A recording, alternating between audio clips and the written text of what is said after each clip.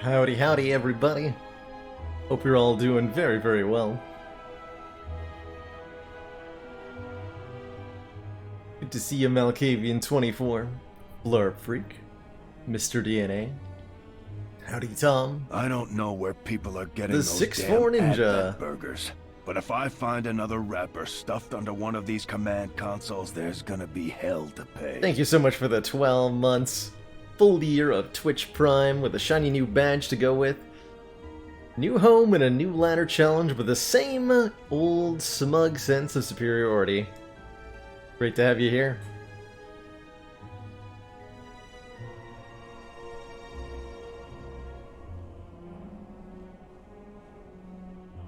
Let's go knock 19, adorkable. Imaginary friend, enjoy your lurk. Howdy critter, tropius of light. SRF. Afternoon to yet or so long sight. Hey, Ina Beta. Hope you've been doing well.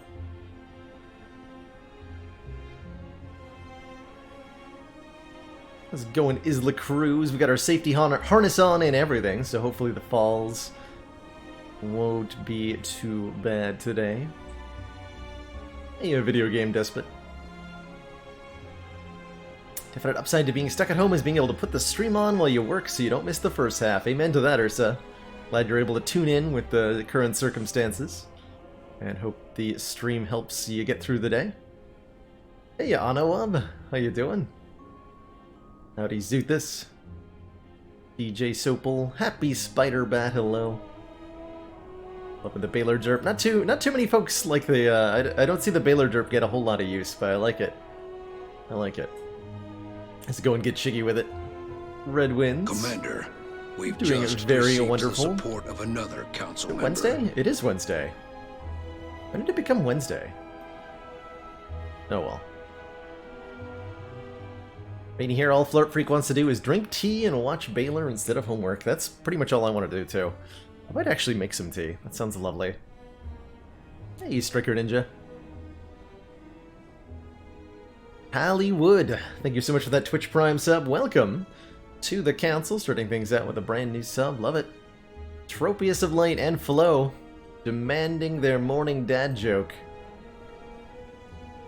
I saw on the news recently that a man was found dead in a vat full of falafel mix. People suspect, or police suspect, that it was a homicide.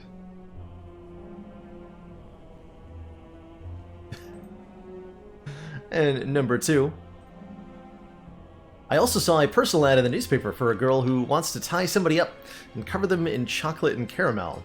She was advertising her services as a dominatrix.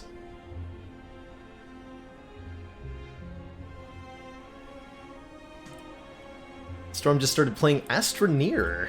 Hope you're enjoying it. Oh no. Boo, tell another one, sure. I can do that. What do you call a patronizing criminal going down a flight of stairs? A condescending descending.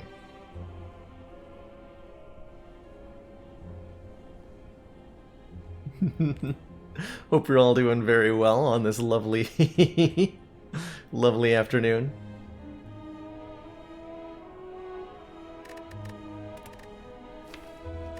Managed to conquer Ascension 17 at the end of last night's stream on our reverse ladder challenge, where we're trying to win on all 20 Ascensions back to back, going from most to least difficult instead of the normal order for the ladder streak.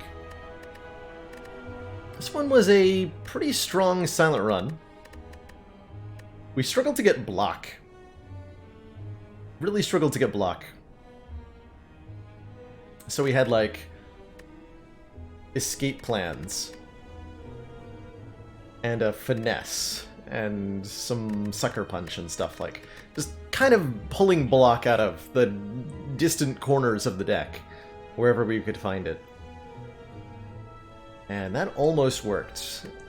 Worked actually pretty well right up until the heart fight where we took 114 damage and almost died.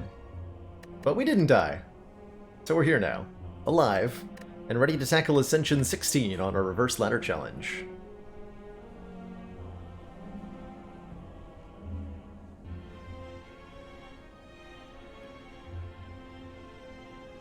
My New Year's resolution is to be less condescending. That's when you talk down to people. Love it as La Cruz. Why block when face is the place? That's exactly the kind of question we need to be asking as we go into Ironclad here on A16.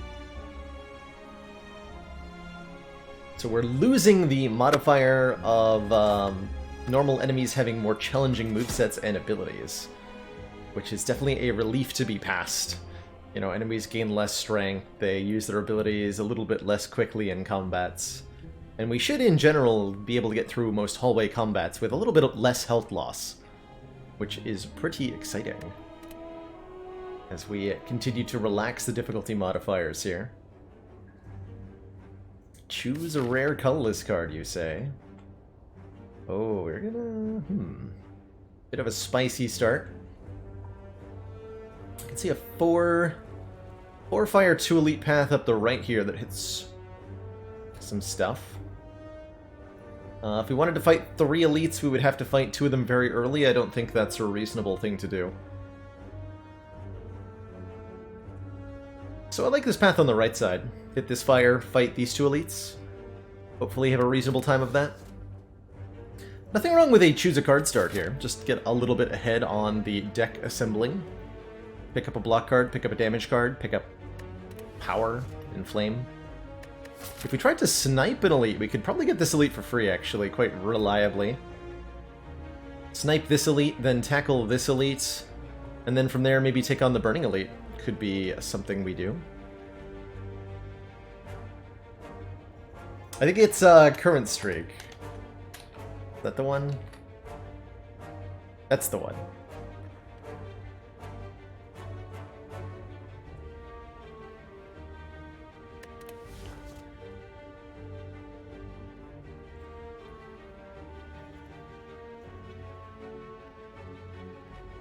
That's the one.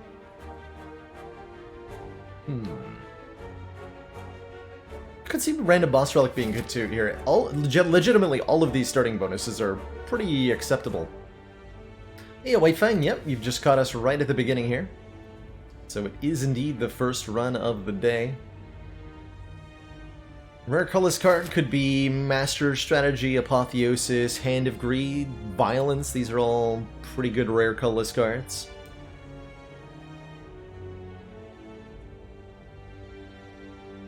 It does cost us 99 gold. Let's do it. Metamorphosis, Transmutation, Chrysalis are the choices. I'm okay with a Metamorphosis. I think that works out reasonably well on Ironclad. We've had Metamorphosis do powerful things before. It's a weird thing to put in our deck, that's for sure.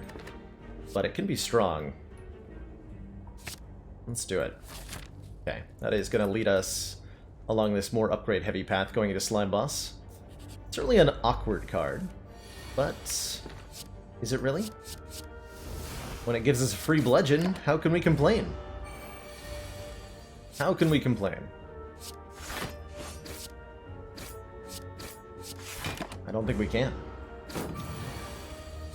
Fear the Kabong. Good old Shrug It Off. Anything that says draw cards is good with a bunch of zero-cost attacks in the draw pile, too. Could see Power Through being useful. We wanted an even stronger block card. But Power Through wants some synergies to go with it, like an Evolve, a Fire Breathing, something like that. A Second Wind, you know? We don't have any of that. Let's just take the good old-fashioned Shrug-a-Doodle.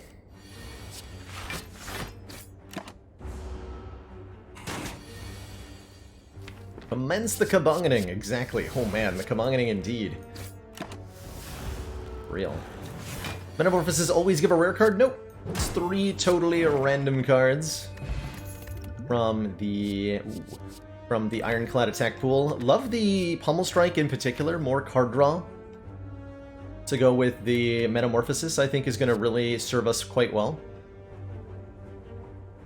Anger could be good too, so could Thunderclap, but I really think the Pommel Strike is going to be the most rewarding on average. And that might even be a good candidate for an early upgrade. Ooh, a Relic. That is a very fortunate first question mark. What do we think is going to be in this?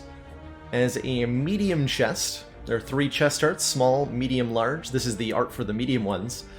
It can have any rarity of relic inside. Personally, kind of hoping for a Gurya.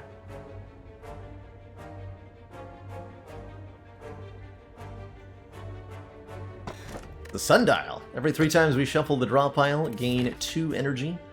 Maybe I want to take the blue key. But if I'm looking to draw lots of cards, I think we'll be able to get some use out of it. So just reassessing my paths. If I wanted to fight this elite, we could get... Nah, we're gonna go this way. Get to hit this shop with enough money to actually do something. We get a couple of relics. Life's good. Life was good until this very moment. Now it is no longer good. Now we are taking 12 damage on turn 1 to an easy pool hallway fight. Ouch. Have you considered not doing that, Sir Slime? Just throwing that idea out there that maybe, just maybe, you didn't need to do that to me. Second Shrug, definitely very tempting. Really gets our block game up to par here. Could take a headbutt too. Helps us headbutt back 0 cost cards. It's just another good attack. Gives us a little bit of control.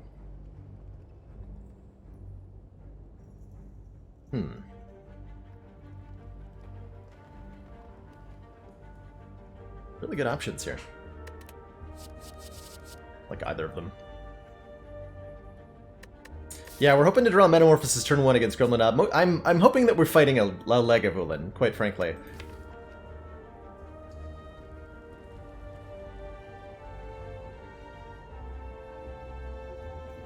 Hey, absolutely. I'm so glad that it helps Debatable Awesome. It's, you know, new... this is something I see Lethal Frag do a lot, and definitely a fellow who's a big inspiration to me in streaming, but... I often see Frag, like, treating folks... He streamed the same game for thousands and thousands of hours, but he goes into every stream, you know, treating the audience like it's their first day watching the game, and statistically speaking, for many of you, it is your first day here. There are always new people coming on in, so creating a new player-friendly environment that creates a approachable and understandable gameplay environment is of the utmost importance, I think.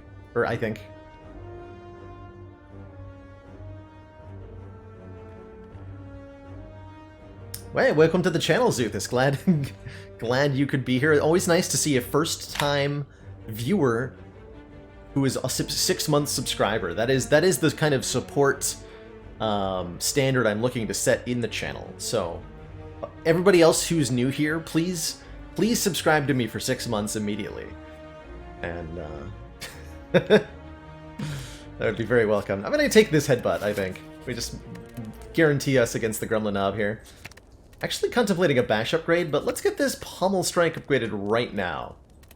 To get that extra card draw. Rather than upgrading the Metamorphosis, which is what I was considering doing. Just get the card draw right away here. See how that goes. Don't draw Metamorphosis on this turn. Good. Well, maybe not good. I am going to play this, right? Yep. Okay, there's the Metamorph. We just take the 20 to play it? Or do I, like, Shrug, Defend, Essence of Steel? I think we just have to play this.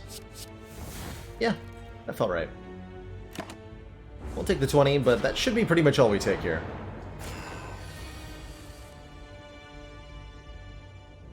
Feels exactly 20, huh? This is 8, this is 10, this is 6.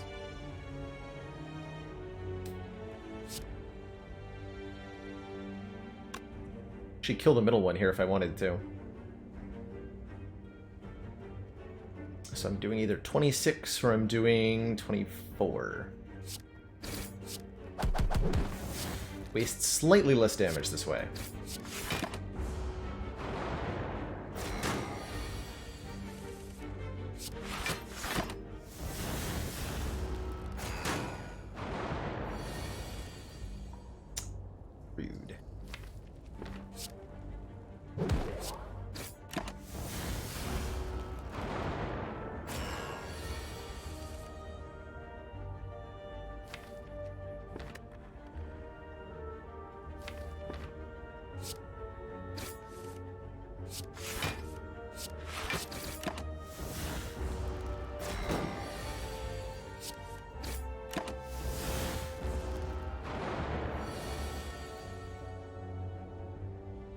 Double rude. I can do 14 damage? Damn it. Okay, we go down to 22, which is a little bit lower than I wanted to be after Sentries here, and get a not-so-good relic. Ceramic Fish. Whenever we add a card to the deck, gain 9 gold. I do like this Corruption, though. Making all of our skills cost 0 whenever you play a skill, exhaust it. Works pretty well with the Metamorphosis, quite frankly. And I think we'll continue to find it useful from turn to turn.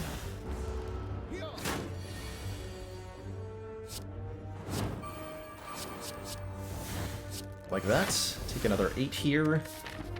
Being a little bit concerned about this upcoming elite fight. Just a little bit.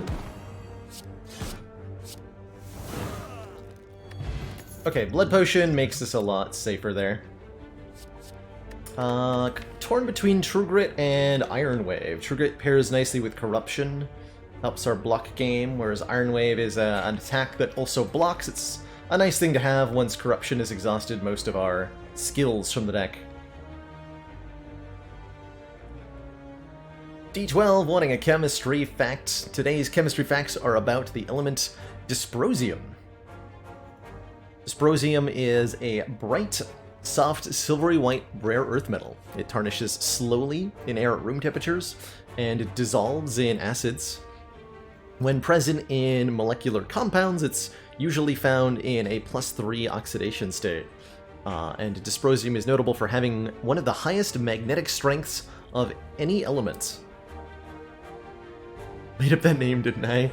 We're, you know, we're in the Lanthanide series of elements, and there's some kind of unusual members amongst its ranks. Let's take this True Grit. Ink Bottle, very good. Whenever we play 10 cards, draw 1 card, and not a Gremlin Knob. Very good. Actually just gonna play Corruption Metamorphosis right now. Okay, those are okay.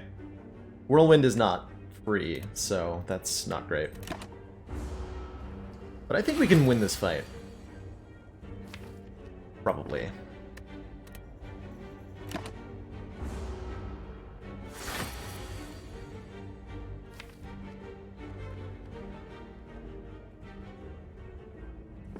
Probably.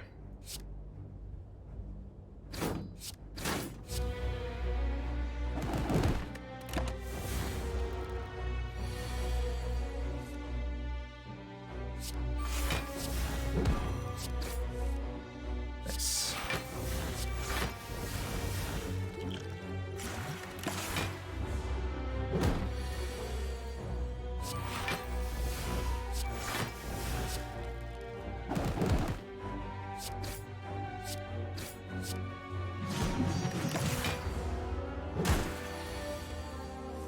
Okay, that's actually pretty smooth.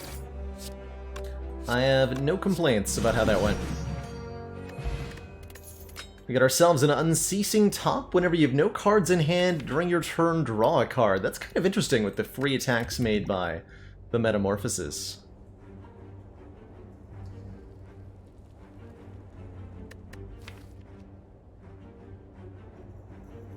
Let's see here. Do we want to add a Thunderclap to what we're doing? Maybe. I get 3 fires for Slime Boss. Makes me feel pretty comfortable here. Not generally speaking a fan of Wild Strike, and even less so with Unceasing Top. Second Wind could be interesting, but I'm not sure how I like it with Corruption.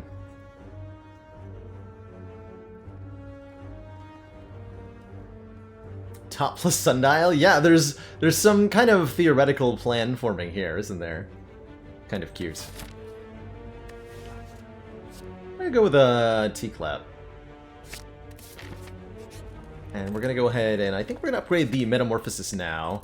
Give it 5 attacks instead of 3. We're going to be very sad that I can't afford any of these incredible relics. Dang. Vajra would have been very good. I don't mind just removing a strength, though. It's always fine. One more Pummel Strike and we can theoretically go infinite if we can get rid of enough of the attacks in the deck. Easier said than done. but theoretically possible. I want to flex. I might want to flex now. Can't afford that, and I could even afford to upgrade it. It's not great with corruption, but it is great with the unceasing top, and it's great with metamorphosis. So there's some possibility here. Also drink our blood potion and pick up strength or explosive potion or flex potion.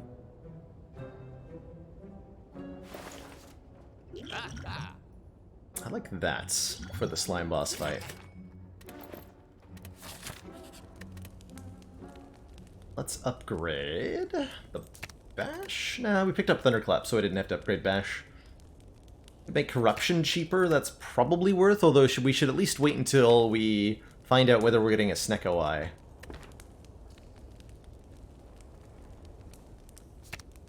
Could upgrade Headbutt for a little bit more damage, could upgrade Thunderclap for the additional AoE. Actually, Thunderclap upgrade's pretty good here. 3 additional damage to all targets on the field. Generally pretty good. Much as I would like to play Metamorphosis, I don't feel I can get away with it. It's gonna cost me that much health. Let's see if I regret that choice.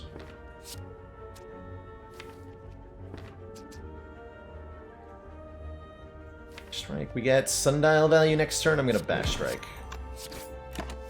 We're gonna go for the split next turn. So I want to Headbutt a card. Pretty sure.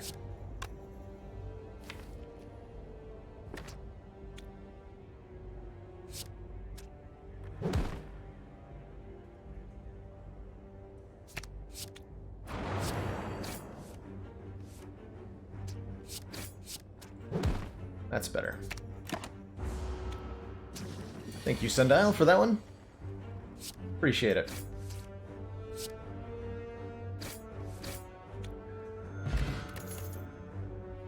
There's that flex. We can take this one for free.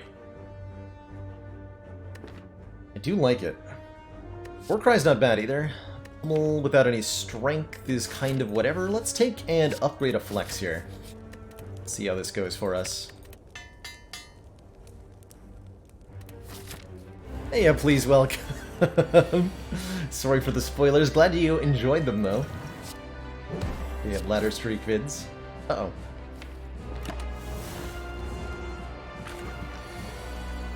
Moderate order.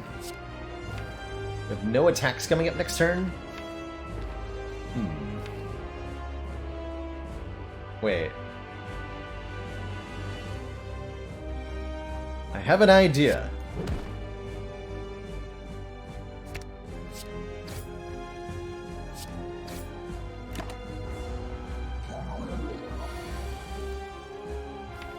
So if I play Corruption, everything in my hand becomes free.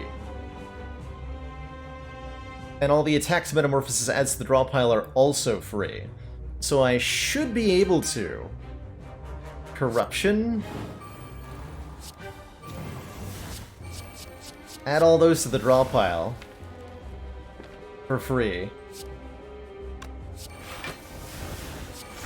And then play all of them? With Flex in play? We can even headbutt this back. Got him! GG. Didn't even need that strength potion.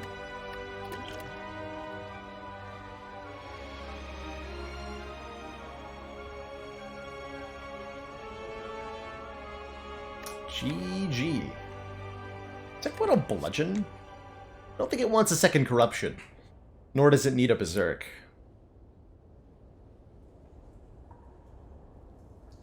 Because I hadn't shuffled, that's right, Mofungo Bungo.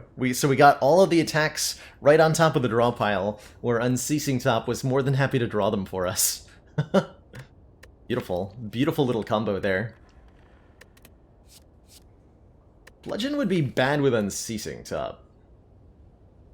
But it's a bludgeon, so, you know. It's good. It's also really good with Snecko Eye. Theoretically. I don't know. I think this is either bludgeon or skip.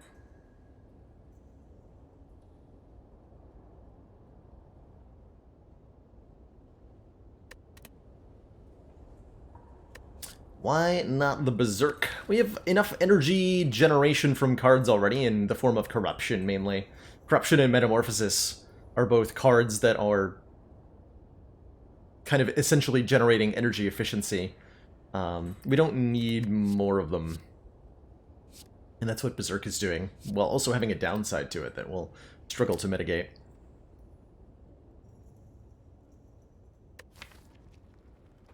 Metamorphosis is pretty bad with Snecko Eye, but Corruption is so good with Snecko Eye that I think I would just take the Snecko Eye anyway. I'm gonna skip this Bludgeon. Okay, no Snecko Eye. Our choices are either Mark of Pain, put 2 wounds into the draw pile, hell no. Runic Cube, whenever we lose health, draw a card, Or Cursed Key, whenever we open a non-boss chest, gain a curse. But do gain an extra energy every turn, and we do want that extra energy. Do want that extra energy. They're all red. I think it's gotta be Cursed Key over Mark of Pain. The curse will be rough, but we can remove it. And we're already ahead on 2 strike removals, so it's not too bad. Let's take...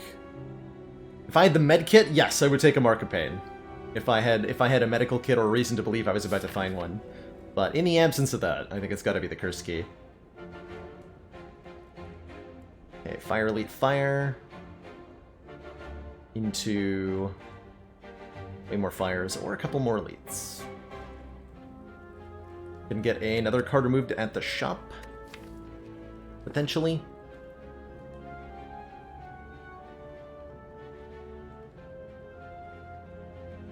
Gonna get a curse here-ish, maybe? Maybe. We have to beat Collector at the end of it. It's not too bad. Not too bad. Go up this way. 2 fights for the shop? 1 less question mark? Yeah, 1 less question mark. Oh man, we're back down to Chosen attacking us on turn 1.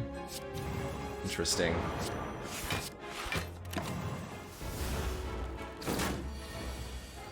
Interesting.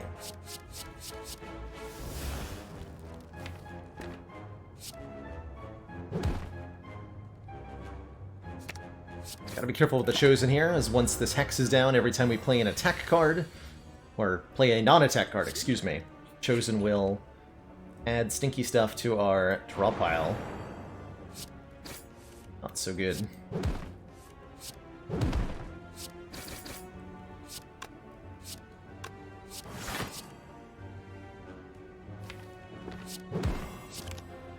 Oops. I didn't need to take that for. Alright.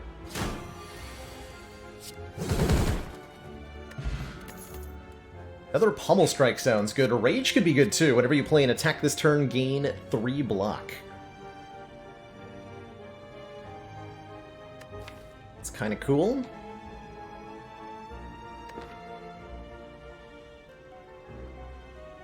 I think I like the Pommel Strike a little bit more.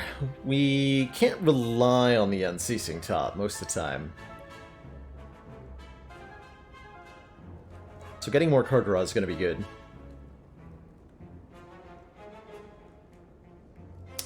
One of Beta's favorite Ironclad decks that they've had the Med Kit along with Wild Strikes, Power Throughs to generate wounds, and multiple Feel No Pains and a Juggernaut. That sounds incredible.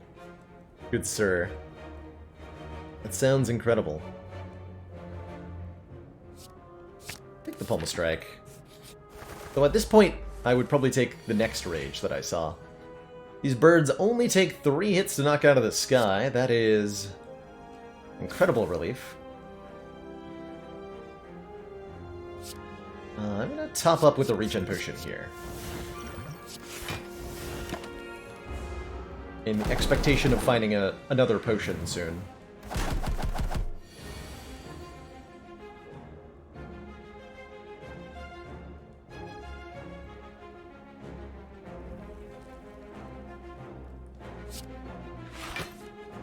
Nice.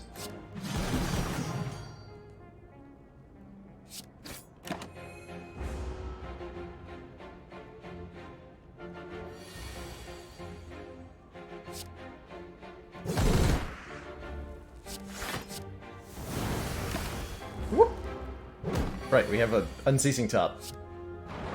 I can't remember for some reason. One more? One more. Fight! No way I'm giving my gold to these nerds, are you kidding me? Absolutely not. No way in heck. 13, 15... Thunderclap's gonna do 10. So I'm gonna headbutt that Thunderclap and play it again, so they're all weak next turn.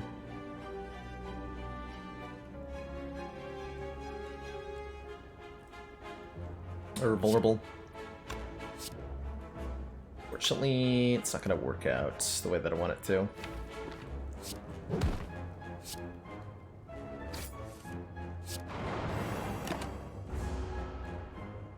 Do it that way.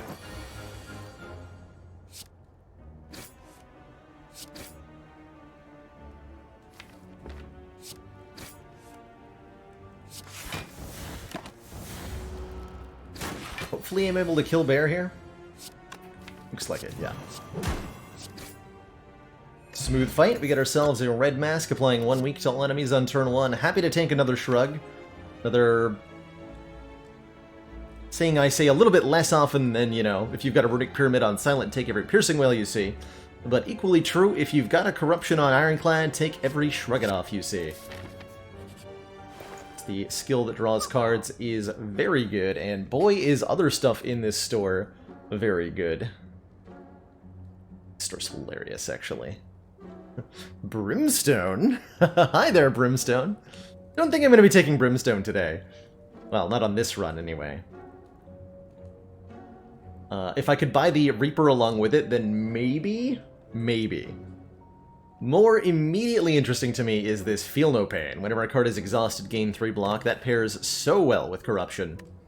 I also love the on-sale Battle Trance for some more card draw. Although it does deactivate the Unceasing Top, I don't really care. Yeah, I don't really care. We could get a Chrysalis to go with our other one. Brimstone is an Ironclad exclusive shop relic. That's right. That's right.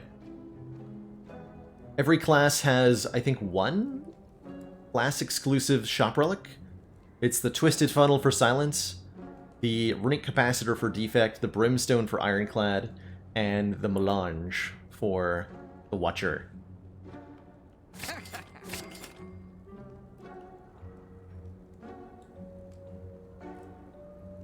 Do I want a block or attack potion?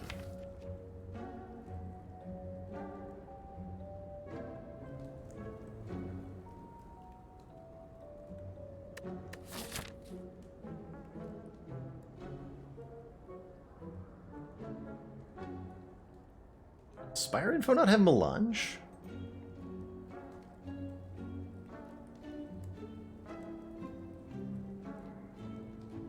There it is.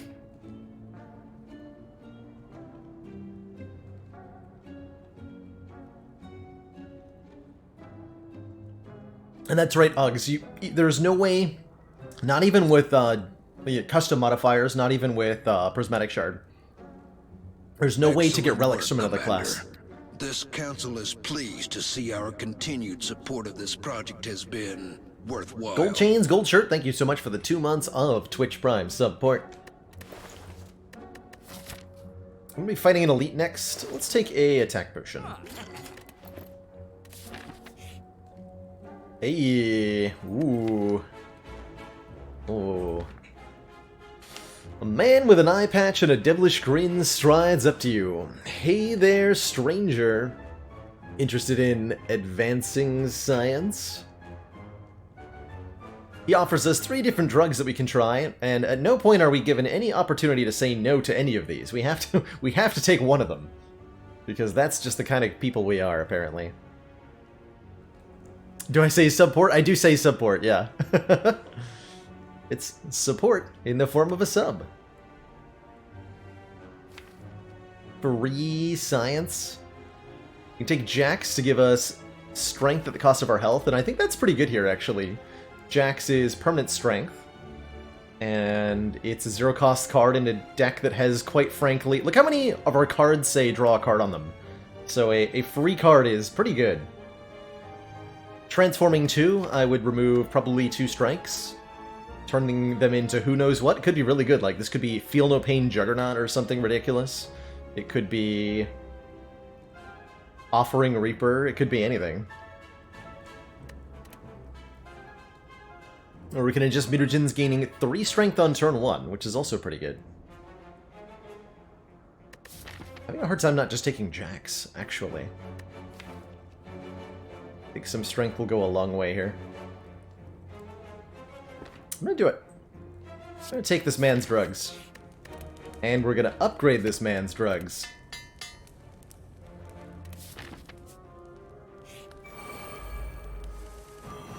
It'll be great.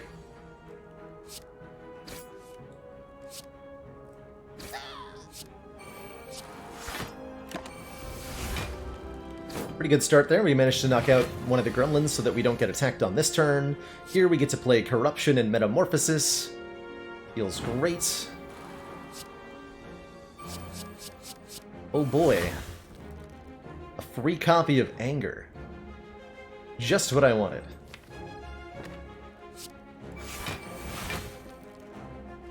Exactly what I wanted. Give me Pummel Strike, I think.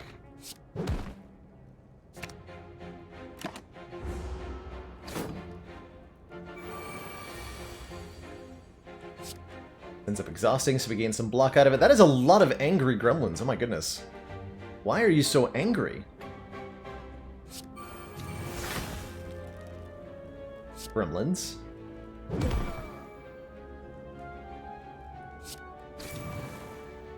Why so angry? Okay, this is going to cause us to draw with the Unceasing Tap, because I remembered that.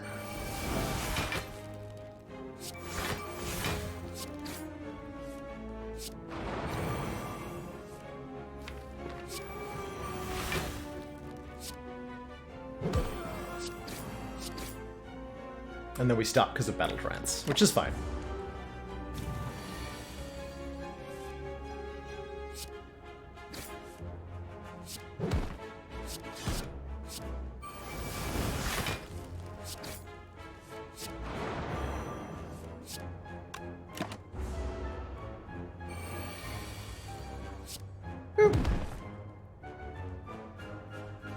Great fight. Perfect fight.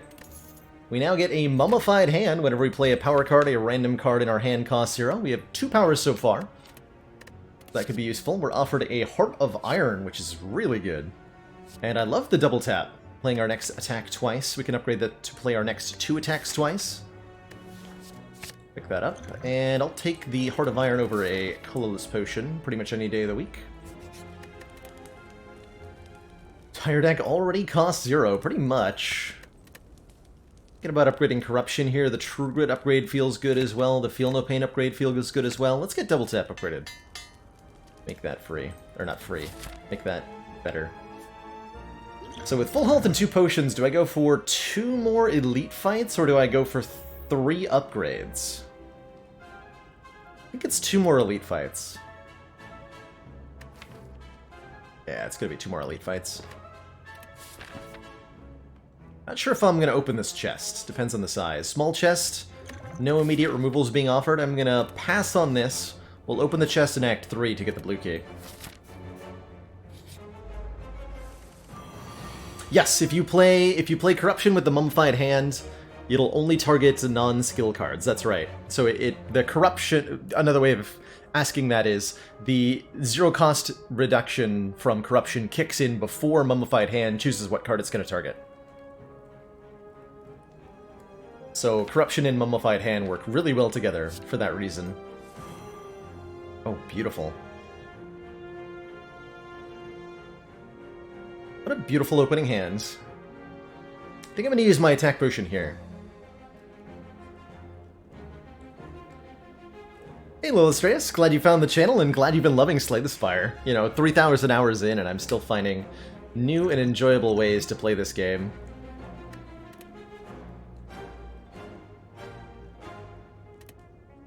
dropkick. Double tap dropkick. I can do quite a few interesting things. We can get the corruption in play that way. And also just take 2 copies of Twin Strike and deal a ton of damage. Because no matter what, I'm not blocking on this turn.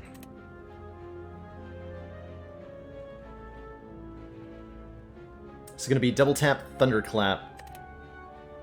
This would then be... So if double tap Thunderclap does 17 to all, Twin Strike would be an additional 28 damage.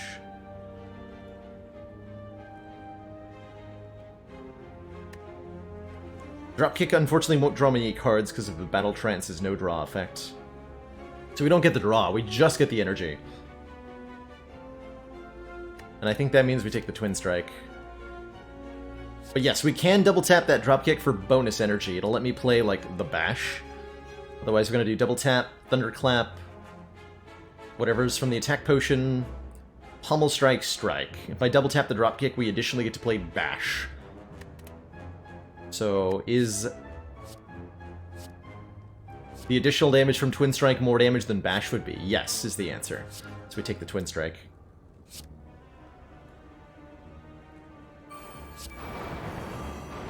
Guess I'm not playing Corruption after all. Fine by me.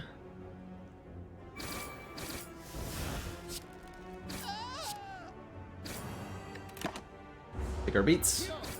I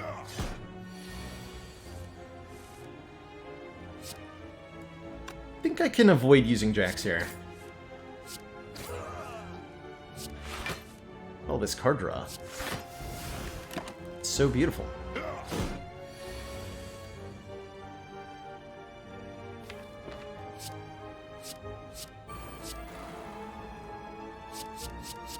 Commander, the aliens are disturbing. 2 free bludgeons. Dang. Genghis John, thank you so much for those 5 months of Tier 1 support. Sorry, of Twitch Prime support. Very, very heckin' appreciated. 1 more month till that shiny Ironclad energy badge, and no more months until Charon's Ashes is here to deal 3 damage to all enemies every time we exhaust a card. Oh my. Well, that's pretty good. Probably want a second copy of True Grit now. Although I wish it was an upgraded copy. Still gonna take it. Still gonna take it. Oh, so to clarify what was being asked earlier, you know, the ordering of Mummified Hand Corruption. If we play Corruption, it is guaranteed to make Pommel Strike free. Because the double tap and the defender both skills, they will become 0 when the corruption kicks in. And then Mummified Hand targets a card. So, 0 cost Pommel Strike, now. Guaranteed.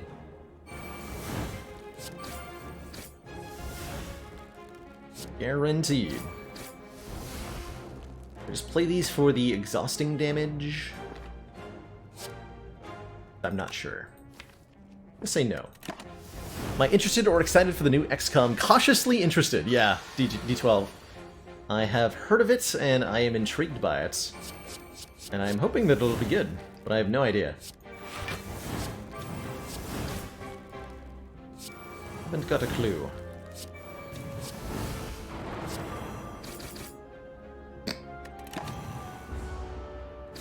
Ow. Strong potion and a disarm. Enemy loses 2 strength. This is like a heart killer of a card on its own a lot of the time. Take the strength pot over the skill pot, although I do like the skill pot.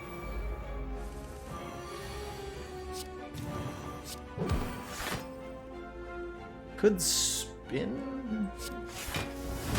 Do the extra ashes damage there, I guess. Hey, hey, hey!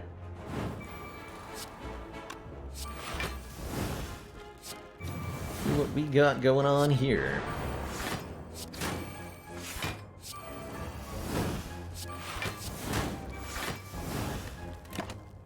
Call that a pretty good turn.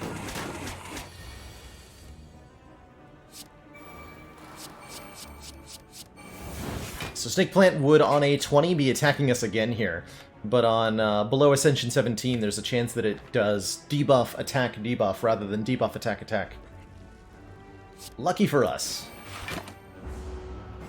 Have I seen the game Grifflins? Absolutely, Semmel. We played some Grifflins about a week and a half ago. Did a complete run-through with Sal's character, and I'm planning on checking it out again in the near future to see Rook's complete story when that gets added.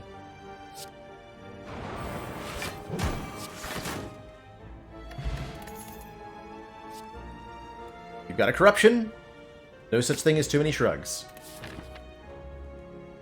No such thing as too many shrugs. Alright, one painful book o' stabs has arrived. I think I'll give us some bonus here with the strength bot.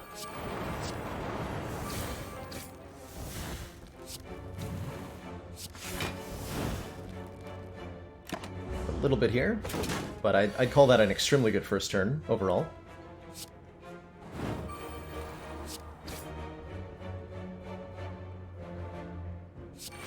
Draw a card.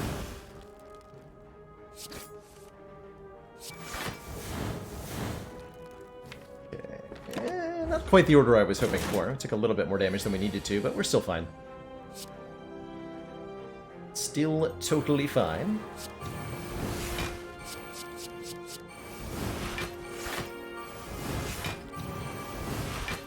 Alright, unceasing zap, carry me to victory! Well, or that.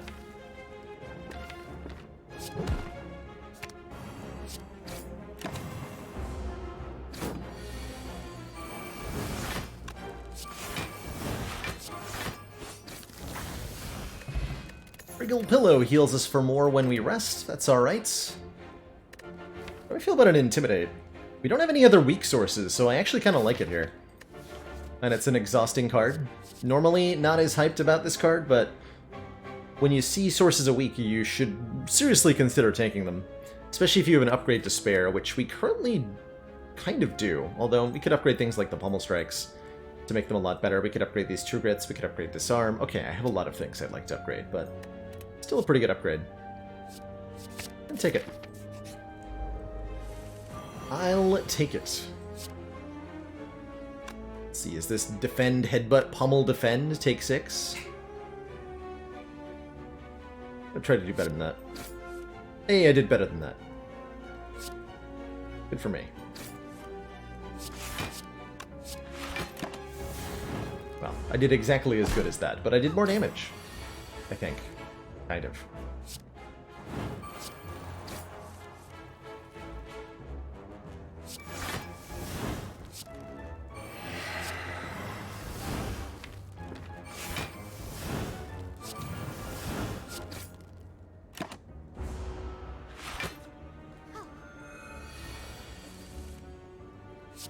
Perfect.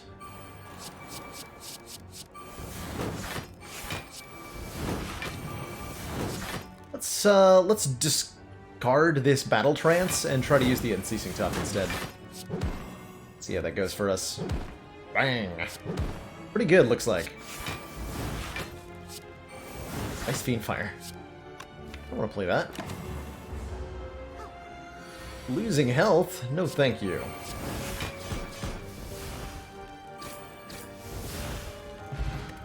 No way, no ooh. Inflame with Mummy Hand is great. Pummel's pretty good here too. But I think it's gotta be this Inflame. An already upgraded power. How could I say no?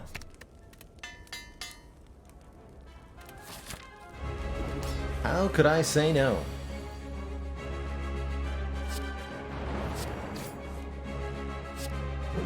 Okay, we vulnerable the Collector for a few turns. If we draw Corruption, Feel No Pain soon-ish, we should be good. I'm contemplating using the Regen Potion here. Because I think we put...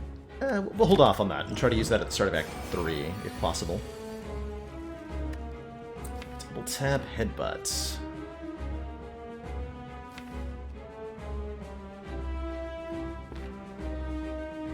I can go double tap, play Headbutt twice, putting back Thunderclap and Shrug, Shrug into the Thunderclap, Thunderclap twice, applying vulnerable to everybody. Team Scaroli asking for a chem fact? Heck yeah. Dysprosium was first identified in 1886 by a French scientist by the name of Lecoq, who was the first person to identify dysprosium by separating its oxide from holmium oxide. To do this separation, he used a precipitation with ammonia and oxalate, using spectroscopic analysis to check the fractions. This was a process that took over 30 years to do, so he named the element accordingly from the Greek word dysprositos, meaning hard to get at. And so the element was named after being very, very difficult to isolate and identify.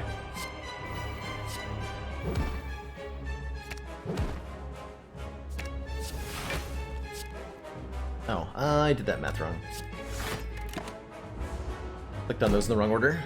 Wanted to double tap the thunderclap. This works out though. Or does it? Genghis John wants a chem fact about dysprosium too. Dysprosium oxide mixed with nickel is used to form a type of cement that plays a role in cooling nuclear reactor rods. Even under prolonged neutron bombardment, dysprosium oxide nickel cement absorbs neutrons readily without swelling or contracting, which is a problem with other types of cement in nuclear reactor applications.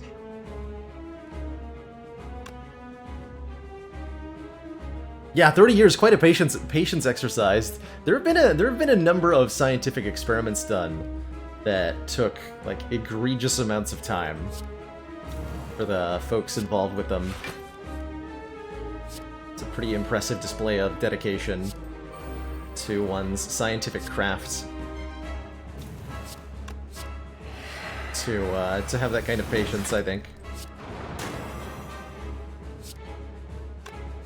24. I'll kill you then. Oh wait, I could kill you. Any wholly rejected names for new elements? That's a good question. I suspect that there have been a couple of such.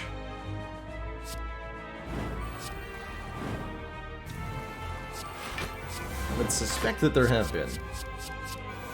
Double hemokinesis, really? Really? I mean, I'm gonna play it, but... Really? Yeah, the pitch drop experiment, exactly, pianist. That's an easy one to reference for something like that. An experiment to discover the viscosity of tar pitch, which has been ongoing, one of the oldest ongoing scientific experiments, or at least it was when I read about it like 10 years ago. Just basically some tar pitch suspended in essentially a hourglass, and seeing how long it takes for drops to fall from the massive pitch into the bottom chamber. One drops every like 7 years or something ridiculous.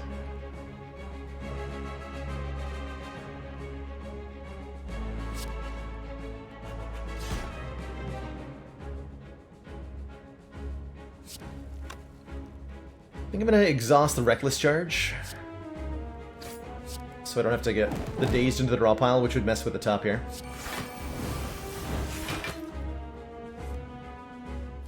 Do I want to keep going? Yes.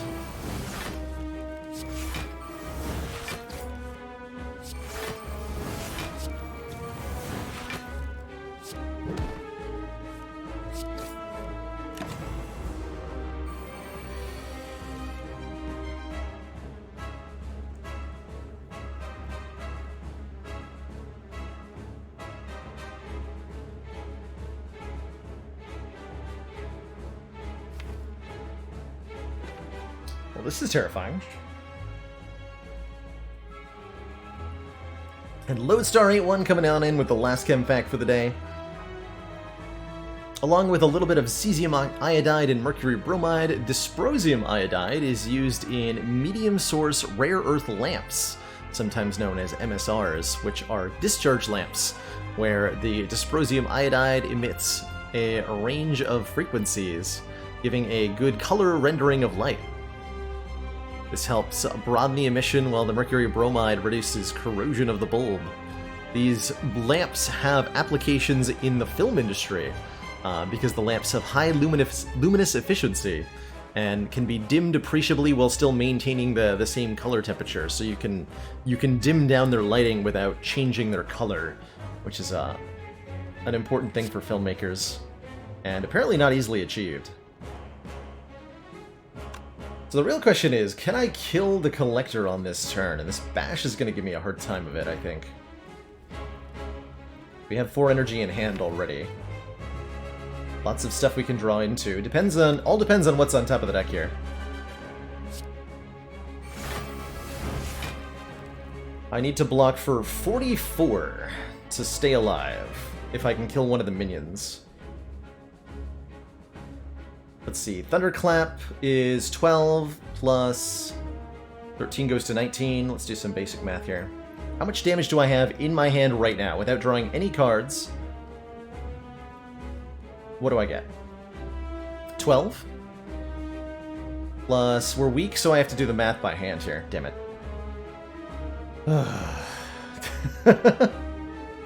Because I can't trust that Pummel Strike will actually do 19 on a vulnerable target. It might be different than that because of rounding.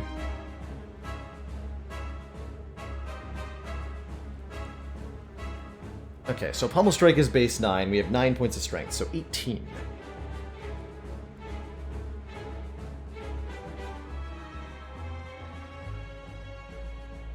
It's 0.75 times 1.5 times 18 for the Pummel Strike plus 17. Oh, I gotta do the math individually here. Hold on. Yeah. 0.75 times 1.5. 1.125 times 18, so that Pummel Strike is going to be 20. Bash is going to be 19. And Hemokinesis is normally 14, right? 14 plus 9. Equal to 23 times 1.125. 25. So 25 plus 20 plus 19 plus 12. 76 damage is what I've got.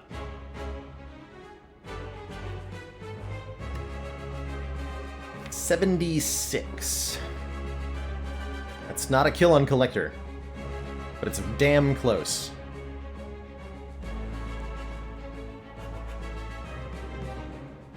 What we can do is guaranteed kill one of the minions. And I can survive that with the potions.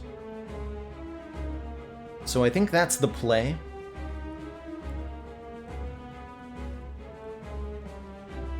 I think that's the play.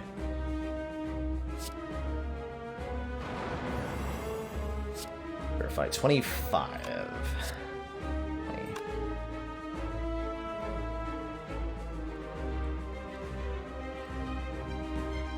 And we get another card draw as well. Can Pummel draw a kill? Yeah, if it draws double tap. Or a zero cost attack. Can absolutely draw a kill.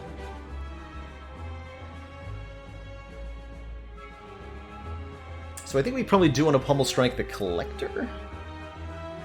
I think that's right. Cool, that did it.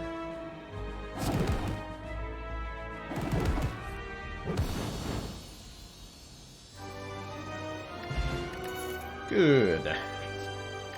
Hard to say no to an Exhume with a Corruption in the deck.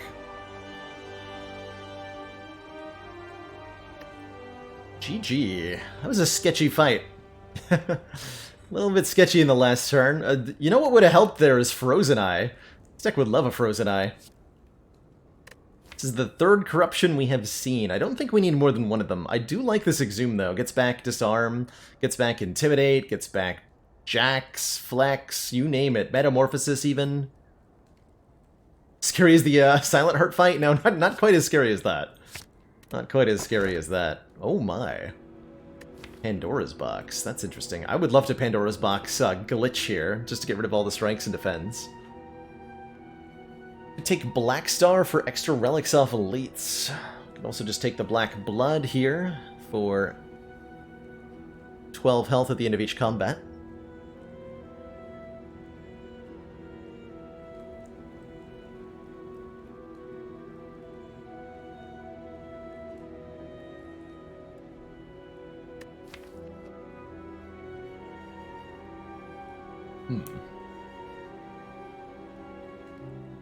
What do we need to add to this to stay alive? I'd like to get more block. Somehow. People actually use glitches on their run. Isn't that exploiting? I would consider that an exploit for a challenge run like this for the ladder streak. You'll see me do... Depending on the context the player is playing in, though, glitches may be embraced or accepted.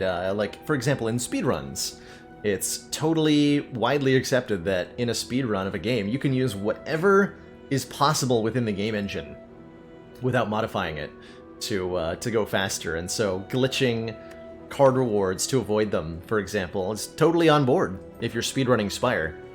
But if you're doing like an A20 win streak, people would frown pretty heavily upon something like that. A little interesting how we alter our perception of the same action, depending on the context.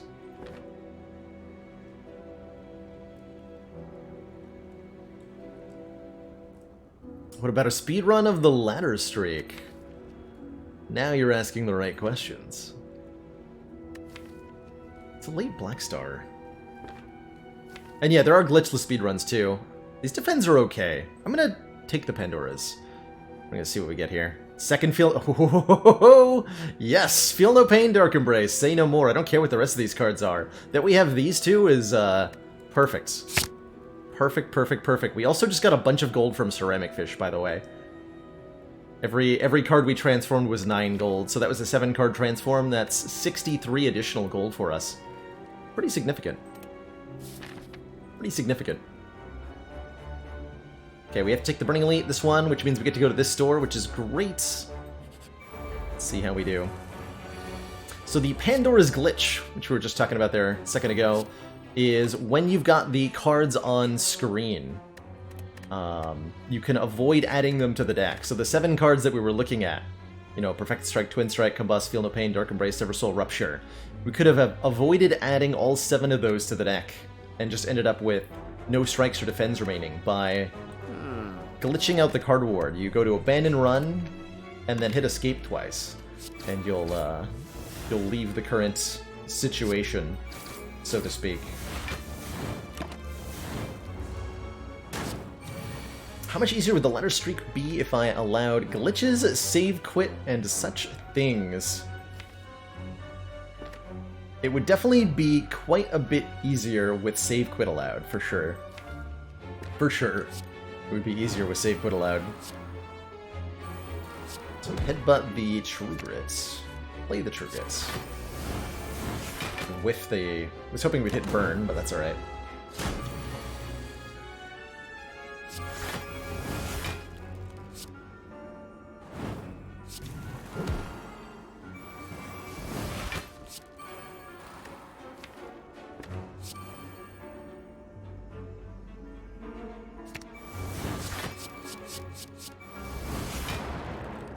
Blam. Yeah, I gotta use a potion. Sentinel! This card is exhausted, gain 3 energy, versus Rage. Whenever you play an attack, gain 5 block. What do you mean you have to choose between these two? The Sentinel in particular is kind of absurd with Corruption and Unceasing top, right? We can really keep our turn going by exhausting this card. Whereas Rage is potentially quite a lot of block.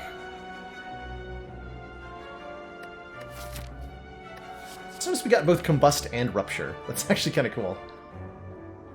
Probably removing this Perfected Strike at the shop. Let's take our Sentinel.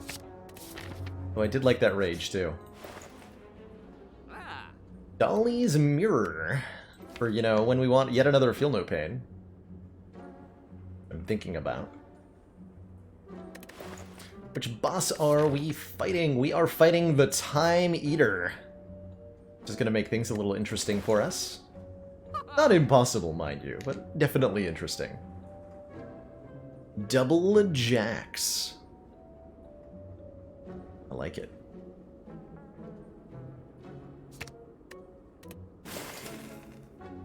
Take that from the deck. So Dolly's Mirror says, upon pickup, obtain an additional copy of a card in your deck.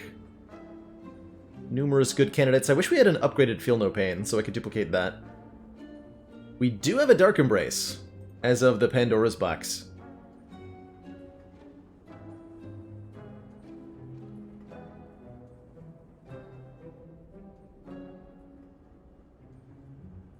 With a 9 gold refund, that's right. I just want another Feel No Pain. Get a third Feel No Pain.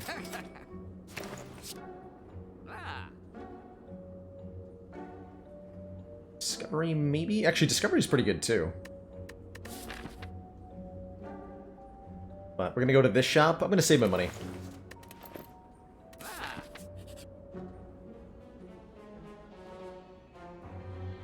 I like my regen potion. 82 gold for a regen potion. Basically the question here. Not gonna lose my Intimidate Plus.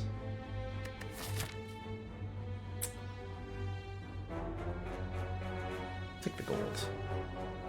Nunchaku, every time we play 10 attacks, gains an energy. It's reasonable. Pretty reasonable. Nice.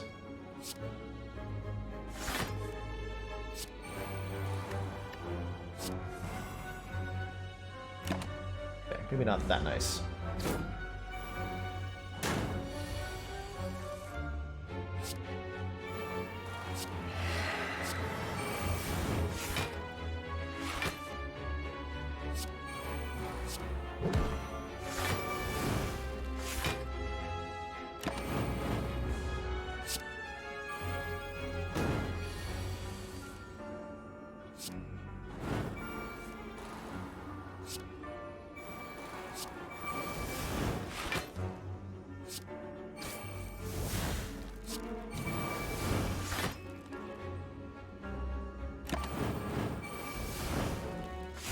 Loving the AoE we're doing now. Extra spicy.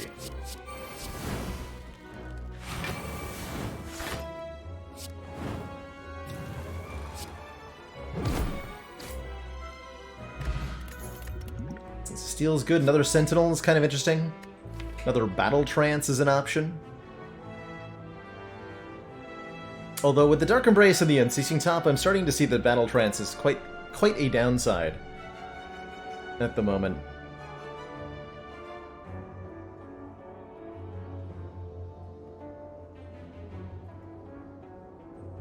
I want another Pummel Strike plus. Kind of. Like better strength scaling attacks. Oh boy.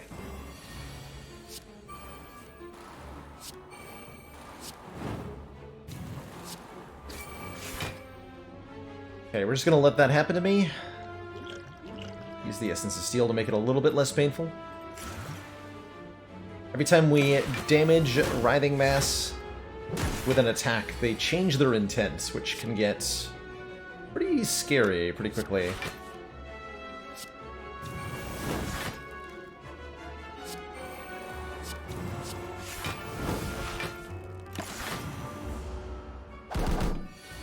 Because one of their intents gives you a parasite.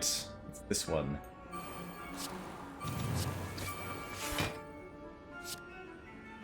I'd really prefer not to have that.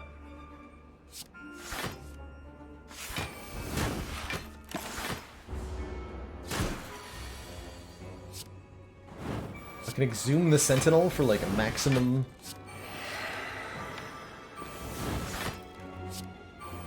devastation.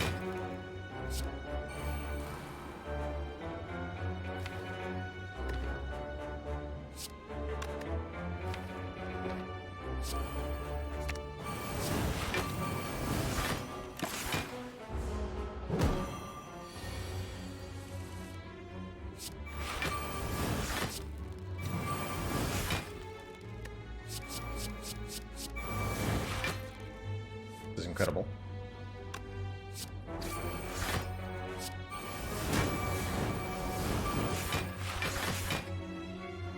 Good afternoon / evening, Heligonian.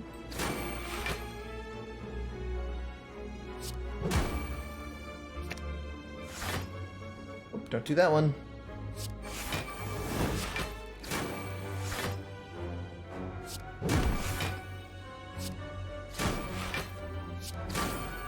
Don't do that one. Warcry Plus. Draw 2 cards, put a card from your hand on top of your draw pile. Perfect. Card draw, 0 cost, exhaust. All of these things are ideal for what we've got going on right now. They're all good.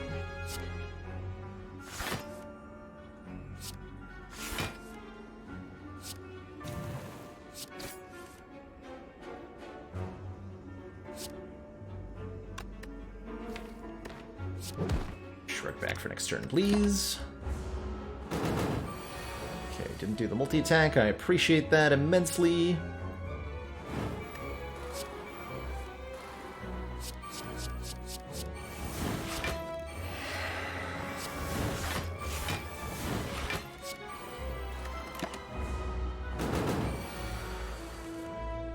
Okay, that's fine.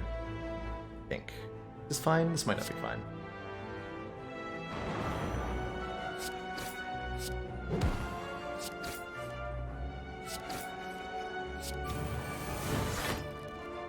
That'd be fine.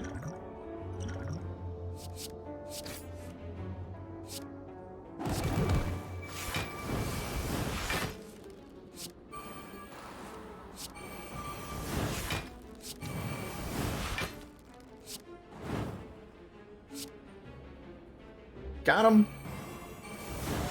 With the ashes, GG. Pershka means we'll get 2 relics out of this chest, which is fine by me. There's that rage.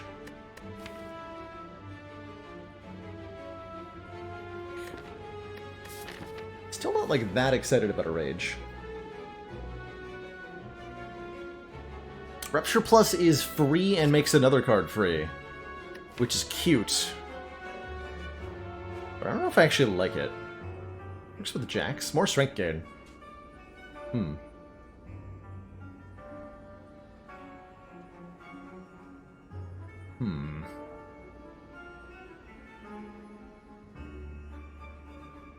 It's like almost good. Almost good. Keep this at a reasonable 30 card special. Try not to make it a 40 card special. See if I can pull that off. Might not be able to.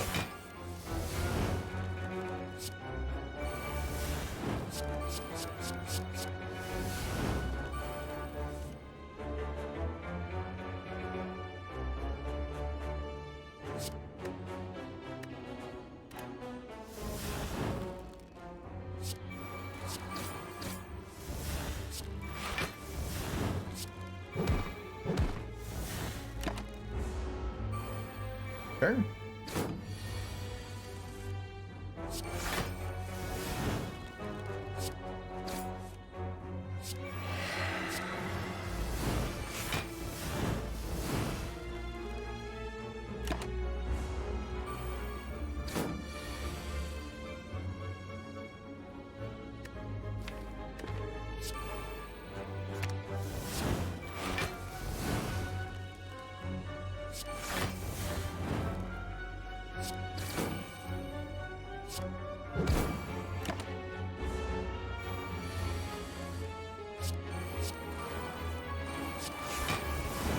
Got him. Our pot's fine. Actually, don't mind another Intimidate. Keep the Weaken coming. Pick that one up. All the free cards. That's the one I wanted, I guess. Grab the Recall now, so I have some flexibility at the final fires. We still gonna fight 2 more elites here. Depending on what curse we get here. Decay, not too bad. Take the Strike Dummy. That's actually really good, right? We have Pummel Strike, Pummel Strike, Pummel Strike, Twin Strike. So Strike Dummy making all of those do 3 more damage is not too bad. It's a shame we can't take the ice cream here. I think that would be exceptionally good. But I am not upset with what we did end up with, that's for sure.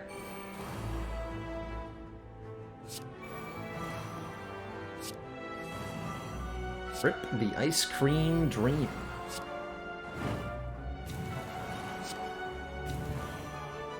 Great turn 1 here against Giant Head. We have a Whirlwind. We do not in the actual deck. We've seen it a couple of times from the Metamorphosis, but there's no Whirlwind in this deck.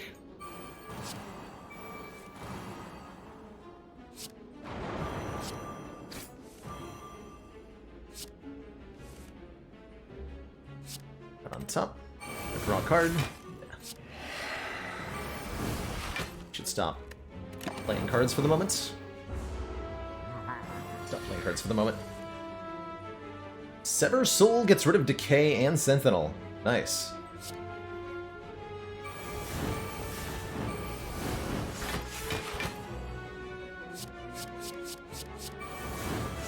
Good cards to generate.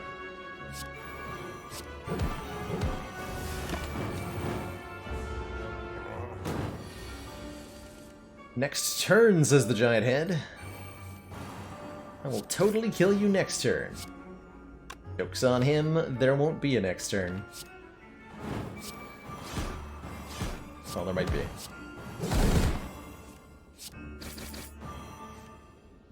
Okay.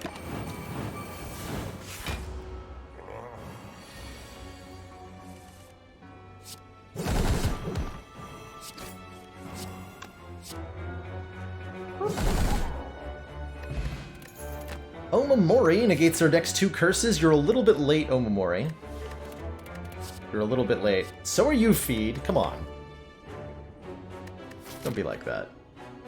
You get to use Feed in a maximum of 4 combats. I'll pass, thank you. I will pass. So we get 2 more upgrades this act, right? 2 more at best. I think Disarm has got to be probably one of them. We're fighting Time Eater? Yeah.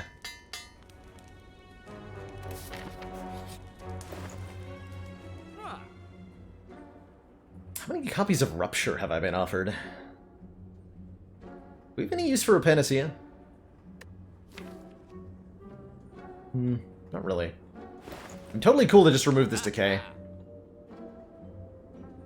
Could take Ori. Choose and add 5 cards to the deck. Could be pretty good. Lots of solid options. How do you unlock Beta Art? Great question, PSP. To get Beta Art unlocked, you have to beat the Heart. To go to Act 4 and defeat the Corrupt Heart of the Spire to get the Beta Art unlocked for a particular character. Before I make any decisions at this store, I'm going to take an opportunity to take a quick break here. First break of the night. Refill my legs, stretch my water, clear my head a little bit. When I return, we will reach the end of this run and see if this weird unceasing top Ironclad can get some stuff done. I'll be right back, everybody.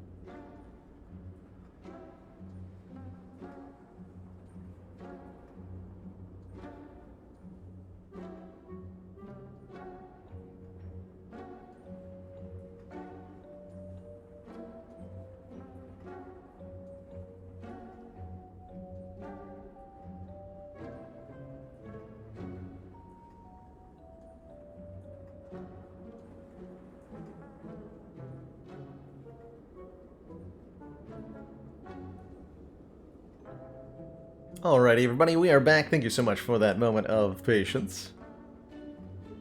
I don't know if Ori is what I want. Maybe it's Orichalcum. Definitely gonna remove Decay, that's for sure. Leaves us unable. We could have bought Ori first and then removed Decay. I'm just gonna save our money for the next shot. Greetings, Reptomancer.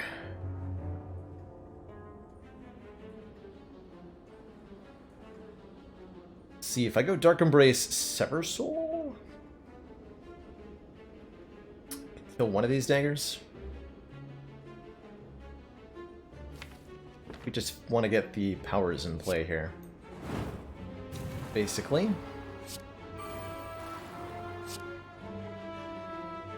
So that'll kill with the Combust. I play the Dark Embrace, the Disarm becomes free.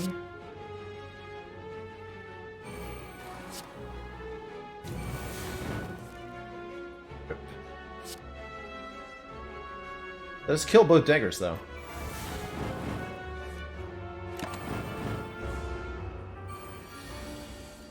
I'll take it. We can headbutt the... No, the Field Opening got destroyed. That's right.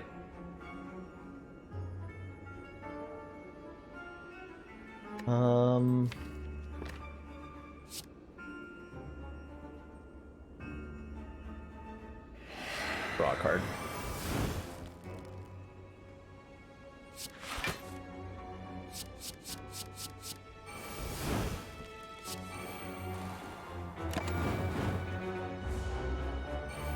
Secret to this is just drawing more cards.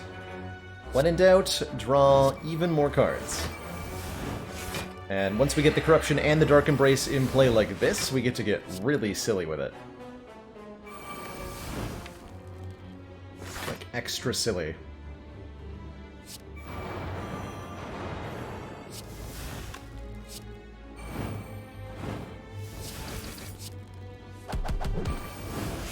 Extra super silly. Got her. Nib makes every 10th attack do double damage. Not going to take any of that. One more fight. And then on to Time Eater. Transient, huh? Transient's pretty interesting. Transient sticks around in combat for 5 turns, at the end of which Transient will disappear. Every turn, Transient attacks for a whole bunch of damage.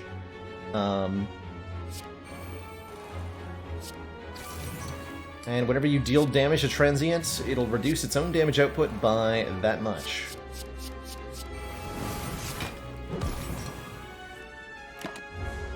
A little bit of a gentle tap on turn 1. That should be all we have to take.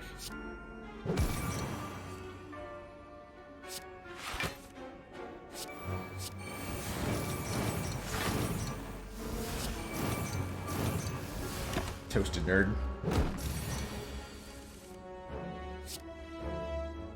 Toasted.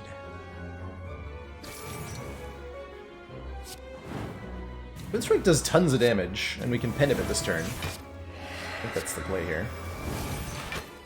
So draw first.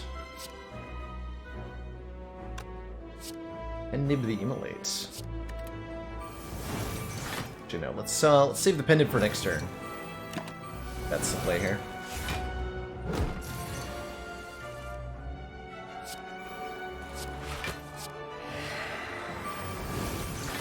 This does 28 twice. Good damage. Exhume, disarm, that's stinky. Extra stinky.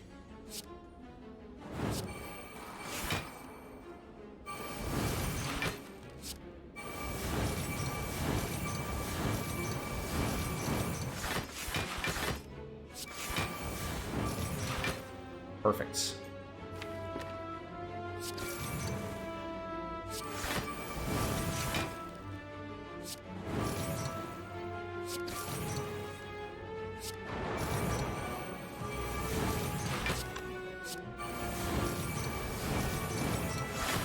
How would I feel about a relic that lets you destroy a few cards, making them not show up in shops, card awards, or even random generation this run?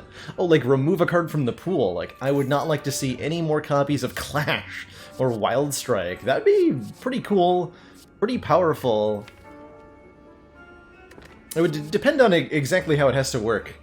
But I would really like to see something like that. I think that would be a really cool addition. Yeah, no more copies of Rupture. Please. Please no more. Okay, upgrade-wise. Good candidates are literally any power, pretty much. Literally any power. Even Rupture is a decent upgrade here. I like Dark Embrace costing 1. I like the Feel No Pain cost being better. Make Dark Embrace cheaper. It really is just a question of our ability to get Corruption plus... Oh, we could upgrade the Corruption itself, too, actually. That's an important one. Let's make that cheap. Alright, Time Eater's gonna be a little tricky here. Unless I draw 2 Feel No Pains on turn 1. In which case, I think we're gonna be okay. Can't spam cards too freely here.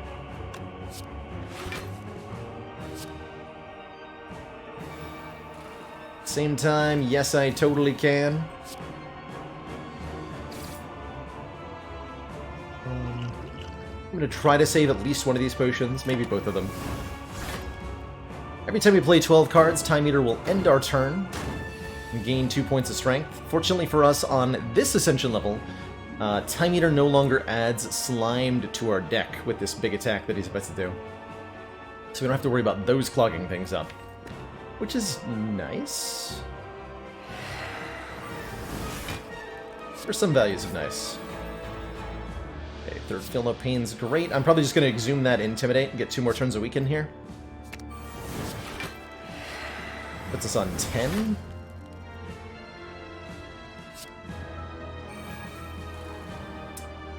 Okay.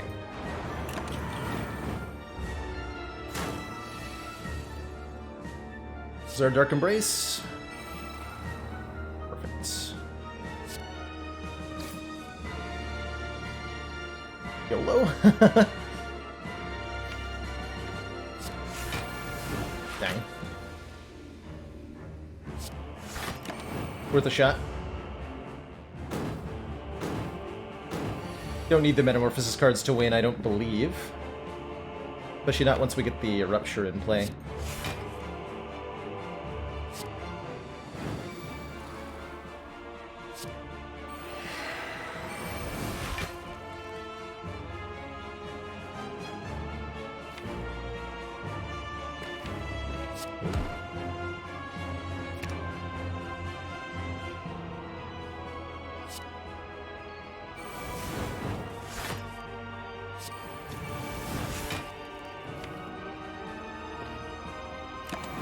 Okay, only 2 cards this turn. Might mean I missed the Rupture, actually.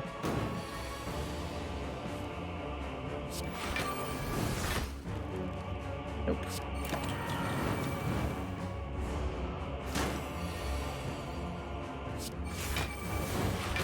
Here's the disarm I've been waiting for.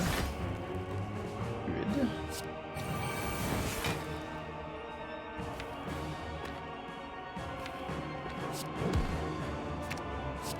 Down 2. We're gonna be left with only attacks pretty shortly here. Deck is already down to, you know, barely over a dozen cards. But our strength is rapidly increasing, so we should be able to win this shortly without needing any additional assistance here. Bring Time Eater below half on this turn.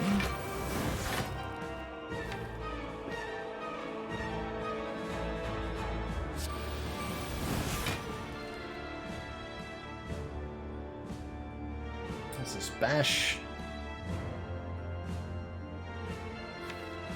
I just have to kill quickly here.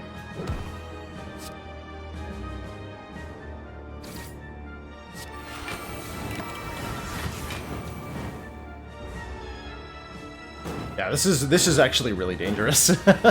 If we don't kill Time Eater on this turn, I don't think we killed Time Eater at all. So I had better figure out a way to kill Time Eater right now. I think it involves pen nibbing that Twin Strike. Perfect. Yeah. GG. Casual 60 times 2, like you do. 2 thump, 2 thump. Deep pulsing dread can be felt throughout the room as this. The heart of the Spire. The source of all these free cards.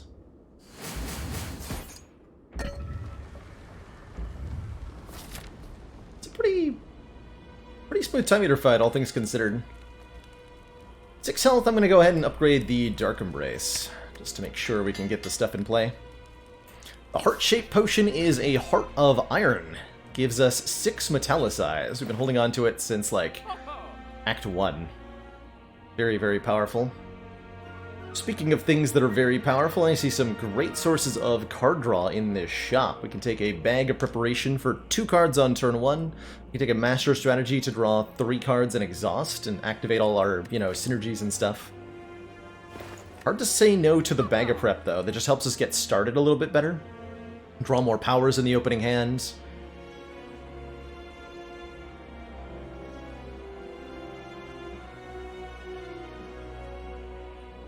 It's just real good.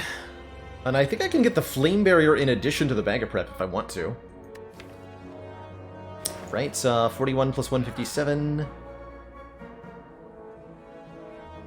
is 198, so we're 1 gold short, but because we have Ceramic Fish, if we buy the Flame Barrier first, we can get them both, and then have 8 gold left over.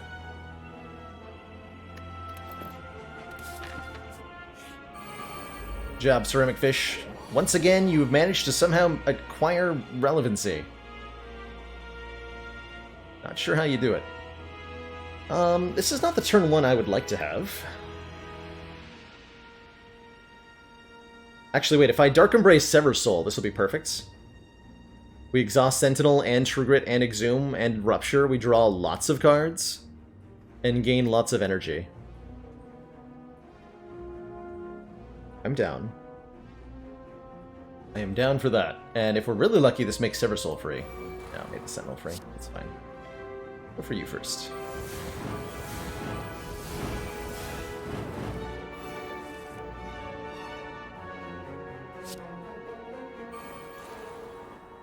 Nice. Makes a 2-cost card free. Rebash, I like it. Combust makes Flame Barrier free, so we'll play it.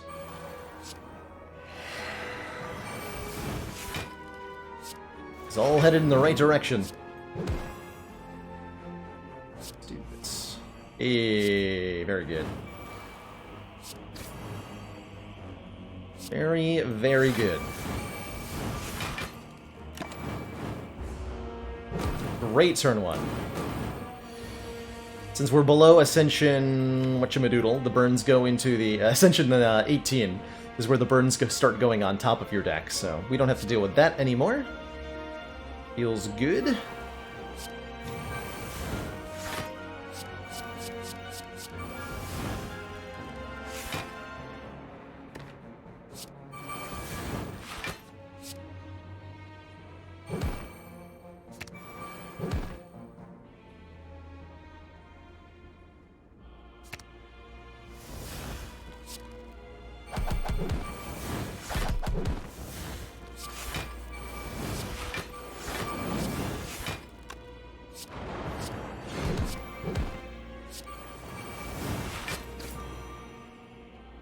Gorgeous. Pink bottle bit.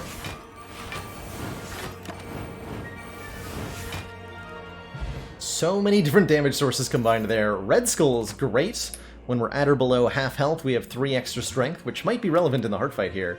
And also quite relevant is a second copy of Disarm Plus, which we will definitely take to help us negate the heart's multi-attacks. And if we're lucky, we can even do that on the second cycle through here. Very good. Very, very good. We drew one of the disarms on turn 1. That's also very good. Take our 6 Metallicize from the Heart of Iron. And I'm going to drink my power potion now. Sure and Flame Evolve. Actually, Evolve looking okay. We're going to have 5 statuses added to the draw pile. So Evolve is a minimum of 5 additional draws. And draws are very important to us. I think Evolve is excellent here. What are the heart's special mechanics? Great question, Moonmaster Mage. So the heart here, the final enemy at the end of Act 4, has a couple of special properties to keep in mind. It's got a somewhat unique attack pattern that evolves over the course of the battle. But immediately threatening is Beat of Death. Every time we play a card in this fight, the heart does 1 damage back to us, and we can block that, but it'll be a consistent source of minor damage headed our way. More important to keep in mind is the Invincible buff. We can only do 300 damage to the heart per turn. No more. So even if I had 1,000 damage attack, it'll do 300 and then we stop until next turn. You cannot kill this thing in 1 turn. And that's a really important limitation to try to play around. It can very often be the case that you cannot kill the heart before it kills you because it's invincible. And because the way the heart does a buff pattern that makes it stronger and stronger over the course of the fight, you can quickly find yourself overwhelmed by its offensive prowess. First thing it's going to do here is add 5 statuses to our draw pile and make us weak, vulnerable, and frail. Every debuff pretty much in the game thrown at you all at once, which is super terrifying. Super terrifying. Am I playing this Pummel Strike? Yeah. Okay, I don't need to play more than 1 disarm here. Let's go disarm 1 time. Genuinely happy to see the other one in the discard pile, and then just do some damage with the Twin Strike. Sounds good to me. Okay, we did play the Evolve. Good. Okay, looking good, looking good. So all of that goes into our draw pile. Which is terrifying. And we're being attacked for 1 million damage. Uh-huh. Good. I see that I've drawn No Feel No Pains yet. Maybe Warcry will draw one for me? That's a no, unfortunately.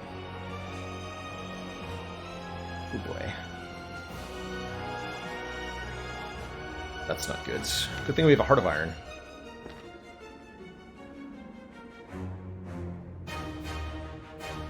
I could put the Slime back on top to draw another 1 card next turn. It's actually reasonable.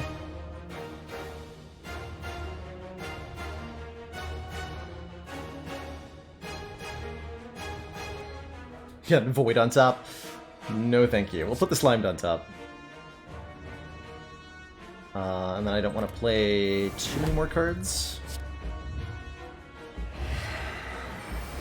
Weakening helps here.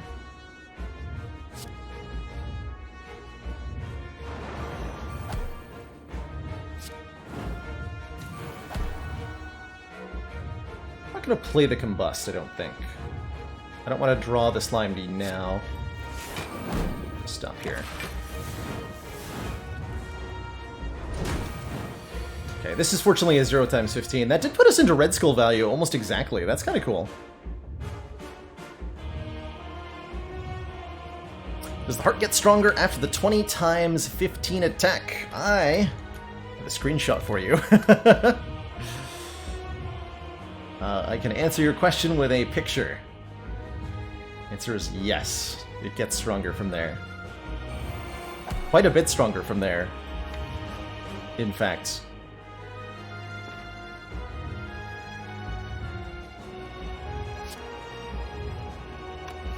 I'm willing to do that. I don't think I'm ready to play Metamorphosis yet.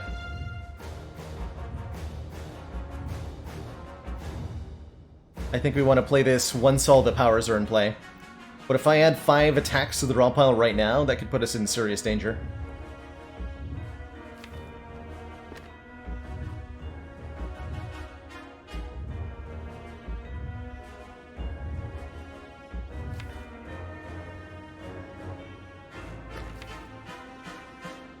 So I think we draw that Sever Soul.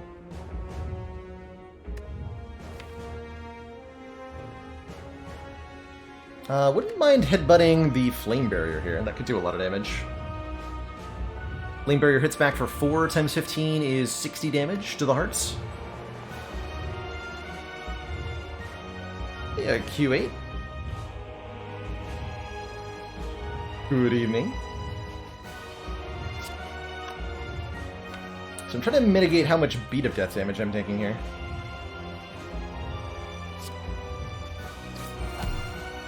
This works. It's only 1 turn a weekend.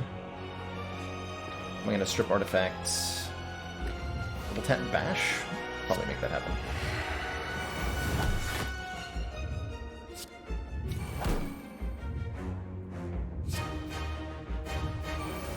Have that now.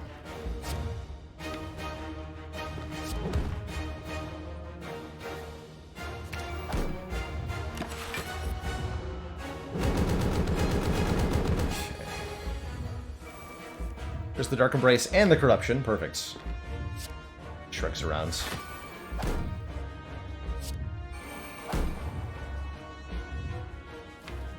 Is free.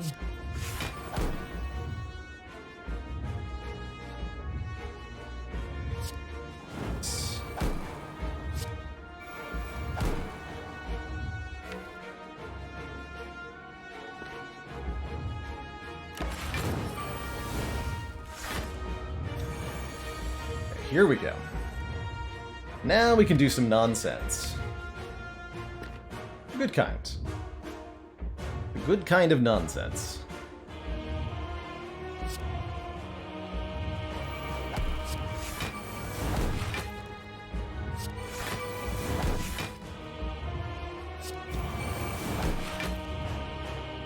Not sure we play that this turn.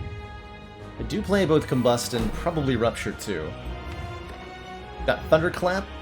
Okay, so I'd like to Exhume Disarm and play that, or some other way play Disarm this turn.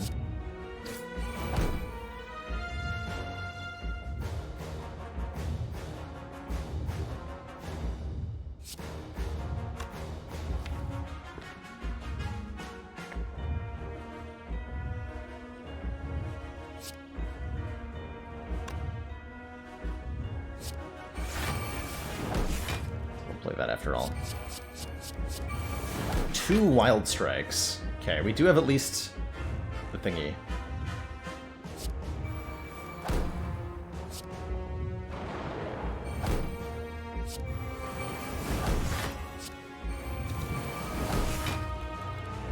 Let's try to... oh boy.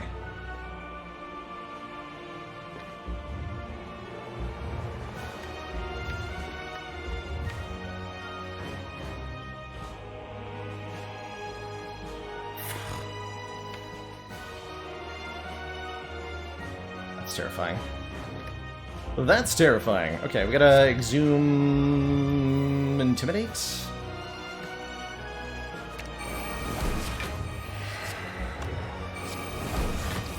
And we have to hope we draw Disarm on the next turn.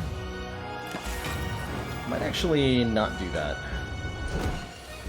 Oh, thank goodness. Okay. I was really terrified we weren't gonna draw this in time. Whew. Goodness.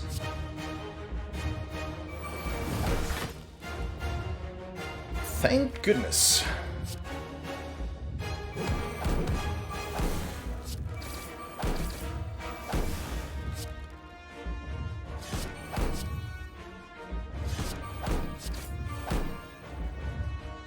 Thank goodness.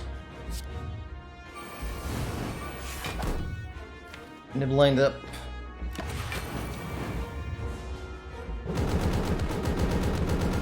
Okay. I think we're fine now. 69 twice. Nice. GG. GG. Whew. I think I made a mistake on the turn before we drew the Disarm with what I did there, but that did end up working out. I'm very grateful for that. That did end up working out. Yeah, Landers, the 300 damage versus 200 damage is indeed a very big deal towards making it a bit more manageable.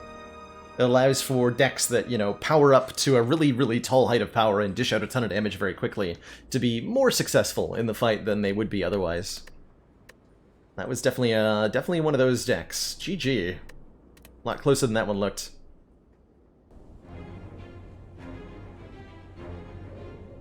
Wild Strike saves the day. Has it been done? Spire sleeps. So, shall I? So we've tackled the 5 hardest ascensions on the reverse ladder streak. Can we keep it going now with an Ascension 15 Watcher run?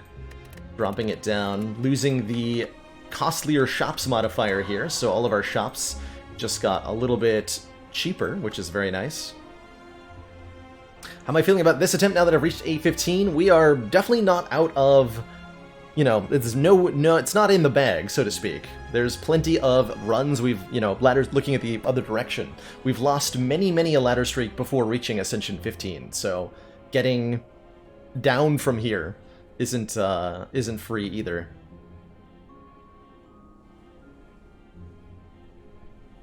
Cayman asks, if you play a zero-cost disarm because of Mummy's Hand and then exhume it, it'll cost 1. It will cost 1. Effects like Mummified Hands are lying a little bit. Compendium Relic Collection.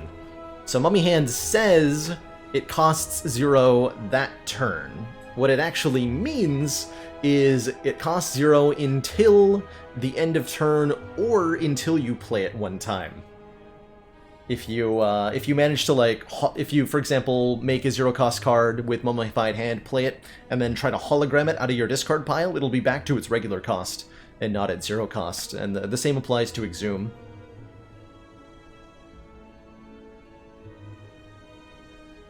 The same applies to Exhume.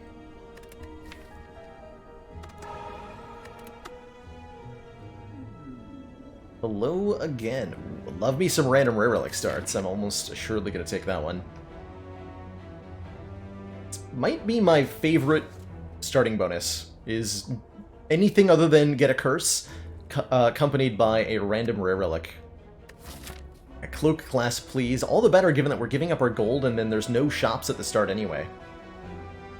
And we could do, like, Elite Fire Elites into maybe 2 more Elites or something. Depends on what we get. Probably your fave 2 Inabeta. It's a good one on any character class. Uncommon colorless card. This is the only option you'll almost never see me take. Max health plus 6. Not bad either. Put us at 74. Watcher is very good at Act 1 in general, and we're fighting Hexaghost, which she's also pretty good at. Oh! Ho ho ho ho! SRF calling it. The Cloak Clasp is here, giving us 1 block for each card in our hand at the end of each of our turns. It's like a Thread and Needle, but better, basically. And will provide lots of It looks like very we've got powerful, our work cut out for us, Commander. lots of very powerful defensive benefits. SD89, thank you so much for that very generous raid. Welcome on in, everybody. Good luck. I saw that, SD, you applied for Twitch partner status earlier today. Best of luck with that. Wish you all the best, and I hope you join the ranks of the purple checkmark soon, because you definitely deserve it with all the work you've been putting in. Welcome on in, everybody. You're witnessing my reverse ladder streak attempt, where the goal is to beat the heart on every Ascension level in Slay the Spire from top to bottom. So starting at Ascension 20, every time we win, we go down by 1 on the Ascension. We're already down to A15 here, so the hardest is behind us. And our Watcher run was blessed with Cloak Clasp on floor 1. Simple but sturdy design for a simple but sturdy run. I like it. I like it a lot. Let's get some cards added to this deck.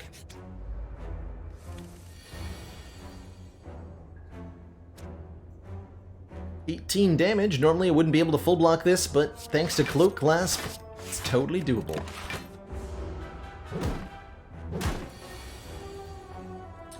Totally doable. If I enter Wrath next turn, or if I stay in Wrath until next turn, Let's do it.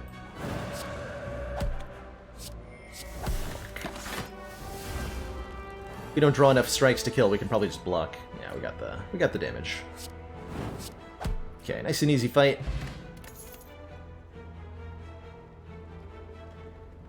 Happy to see both Flying Sleeves and Crescendo here. Any card that retains is gonna stick around and make our hand size bigger. And these retaining cards are then gonna give us one more block every turn because of Cloak Clasp. So either Flying Sleeves or Crescendo is pretty good here, and I think it's gonna be Flying Sleeves. It's a damage card, and that's always something you're looking to add into the deck for your first pick. Dislike the Pressure Points? I think Pressure Points is pretty strong, truthfully. It can be really, really powerful as an offensive measure here. But it doesn't retain, so I'm not going to take it. Does not retain.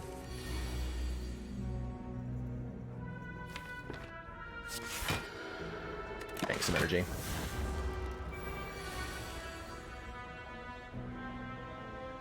Okay, is this a kill? 9 plus 36 plus 16. 25 plus 36? Yeah, that's a kill.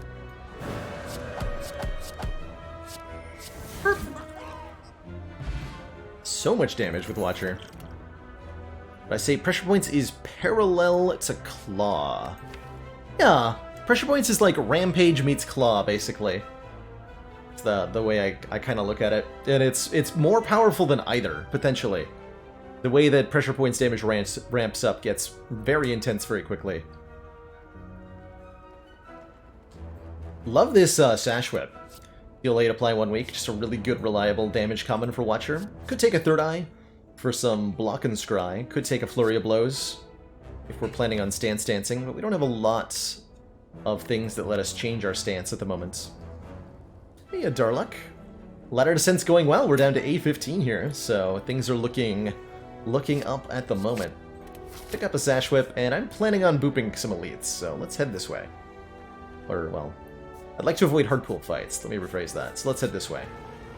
Golden Idol is great. I'll take it. Lose the 6 max, bringing us down to a meager 62 max health. Pretty low, but manageable. Pretty low, but manageable.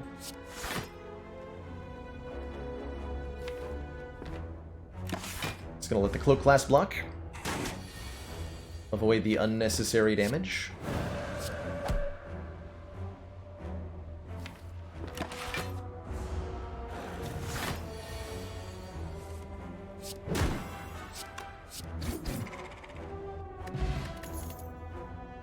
Wallop.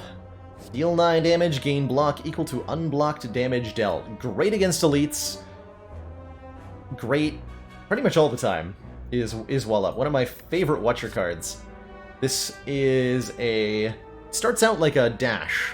You know, 10 block, 10 damage. But Wallop scales in ways that Dash does not. By, you know, anything that you make it deal more damage... we'll make it deal more block as well. Ooh, man. And these 2 good potions mean these elites should be completely free here. Totally, totally free. The beta art for Wallop. Bonk.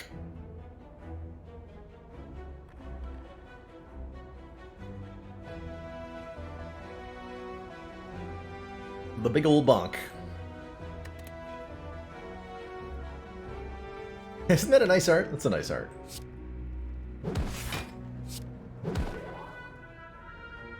Cloak Clasp.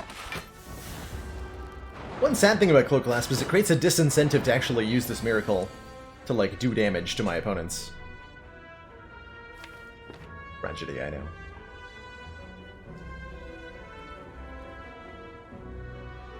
This is 8, 14. By Flex Potion, we do an extra 15. This would be 18. Okay, so we can kill. That would take 8. And also Miracle take 0. Not take 8. Something like 8. Sure. Commander, we've just received the support of another Jam! council Thank you so much for that Twitch Prime sub. Welcome to the council. Something something emotes community sense of superiority. etc.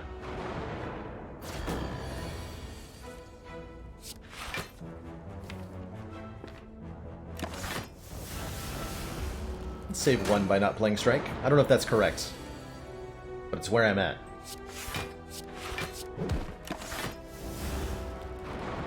Commander, one of our Ryan most Hunter. valued supporters says continued support of the XCOM project. See, the ladder is crumbling. It's going down, that's for sure. Thank you so much for the 19 months. That is a truly absurd amount of time.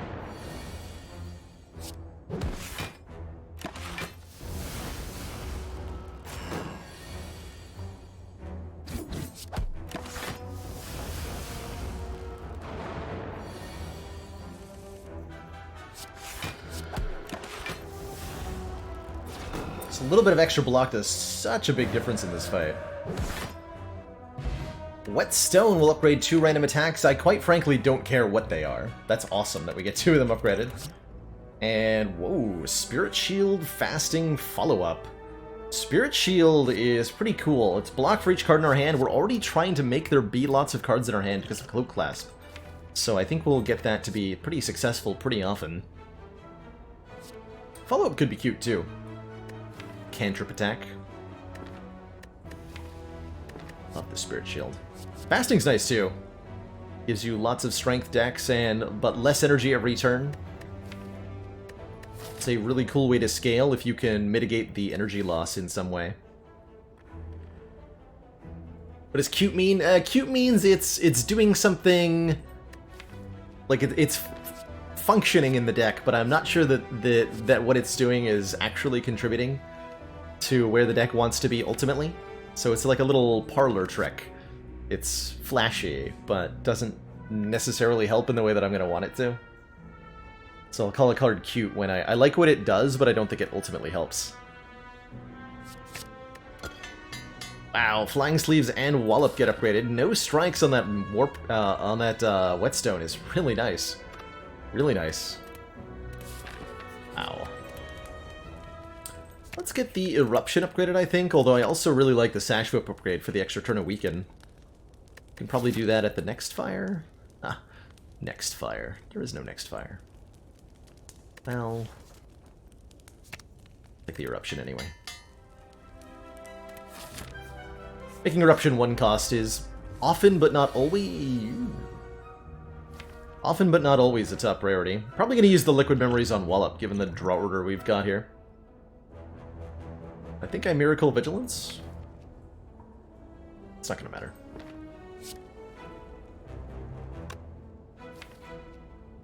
I'll do it. But I'm probably going to Liquid Memories. Ugh.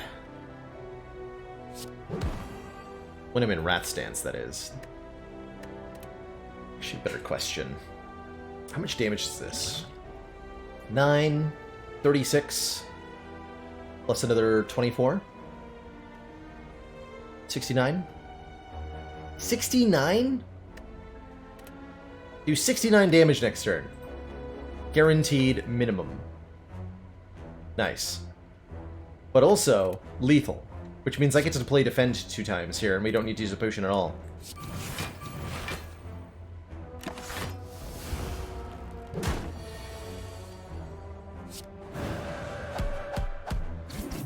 Nice.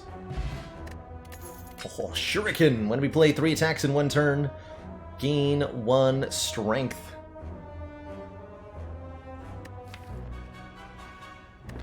How do I feel about Worship here? Pretty good, actually. Worship gains 5 mantra.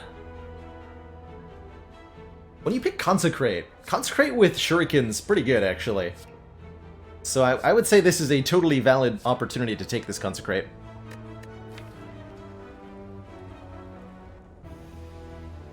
Worship upgrades to Retain, which is something I like, and also gives us an opportunity to get into Divinity, potentially. Don't have any AoE currently. It's not a bad Consecrate. Another reason to take Consecrate is if you got an upgrade on it for free for some reason, because the upgrade is quite significant, or if you can afford to upgrade it and want to. 8 is a lot more than 5 is. 8 is way more than 5. And I gotta...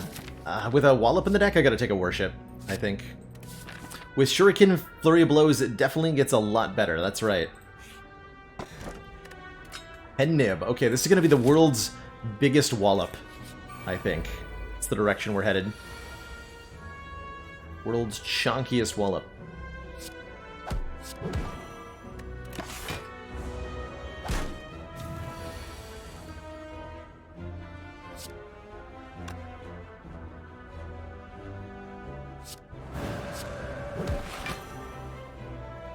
Nope. Fairy in a bottle. Tantrum? Tantrum Shuriken. Deal 3 damage 3 times, enter Wrath, shuffle this card into the draw pile. Pretty good. Could also see Mental Fortress being pretty good here.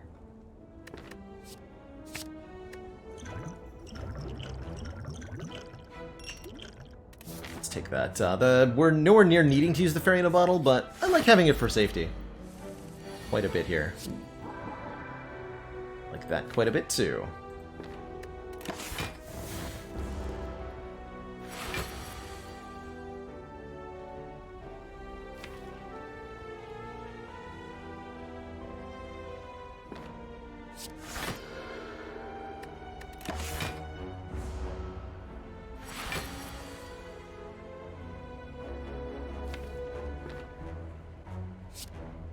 So I get a Shuriken proc if I go Strike, Sash Whip, Flying Sleeves.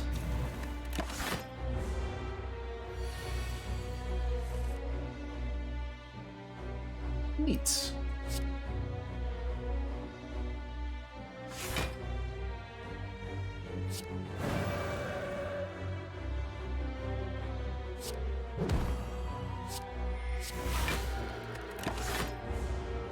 Pretty acceptable turn there.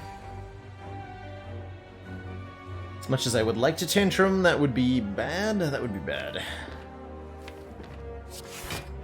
Block 3 times here, take 3. And then Worship makes us do triple damage for the rest of the turn. Burp.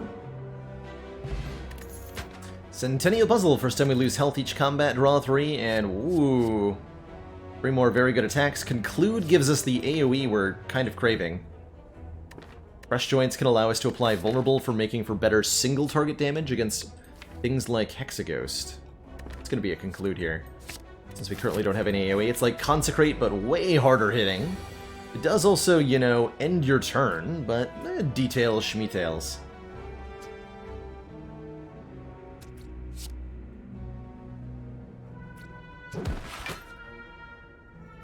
Details, schmeetails.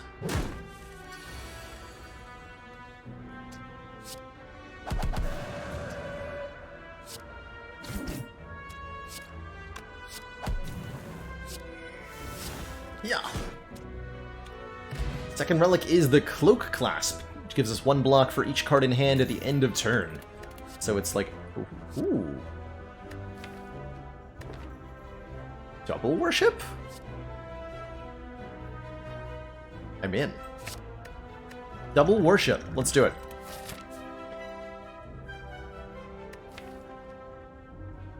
It's 10 Mantra on its own, so an instant Divinity entrance. Bit expensive, but we can probably work around that. Especially if we get something like a Meditate, I was gonna say. Put a card from your discard pile into your hand and retain it, so then end your turn. Perfect. Totally perfect.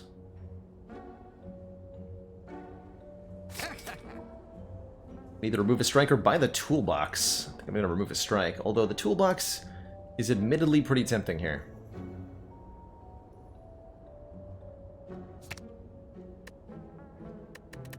I afford to remove strikes, actually?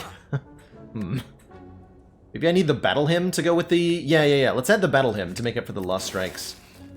Puts a Smite into our hand every turn, and that's going to be perfect with Divinity. You want retaining attacks to go with your, Divineness. Generally. The Knob rematch.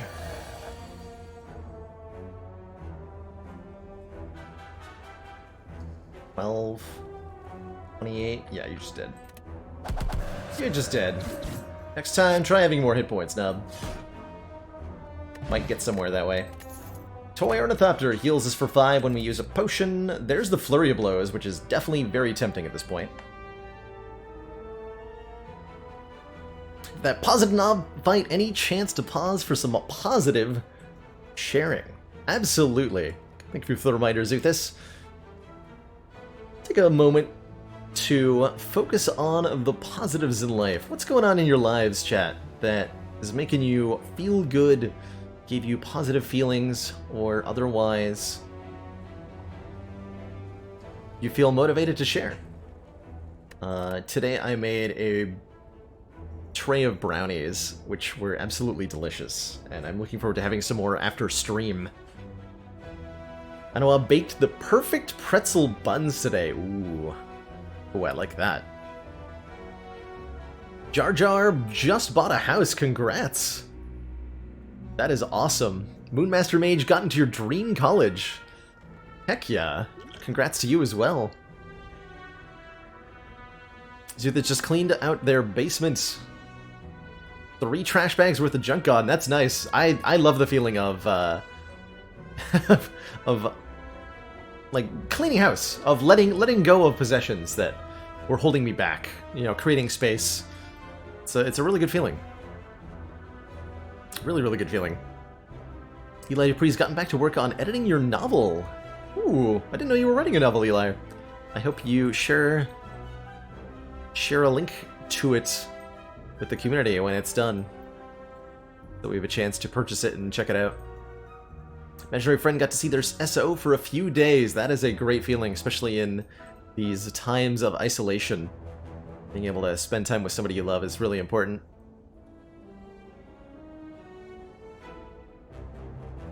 Hey, that's awesome, Slayer Board. Enjoy the stream. 2 jerk cats and the most adorable dog in the world. That's awesome, Zekov. That's awesome. Darkrum's jealous for the brownies. Okay, I priced my recipe lately. They're not homemade. It's just like box brownies from the store. Nothing fancy. Now, if you do want a recipe, one I have that I can share is one for banana bread that I really like. That I do have an actual like handmade recipe for. Jill Shuckle watched the ending to their favorite show, Steven Universe, and wow, was that a solid and satisfying conclusion. That's awesome. It's definitely no guarantee when you watch, you know, the finale of a show that you'll walk away with a really good feeling about it. Game of Thrones. So that's really good to hear. It's really good to hear. SRF just arrived the set of induction pans. We're gonna get an induction oven to go with it, and ooh. Very good, very good. Sorry to hear that, Fizzy Elf. I hope your day is a little bit better tomorrow.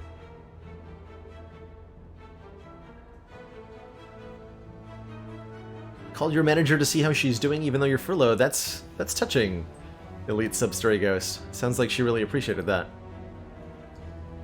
It's certainly, in these times of social isolation, a great time to reach out to people that are or were in your lives and, you know, check in, see how they're doing. Let them know that somebody's thinking about them. Remember, it's social distancing, not emotional distancing. Stay in touch, folks. Connections are what bring us together. Misty Ice Drop has been working on a list of every video game you've ever played. 705 games, 29,000 hours. That is a lot of video games. A lifetime, practically. It's incredible. Tried to make a trebuchet out of old Amazon boxes today. That sounds like a fun little project, even if it doesn't go anywhere. Reminds me of, as a kid, you know, trying to make swords and medieval weaponry out of twigs and cardboard boxes in the backyard. Warfree just got done with 2 of their online classes. Congrats. How's online been for you? I've heard mixed responses. Like some folks are not adjusting very well to online. Others find it easier to work with. I'm curious how people are doing. It's definitely a tough adjustment and not one that anyone wanted to do, you know, without warning, right? But glad we have it as an option. Farazoni, you bought some equipment to start drawing. Nice. When I create a series of all the gods and characters from Norse, Egyptian, and Greek mythology. You should make sure that you add Dusa into all the mythologies. You do that. Been cable managing your computer for the last hour while watching stream. Nice, Hatter Zero. Having a nice, clean, organized... I'm looking at my cables right now and seeing that they could be managed maybe a little bit better.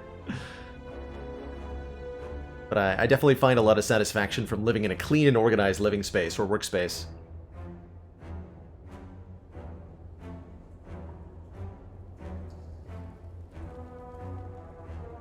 Cooking Baylor stream. I could figure out a way to get my computer into the kitchen. That'd be a hard thing to do.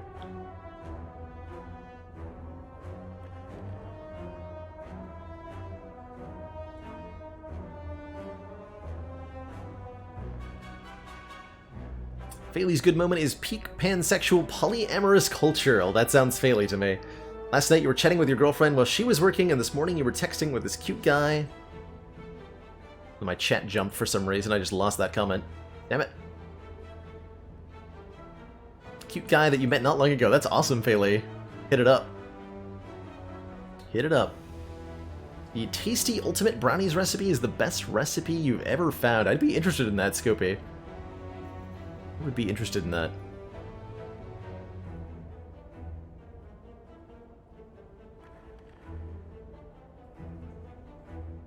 Crypto just finished the second match of their homemade beer. 6 to 7 liters, that's pretty good.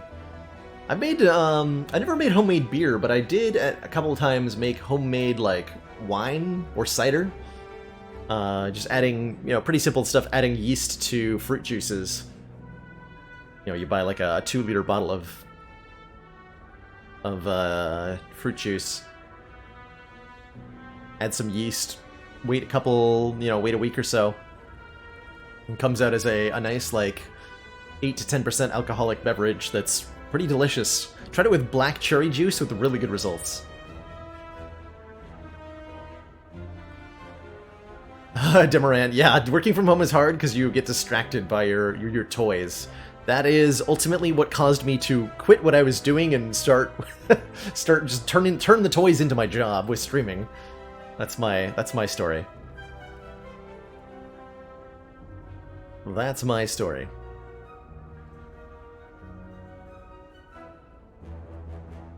Spartacry started watching the Star Wars Clone Wars series and enjoying it. That's awesome. Always nice to find a new show that you enjoy. Never dipped baby carrots in some maple syrup. That's back up home for me. That was a Thanksgiving special. Baby carrots with, you know, roasted baby carrots with some maple syrup drizzled over them. Good stuff. Good stuff.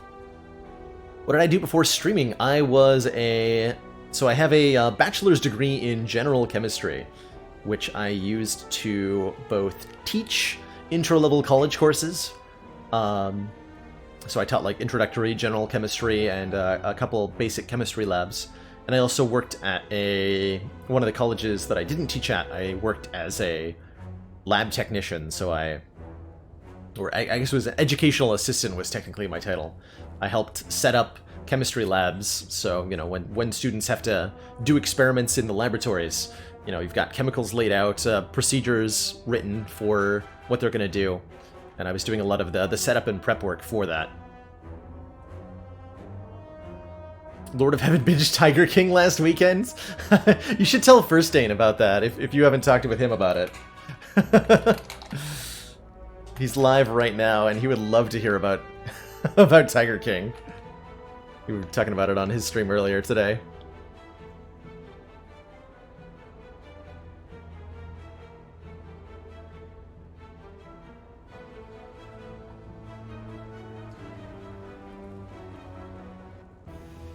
Had the same degree together with biotech. Nice, Sickchism.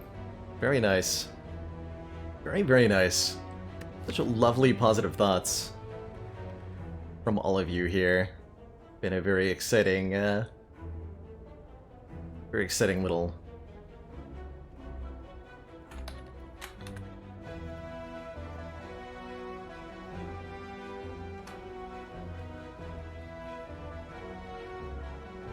good times.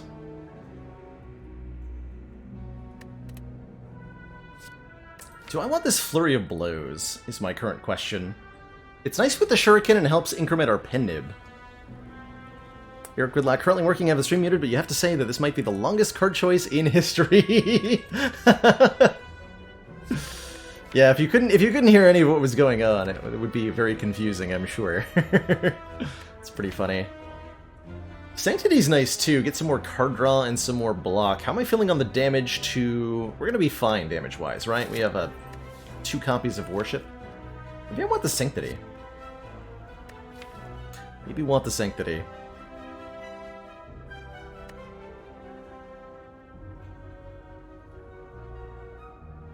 Meditate. Let's try this Flurry of Blows.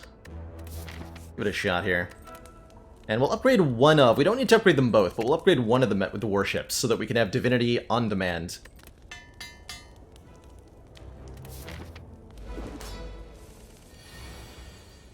Turn 1 Battle Hymns. Good stuff. Fortunately, can't play both Meditate and Conclude. We'll just go with the Meditate, so that we're not in wrath for this attack. 5 times 6. No, thank you.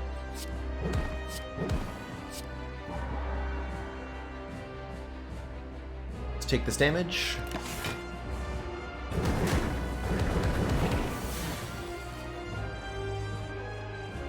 Beautiful.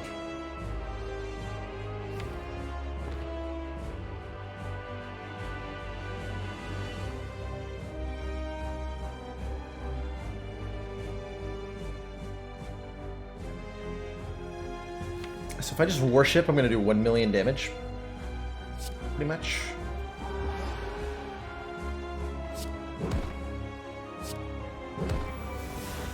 Pennib makes Smite do 72. Blam.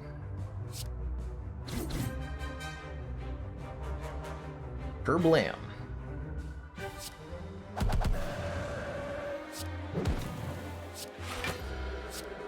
Yeah, that was a good turn.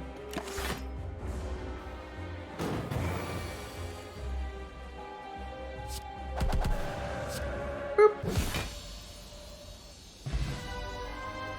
Yeah, good fight. Second Spirit Shield, Conjure Blade Alpha. Like the second Spirit Shield with our big hands. We got lots of retaining stuff, so we're often really going to be having many card in hand. If you tracked it correctly, Cloak Claws blocked 32 damage during Act 1. That's almost as many hit points as we have. That is a lot of block. Last time somebody tracked Tungsten Rod, it was like 17 during Act 1, so being more than twice as good as that's pretty big. We're gonna go second Spirit Shield here.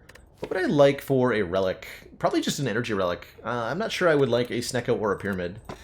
But there is a Pyramid here, so I'll have to think about that again.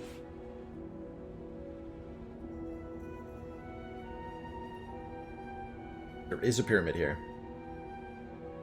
Pyramid lets us retain Wallop, and that's pretty good. Pyramid with 2 Spirit Shields is also kind of good.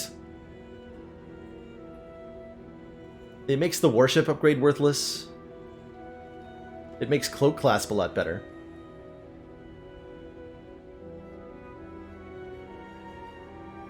I don't know. Like, we're already gonna have like 8 to 10 cards in hand already, right?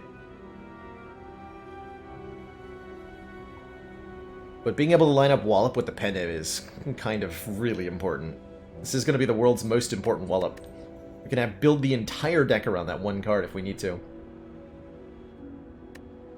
Makes our Flurry of Blows better too. Otherwise we could take Fusion Hammer, no more upgrades? That's stinky. It's so stinky. We're Empty cage, just dunk strikes. Take the pyramid. We'll see how it goes. Hard to go wrong with a pyramid, right? Hard to go wrong with a pyramid. Let's get some upgrades in, because we didn't take Fusion Hammer. Might go for the Burning Elite here. Gonna go to this shop and probably remove a card, and we'll see from there. It's everybody's favorite wallop.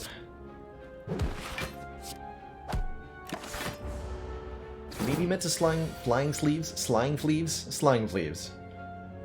Maybe meant to slying sleeves.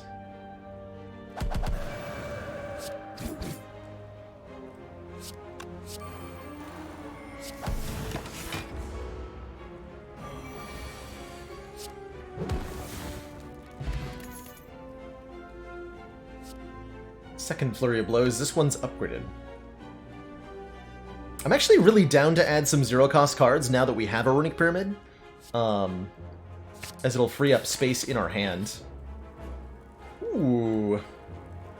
Offer Golden Idol, obtain a special relic, lose Golden Idol, giving us the Bloody Idol. Whenever we would gain gold, heal 5 health. That's pretty cool.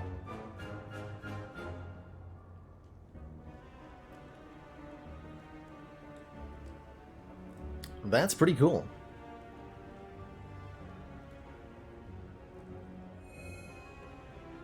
The bleeding never ceases. Third Worship. Alternately, Akabeko makes our first attack each combat deal 8 additional damage. That's pretty potent too. Especially given that we have a Tantrum in the deck, we have a Wallop in the deck, and we have a Conclude in the deck. All of these benefit many time from Akabeko's bonus. Yeah, Rip Gurya, right? How does the pyramid work with the power that reduces cost by 1? That's establishment, and it does not work. Pyramid, notably, it's kind of weird here. Pyramid does not use the word retain, and it is not counted by the game as retain, even though it is functionally identical to retain. It says, you no longer discard your hand, so you're skipping the discard, I guess, instead of... I don't know. It feels like cheating to me. But they don't work together, is the point. So I'm either buying Akabeko or removing a card. I think I should just buy the Akabeko. Let's do it. Let's do it.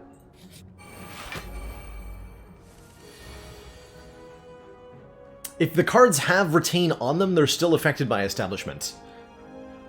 So if you would otherwise have retained the card, then it's fine.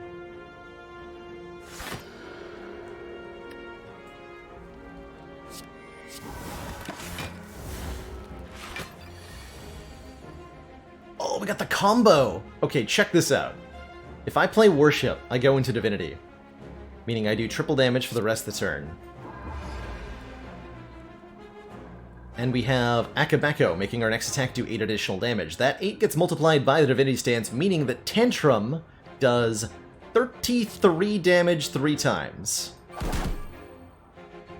And the fight is over.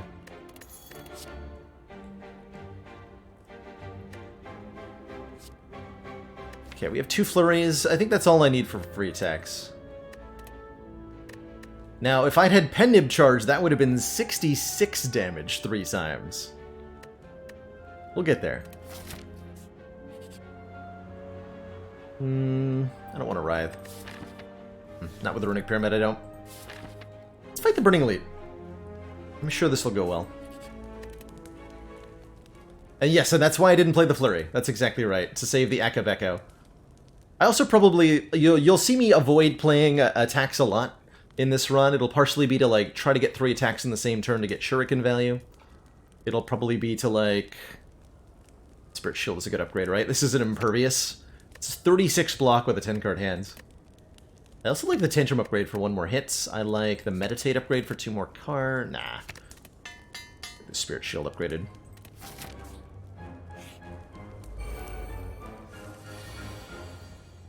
Okay, we get Wallop on turn 1 here.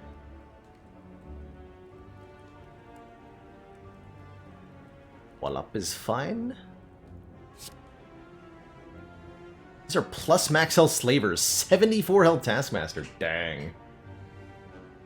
Dang. Totally cool using liquid memories here if I have to. I think I might want to. Though I don't want a full block. See, incoming damage is 34.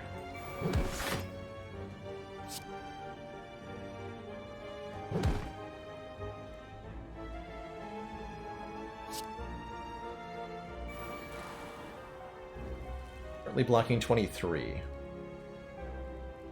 By liquid memories, the wall up I block for an additional 12. And then I do full block. Then I don't draw any cards.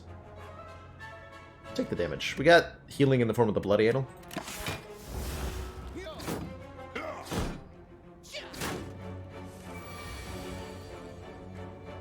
There's that Spirit Shield, and I can even meditate it back, which is swanky. Swanky, I tell you.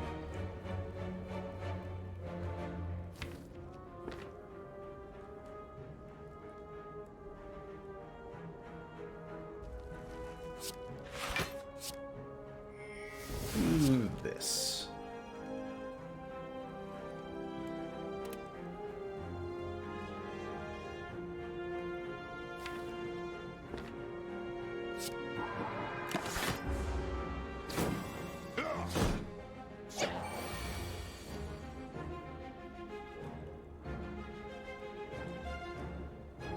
Okay, maybe didn't think that through. Should have meditated that back. It's fine though. I'll just use the liquid memories to get the Spirit Shield in hand now. Spirit Shield does not... Oh wait, I didn't make room in hand. Spirit Shield does not bypass Frail, no. Still gets affected by it.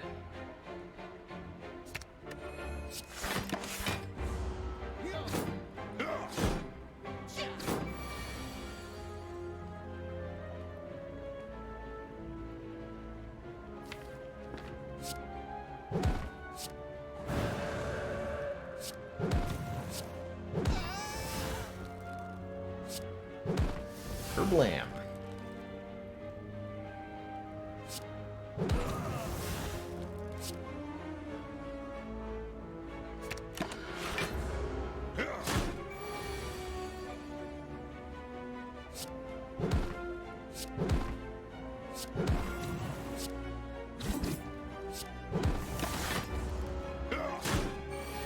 Yeah, I think we could have done this with a little bit less damage taken. Or possibly avoided using our potion, but, you know, White Bee statue. And Toy Ornithopters say, saving potions is stinky anyway. Empty Fist is a nice way to leave our current stance, which we might care about. Helps us get back the flurries. Take one. Upgrade all strikes and defends. That is 7 cards getting upgraded for free, or I can remove 1 card. I think I'll take the 7 upgrades, thank you very much. And the Art of War is very good. If we don't play any attacks during our turn, gain 1 additional energy next turn. This pyramid just keeps getting better and better. Better and better, I say. Oh, that is a mighty conclude we can do. If I go Eruption... Pen Nib the Conclude for 48 damage to everybody. Blam.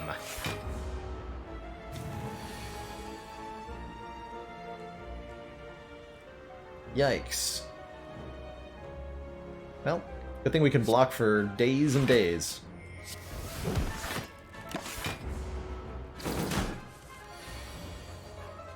Easy game.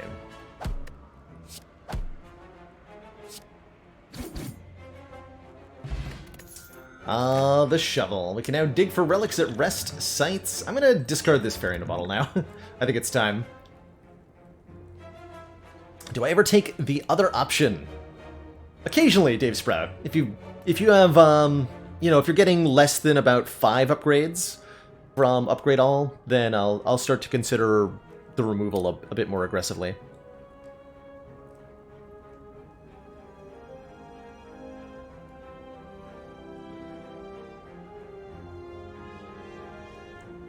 Am I gonna play the new XCOM game? I might, Yake. I will definitely be observing it when it comes out. And if I like what I see, I'll play it.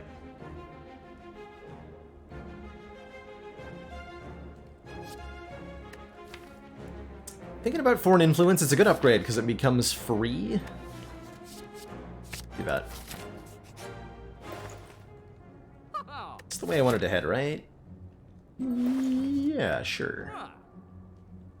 Dark Shackles Runic Pyramid? I wanted to remove a strike, but Dark Shackles is so good. Enemy loses 9 strength this turn. I'm gonna have to take that, unfortunately. And I'm gonna upgrade the Foreign Influence, and then we're gonna start digging. But I will dig. Fear not. Hey, look at that. Dark Shackles versus Book of Stabs. Easy. Easy. Just gonna not play anything. We want Artivore value next turn. Maybe want to be able to use this Akabeko on something more impactful than this. Let's just end turn here. Akabeko Whirlwind. Almost cool.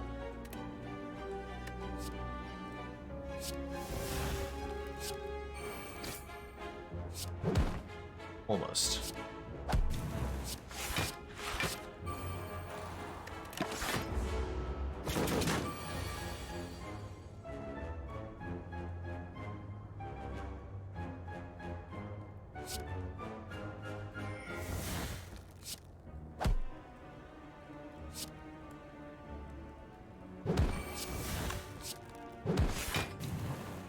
Give me that pen-nibbed wallop. And this is probably where I'm going to go ahead and use the Dork Shackles, so that I can do Warship and then meditate the Warship, and then we super duper kill next turn.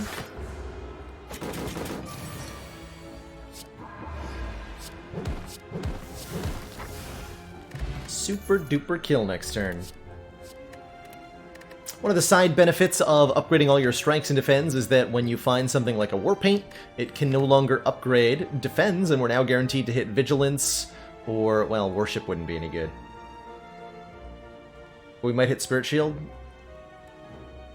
I mean, there's no reason not to take it, right? Water's kind of tempting here.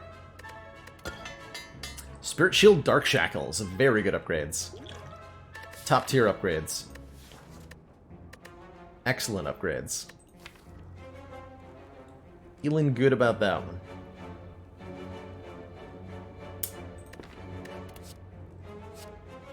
I don't know if I'm in calm stance enough to want Water.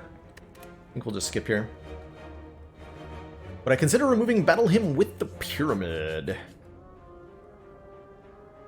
Slightly. It is still generating a lot of damage for us to deliver with the Divinity. Hey Doug CG, I have seen that extension.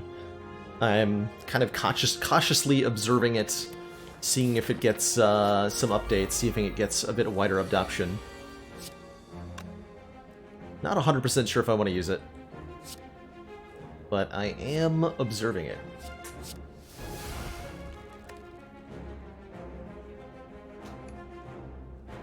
Okay, whatever, we have sustain, this is fine.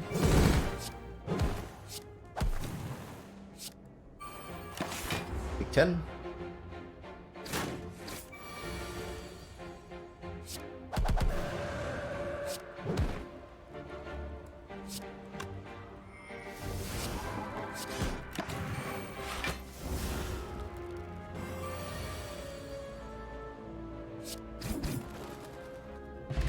Oh, I'm supposed to drink a potion. Whoops. That's fine. Third Eye is good. Scry, when you've got a Runic Pyramid, Scry ends up being very similar to card draw, since you're usually overdrawing. Pick that up.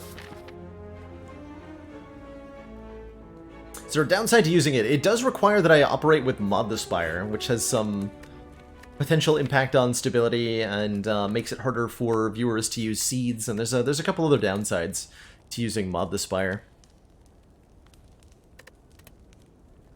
Knowing Skill does not... Oh, man. Golden Eye, nice. Okay, well that makes me happy I had the Third Eye. We now scry for 2 more. This is a Watcher exclusive rare relic. That's quite the dig. Really, really, really powerful relic. I've always liked the Golden Eye when I pick it up. But knowing skill can appear on any ascension level. It's just a really rare,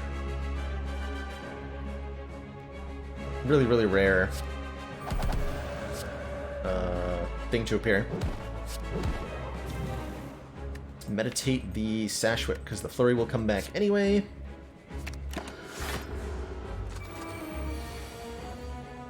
Perfect.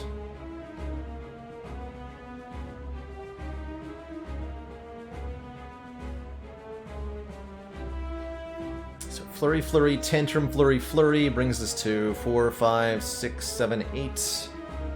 I think I can pen nib this wall up if I want to. I can. So let's just dish out the pain.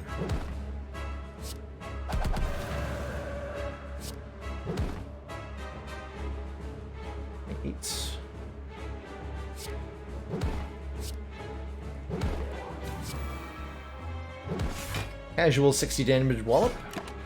Good times. Cleaving huge chunks out of my opponents, like you do. Like you do.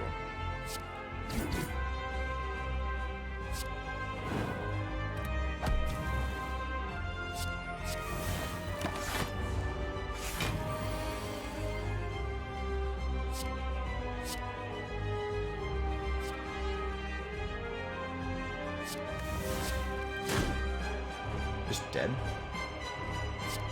Just dead. Dang. GG.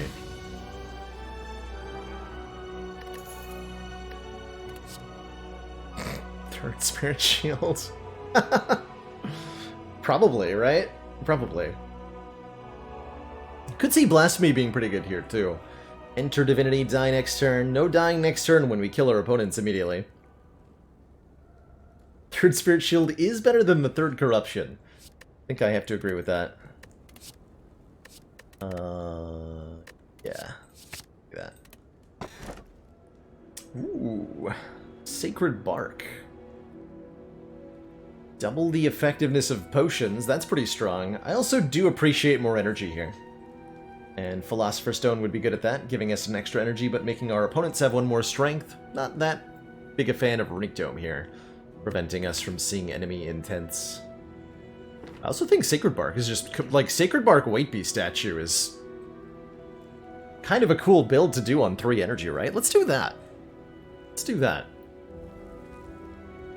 So, our potions are now twice as strong, but we get a replacement one every combat. It's good stuff. Fight as many as 3 elites this act.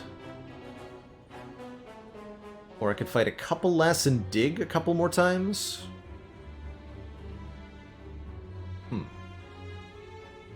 Dig, you say?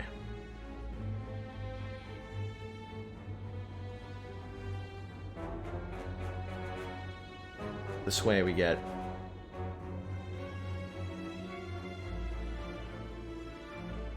1 extra fire and 1 less elite.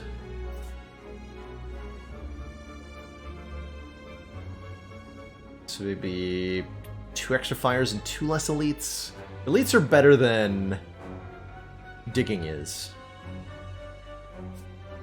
Potion Seller. Going into battle. Your strongest potions.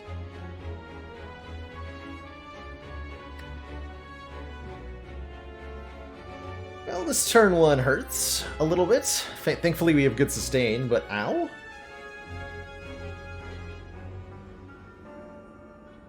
Elite is more money and more importantly, more copies of Spirit Shield. Yes, of course.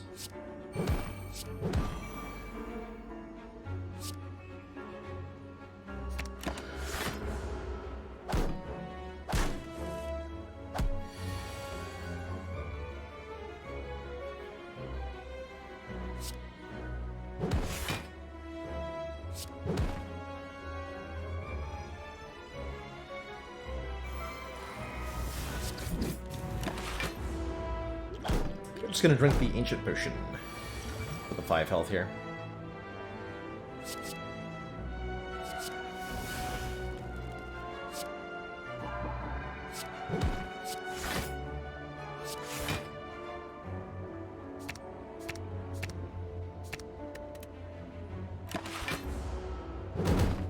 The Sacred Bark and Cultist Potion a demon form? Basically.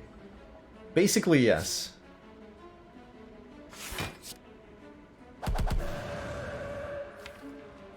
Nothing to set up here, right?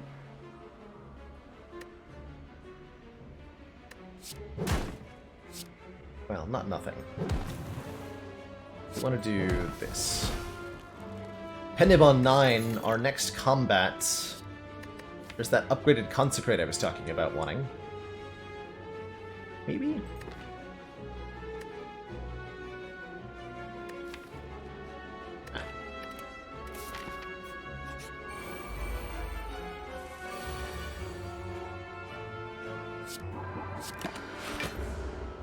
Oh dear. Show me, there's the conclude. Perfect. Okay, perfect, perfect, perfect. Perfect. Perfect.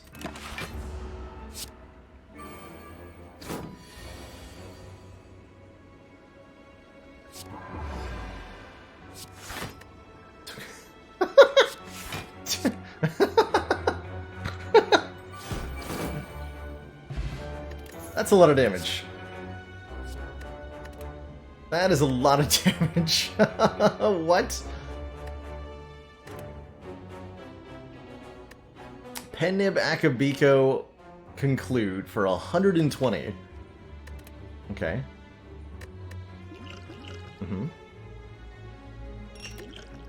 I see.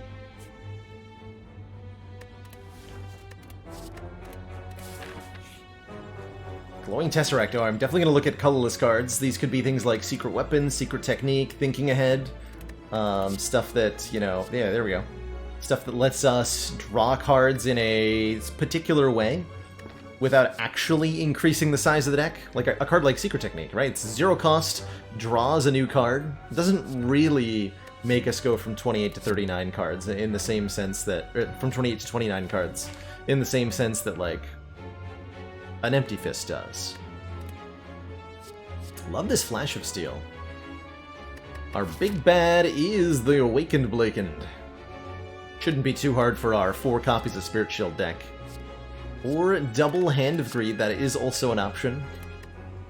Is also an option. Love this, I love this Flash of Steel.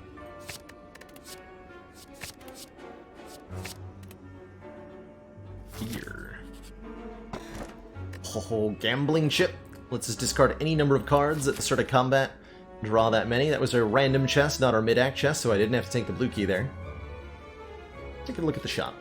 Shop says medical kit.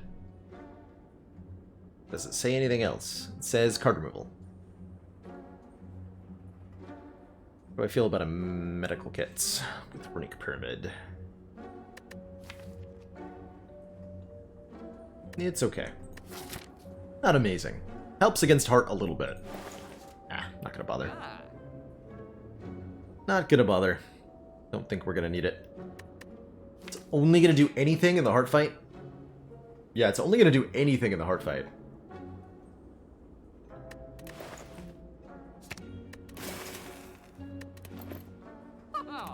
The Ceramic Fish Knowing Skull Infinite has been patched, NOAB. Yeah, it has. We did manage to make a run, if you probably saw it, back when we did the infinite money run with that. Or almost infinite money run. What is it? Golds? It's the command I wrote for that.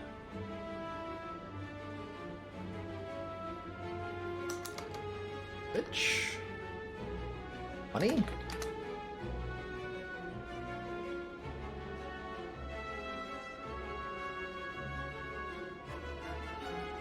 I have no idea.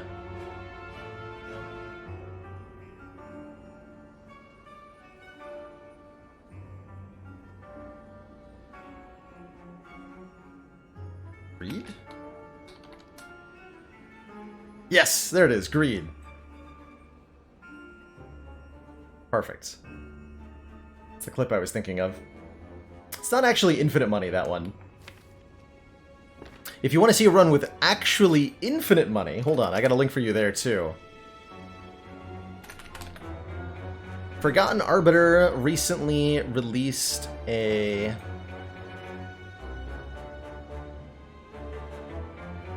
YouTube video, which I will link here, of a seeded run that scores 7,000 points in Slay the Spire. And doing so involved getting infinite money with a combination of Wish and Nightmare acquired through Prismatic Shard. Completely hot nonsense. Highly recommend checking it out. Completely hot nonsense. So I want to do Flying Sleeves first so that I can tantrum them properly here.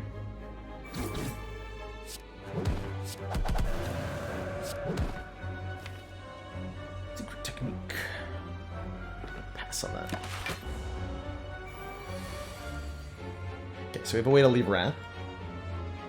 Good.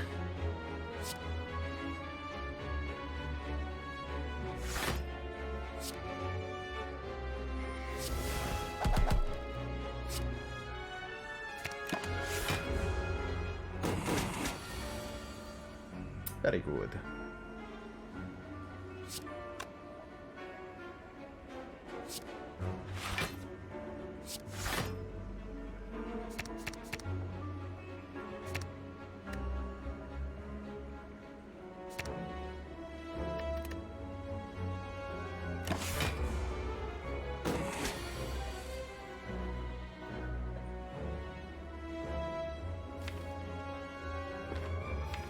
Seek for Dark Shackles if I need to.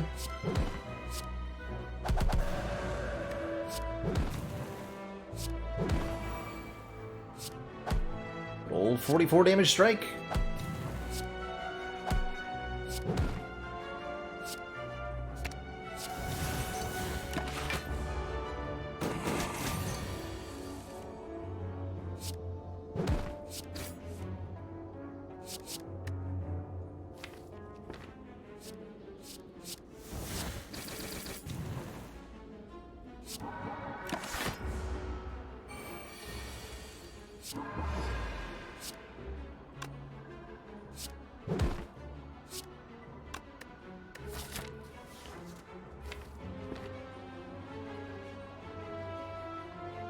So wait for me to... I want to play 2 more attacks.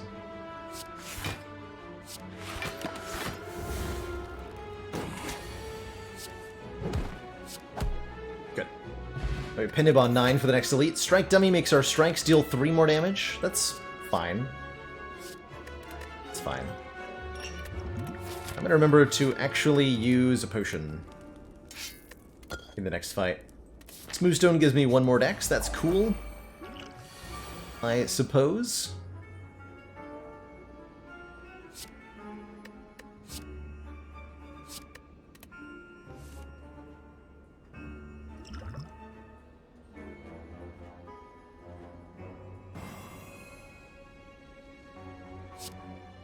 Stay in Wrath here too.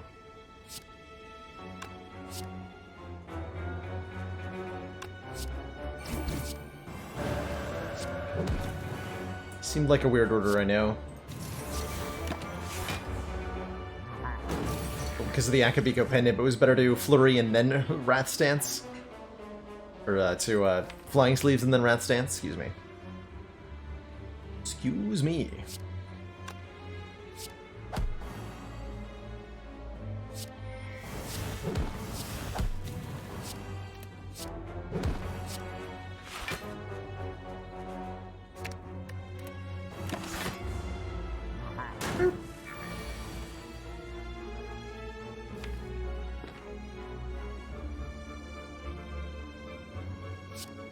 Okay, we just dunk this nerd next turn.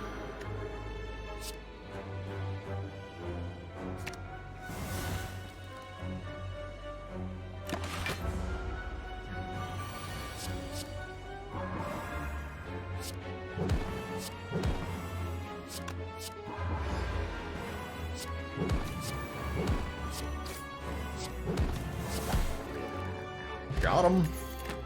Regen potion heals us for all of the health. Forever. It's good stuff. Boat thingy? Oh no. Boat thingy, no! Gotta take the blue key so that we can get to Act 4. But is it? But at what cost? But at what cost?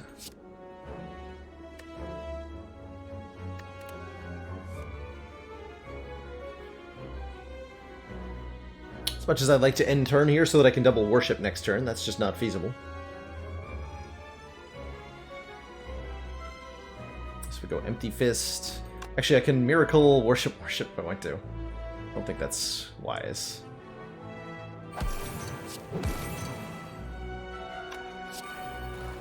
Take a little bit of a hit here. Might even use the regen potion. We are finding another potion after all. Sure. Let's make it happen.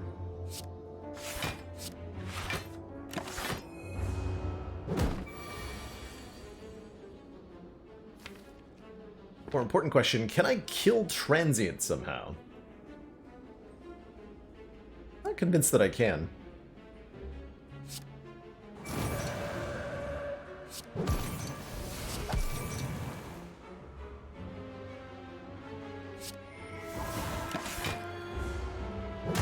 I'm not convinced that I can.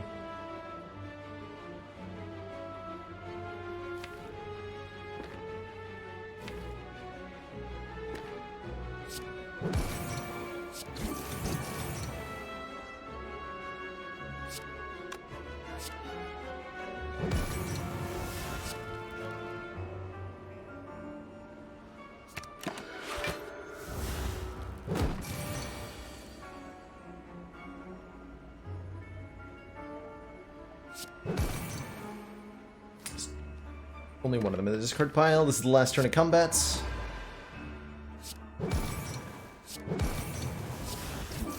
Get him.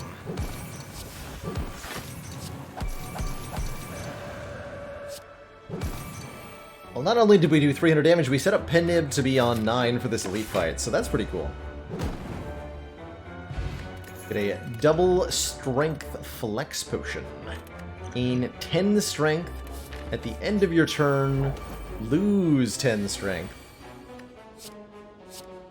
Commander, the aliens are disturbing.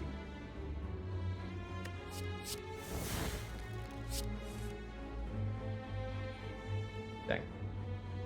I might still be able to do that though, right? Remember, technique. We will be watching. Neorgen, thank you so much for the 5 months of Twitch Prime support. Greatly heckin' appreciated. And Sasuke S4. Great to see ya. Thank you so much for the very generous $50 donation. Let's round up again over at Walswerk in San Francisco, getting ready for the takeout service Wednesday through Saturday, in addition to your day job. Oh, that's awesome. That's you've been helping out at a restaurant owned by your friend, and sounds like some motions happening in that regard. So awesome news, very awesome news. Hope you enjoy the takeout shifts, and yeah, I hope that goes well. Thank you so much. Well, that brings us well over the goal for whatchamacallit, the community game in May, which is ridiculous that we're there here at the 15th of the month. You're so welcome, Sasuke. Thanks for still rocking the stream. 111%. 111%. Let's see, let me wrap up this fight here. I was trying to do something with Tantrum, but I don't think it's going to happen.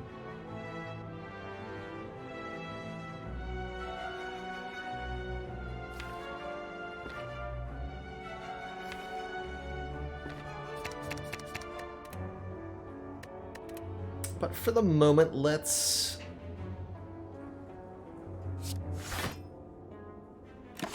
wait.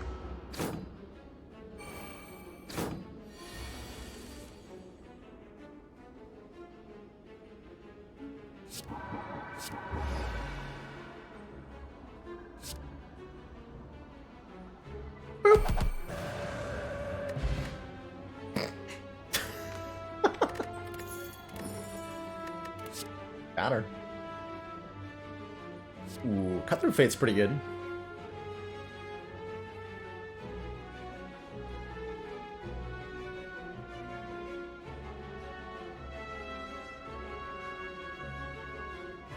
Cut Through Fate is pretty good.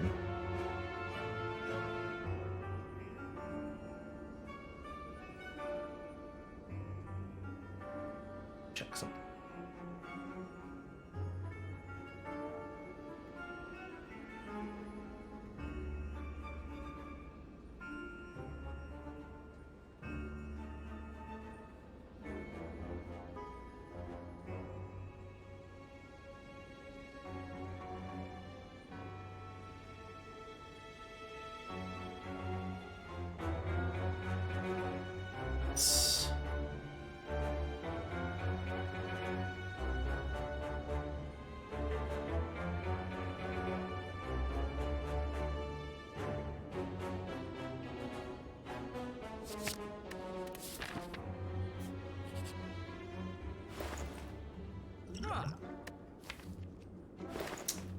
Ooh, oh man, Clockwork Souvenir with Flex Potion is the immediate jump out here.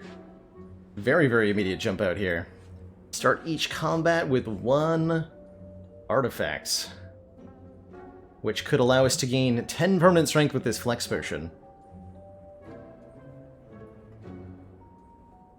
That is pretty cool. What else might we want here? Maybe an empty body? Maybe a card removal? Maybe a bag of marbles? Probably just the Clockwork Souvenir. 10 permanent strong. Seems pretty good. Could also use it to block the vulnerable.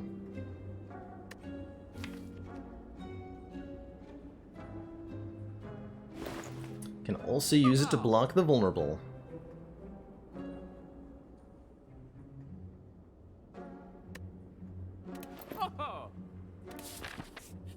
I think that's all we need here. Aha, yeah, I'm gonna fight you nerds. Get out of here. Think you can take me? Bring it. Absolutely bring it.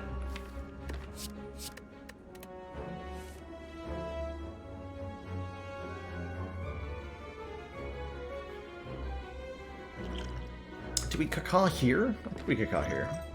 Caca! And then I'm cool to Art of War to gain 1 extra energy next turn. Sounds good. Getting 2 burns put into the draw pile is a little bit sketchy, but does it really matter when we can do this? God, I've been loving the secret technique with the double warships. So good. So very good.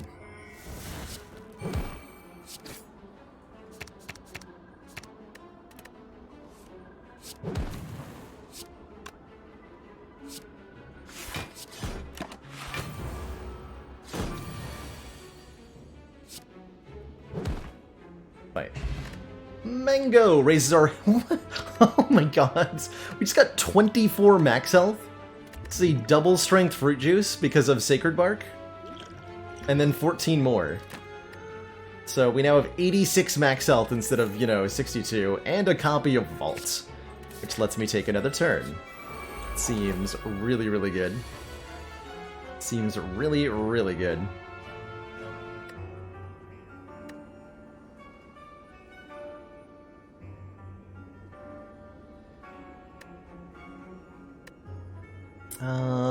This is a fine opening hand, honestly. Let's do this. Yeah. Double worship next turn. Perfect.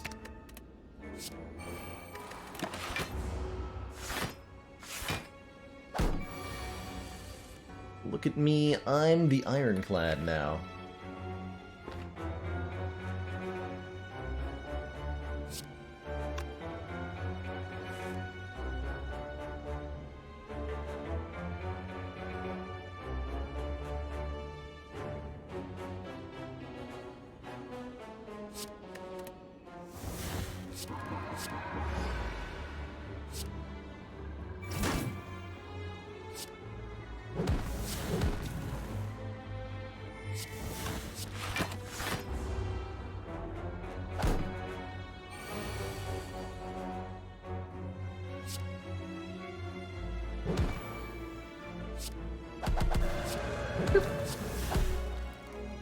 too much about the Pennib here. Speed Potion could give us 10 decks in a fight, too, with the Clockwork Souvenir. It's pretty interesting. Well, that is pretty interesting. Got a recall here so that we can go to Act 4.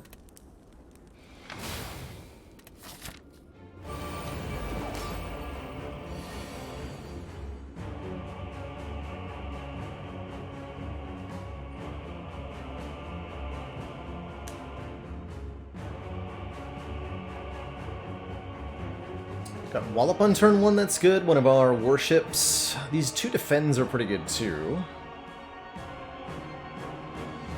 So let's conclude. A lot of good options here. Don't see any reason to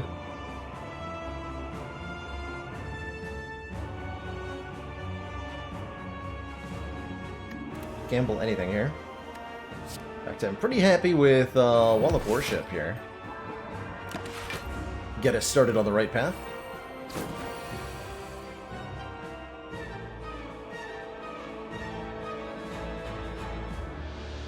If I vault, I get extra energy because of Art of War.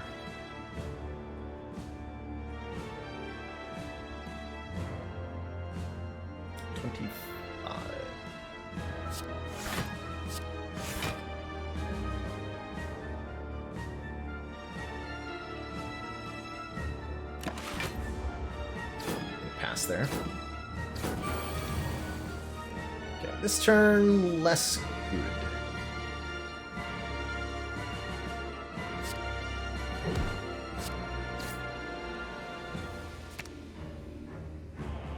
Okay, Dark Shackles is really good. Dark Shackles is really good.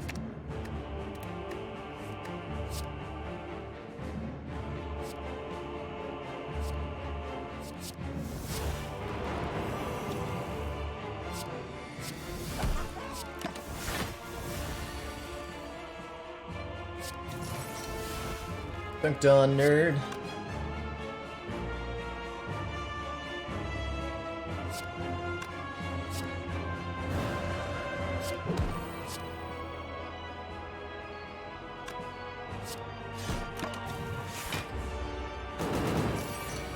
Good call.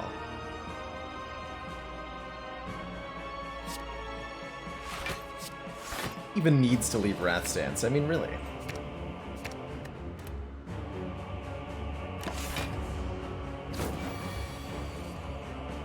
Why would you bother?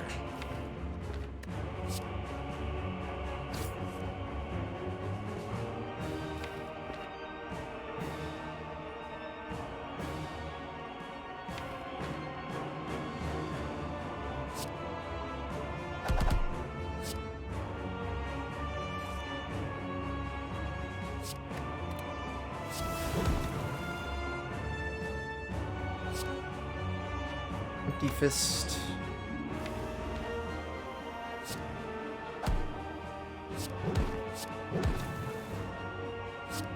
Vigilance. Tantrum.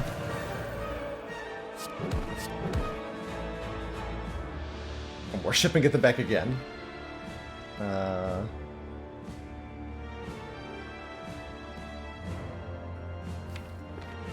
Reasonable to just meditate here.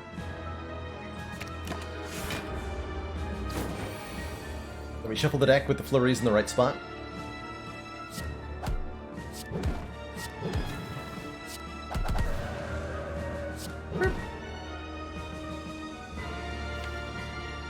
Secret technique to get me a...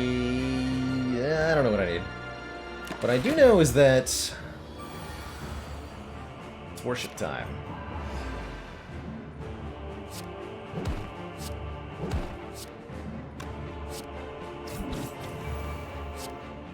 Kabong! Goes the Wallop. If I can, I'd like to set the Pennib to 9. Commander, Not that easy to do. one of our most valued supporters says continued support of the XCOM project. Slate Boo Boo? That's a Slate Boo Boo. Goldie Farb, thank you so much for those 7 months Remember, of Twitch Prime support. We'll be watching. And Squint Fox pitching another 50 bucks at the stream. Goodness gracious. Didn't even put a new stretch goal on the stream yet. Thank you so very, very much for the ridiculous generosity, everybody. You're all too kind. This kind of kindness should be illegal.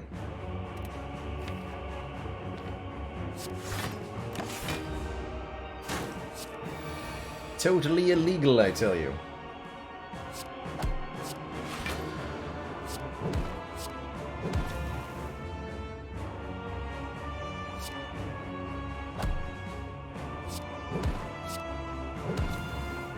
Okay, here's the part that gets difficult. I gotta play 3 more attacks? I can maybe do that. I have to stall for a little bit. So that the Awakened One can regen.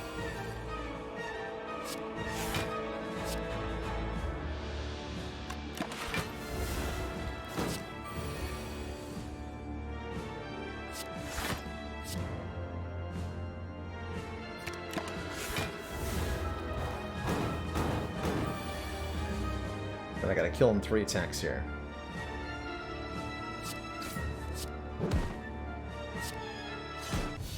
Beautiful. Beautiful. 2 thump. 2 thump. Deep pulsing dread and all that. Good stuff. Missing 1 entire hit point. Oh, never mind. Digging! Get ourselves a pentagraph, so we're definitely not missing any health by healing 25 at the start of boss combats. Second flex potion, I am so in. Let's do this. Let's do that. So now we have maximum strunk. But no boot.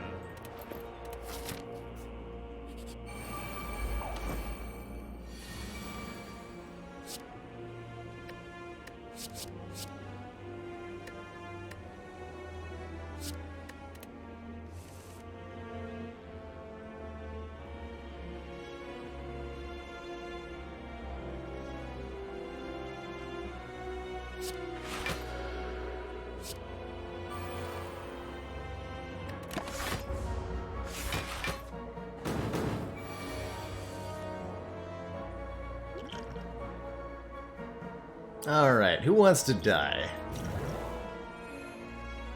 Flying Sleeves does 48 damage twice. Seems pretty good to me.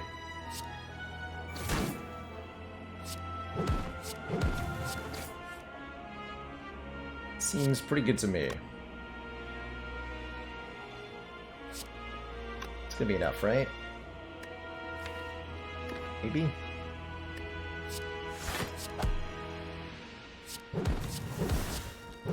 Yep. Boop the Spire Spear like you do. Like you do.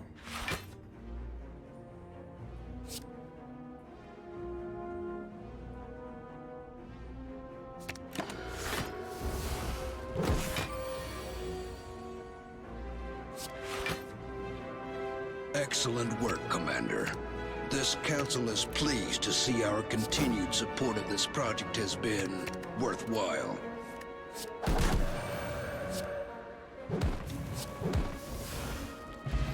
Got him.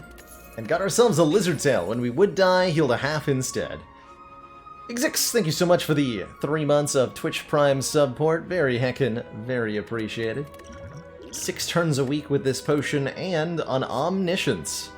Choose a card in the draw pile, play it twice, and exhaust it. Don't mind if I do.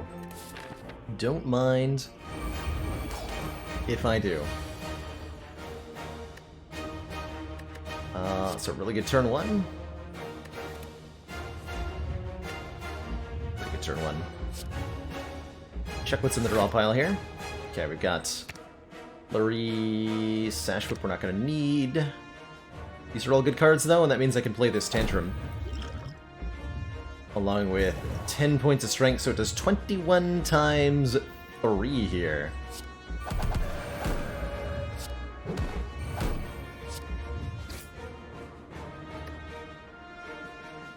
Wallop coming up next turn, even better. The Hand of Greed value. Okay, so we did over 200 damage on turn 1. It's usually a good sign.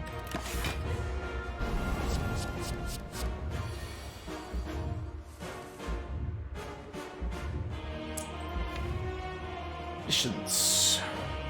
Didn't draw the wallop, but it's coming up. Which means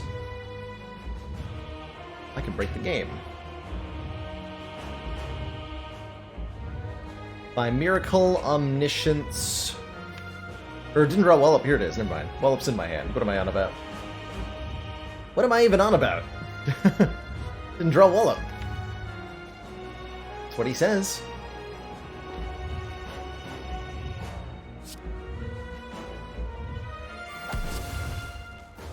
I could have drawn my void. Would have been bad. Anyway, let's double cast worship here. So I enter divinity, but don't die next turn, which means I can wallop for more than 51. If I do this.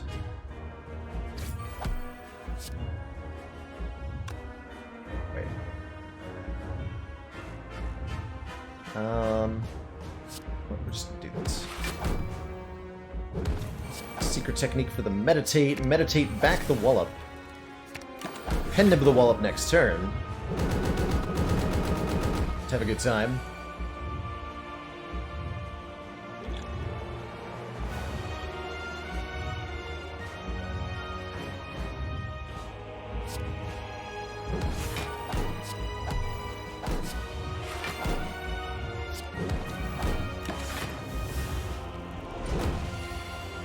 Lock the heck out of that.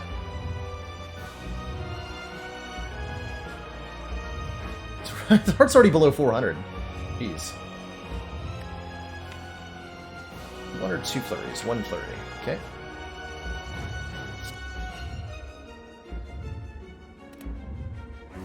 Next turn might be a little awkward.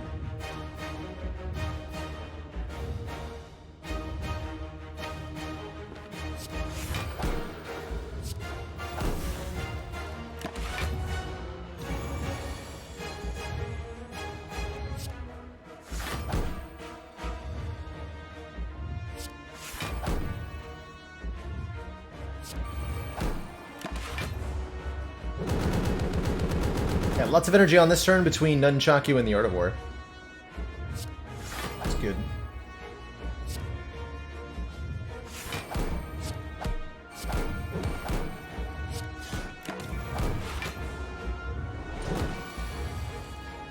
And we just play Wrath's Dance and we're good.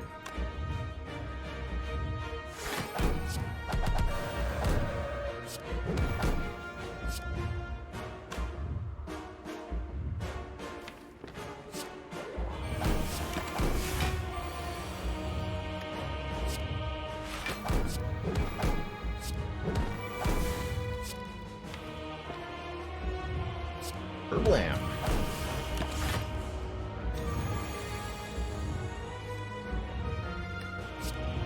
That's how you conclude a fight. GG. GG.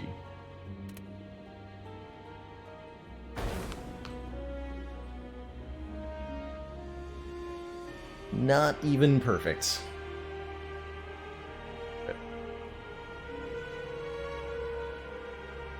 GG, everybody.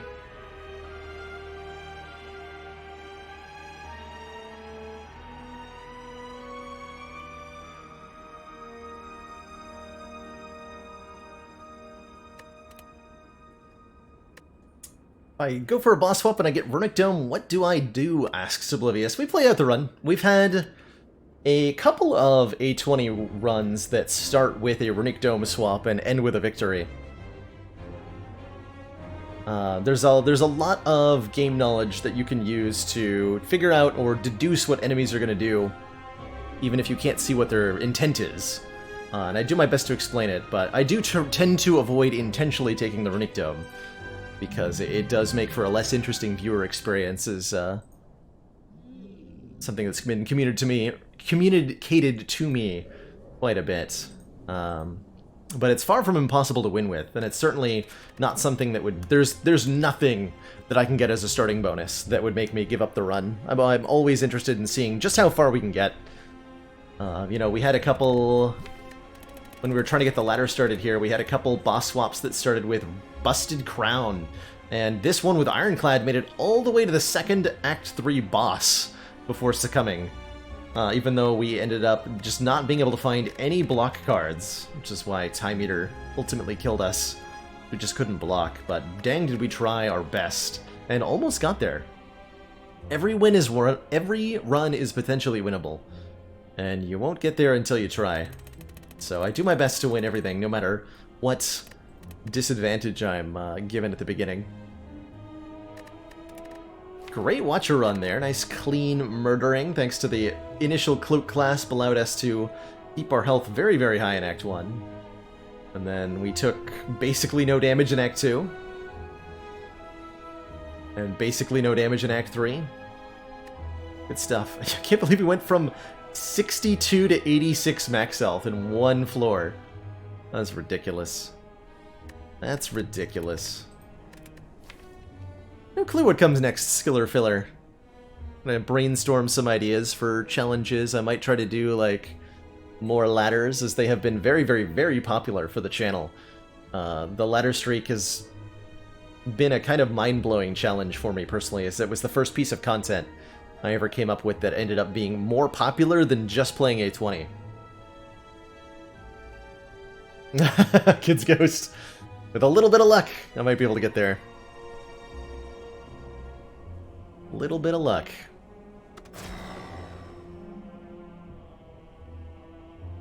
I think it's a prerequisite. Not minding losing is almost a prerequisite for playing Spire. Just about everybody who plays Spire loses most of their runs. If they're playing on, at least if they're playing on the highest unlocked difficulty. Just about everybody, including the best streamers in the world, will lose most of their runs of Slay the Spire. This game is brutal and hard, and not at all easy to win consistently, but dang is it fun. Dang is it fun. So next up on our reverse ladder streak, we're down to Ascension 14. We lose the unfavorable events modifier, and we're now able to again see the Note for Yourself events here on Ascension 14. Not quite that high, Mathematician. The highest I've ever measured my own A20 win rate against the heart is around 40%. And I haven't measured it lately in any significant fashion. But if I had to guesstimate where I'm at right now, it'd be somewhere in the 40% range for Ascension 20 hearts. I know Sneaky Teak is around that range. Jorbs is around that range when he measured. Not sure where what Terrence MHS has more than a 50% win rate against A20 heart with Watcher specifically, but his overall is lower than that.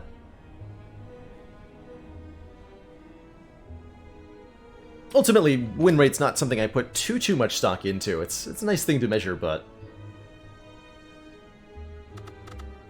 I value the fun experiences and the custom little challenges like the ladder streak more than the objective win rate.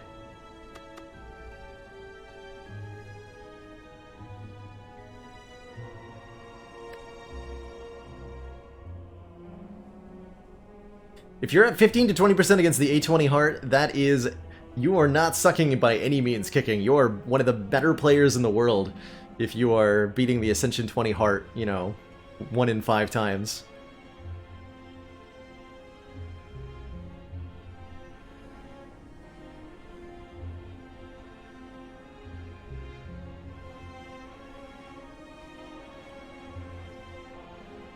Any tips for a defect beginner with no Ascension? Sure, let's dive on into it. And I can talk about some of our opening choices. As with any run, so heart runs in particular, I'm always looking to bop as many elites in Act 1 as I can to get myself into a advantageous position for future acts in order to start building up power and strength. So I'm looking for a pathing that hits at minimum 2 elites, ideally 3 or 4 or 5. And a bunch of fires along the way to get upgrades as well. Defect's starting deck is pretty good at doing damage. We've got this Zap and this Dual Cast, letting us channel a Lightning Orb and then evoking our Orb twice with Dual Cast. Defect does more damage than either Silent or Ironclad with the starting deck, although less than Watcher. And that allows Defect to be pretty aggressive, and means that with a little bit of oomph, I think a common relic here, a little bit of oomph, ooh, and that's a bit of oomph, then the Defect can tackle on some elites pretty easily. Vajra here, giving us +1 strength, means all of our strikes do 1 more damage, and that's good. It means any attack cards we pick up from here on out will also be 1 more damage. That might allow me to go for 3 elites, although I'm not going to get very many upgrades if I do that, am I? There's no way to get more than 2 elites and 3 fires, is there? No, there's not. Okay, so we're going to go up this path on the left. It gives me the optionality for 3 elites, and we might just take the upgrades.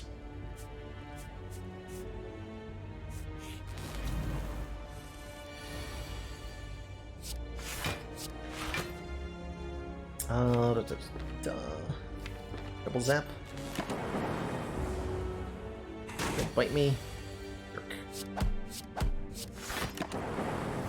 Okay, lose a little bit of health to the Joe Arm. Not too bad, though.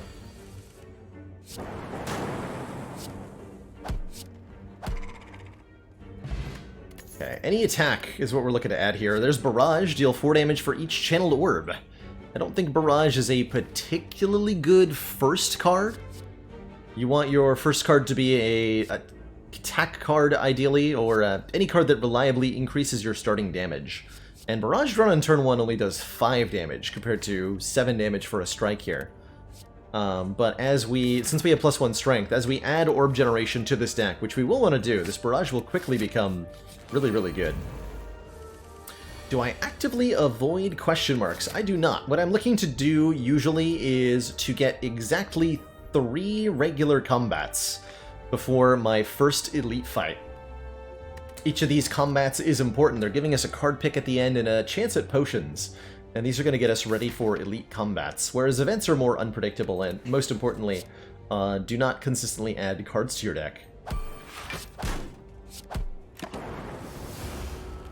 Bit of a rough couple opening fights.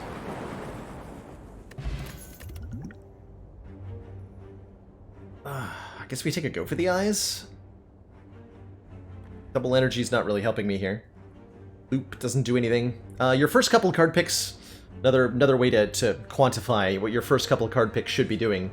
You want to be picking cards that do stuff on the turn that you draw them and play them.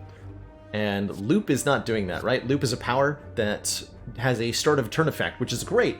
It's a good scaling thing, and later in the game you definitely want it, but right now we need stuff that has an immediate impact, and Loop does not do that. Double Energy also, it has an immediate impact, but it neither blocks nor does any damage, and so I'm not interested in taking it right now. The reason we don't go for more than 3 combats, let's take the max health. The reason we don't go for more than 3 combats is that your 4th and subsequent combats come from what's called the hard pool of Act 1 combats. Ooh, the Zap upgrade's nice, and so is that Strike upgrade. So your first 3 fights are little encounters like this, ones that are easily defeated by the player's starting deck. Ah, damn it. I needed one of those to hit this guy. I roll. Okay, fine. Maybe we get him? Of course not. Guess I'm resting, huh? So the next, we've had 3 combats. The next regular combat that we have, FTL seems fine here with Vajra, by the way. Just adding some attacks to do damage so that we can beat elites. Not worrying about blocking at the moment, not worrying about anything fancier. And I would like to get some orb generation going. I think I am going to opt out of this first elite. We're going to go upgrade, upgrade. Fighting Slime Boss, maybe upgrade Rest. I don't know. We'll go upgrade, upgrade. And then dive on into these couple of fights. Love a go for the eyes upgrade. 1 extra turn a weaken is always welcomed. Don't have a lot of good upgrades at the moment. Maybe I am resting.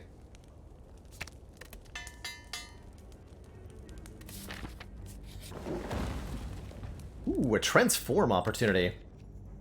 Get rid of a card, get a random card added. Would love to have an orb generating card.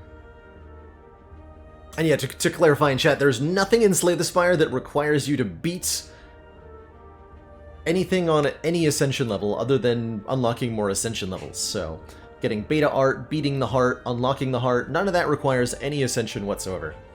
And you can all do that. You can do all of that on the base difficulty. To unlock Act 4, all you have to do is win 1 Defect, 1 Silent, and 1 Ironclad run. So beating Act 3 on any Ascension level. And then you'll unlock the ability to find the keys. Let's go for a transform here. Transform a strike, turn it into a random other card, getting me a skim. Draw 3 cards. Interesting. Not quite what I wanted, but okay. Sure. Skim upgrade would be interesting. Make it draw 4. We have several zero-cost cards. Go for the eyes, FTL, and Zap. And so upgraded card draw seems good. We do want to do 2 fights, 2 elite fights, and we are really not in a good position, so I'm going to go ahead and rest. A little bit worried right now. Okay, Bird-Faced Turn on Defect is great whenever you play a power card, heal 2.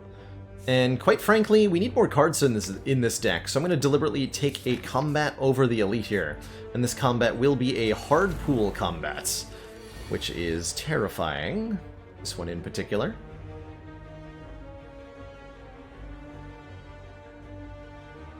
I think we go for the Spike Slime first. This is just going to hurt though, huh?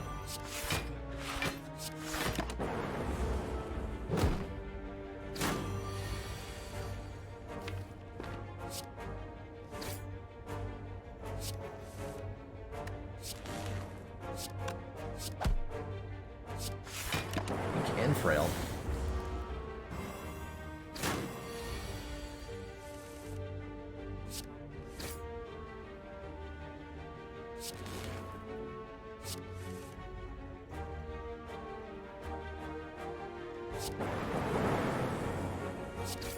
Commander, one of Okay, our not too bad. most valued supporters says continued support of the XCOM project.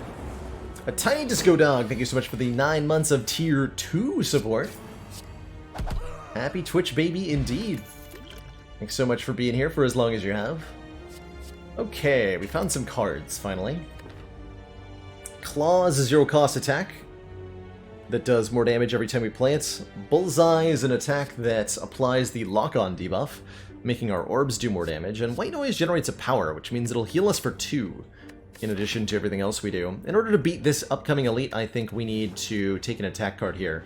And I like the Bullseye in particular with our Focus Potion. So let's take a Bullseye over the Claw, unfortunately. And we're going to look to get double Lightning Orbs down. Probably going to use the Dexterity Potion in the fight against Lagavulin here. Jerk is going to stay asleep for up to 3 turns. It's turn 2.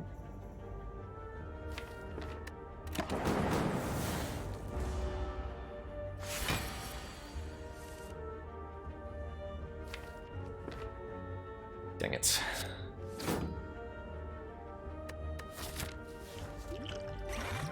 Use that. Don't dual cast because we have Barrage. Hopefully we draw Go for the Eyes on this turn. Yeah, we do. Not too bad. This does 15. This will do more than 15 thanks to the debuff. Orbs do additional damage for the next 2 turns, which means we can do tons of damage output here.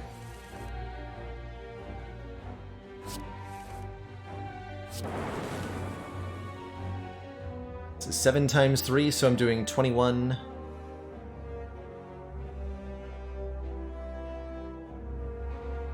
So I have to do 26 more. Wait, I can do 25? Come on! Always one off, always. I am 1 damage short, let me verify that. 21 plus 15 plus 10. 46 damage. I am 1 damage short of a kill here. Disaster.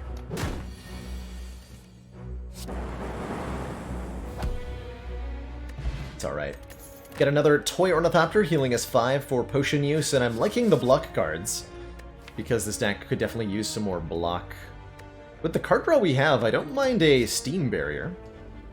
6 block for 0 energy, but Leap is great too, being 9 for 1. Improved block cards are always good. Could take the Sweeping Beam for some AoE against Slime Boss, but I'm feeling the need for better block at the moment.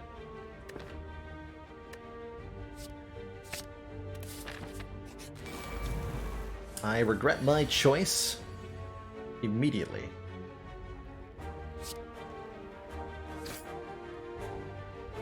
Pretty much. 5 plus 5, 1 off, come on. There we go. Only took 10 on turn 1 to the 5 gremlin fight. No biggie. No biggie at all.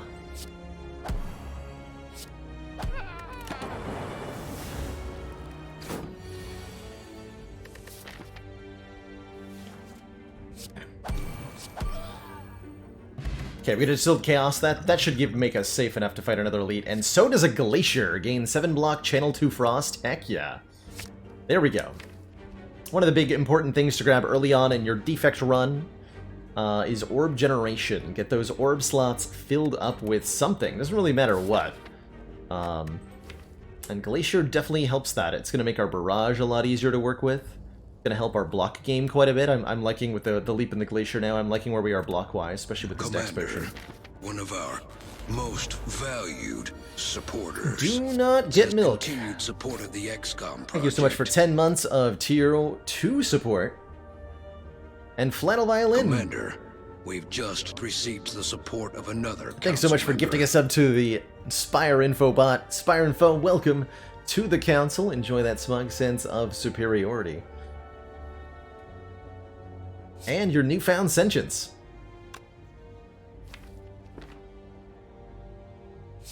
Okay, our matchup in this fight isn't great. I am going to get Glacier down here. Unfortunately, we missed out on all 3 strikes, but... I'm sure there's a positive somewhere in there.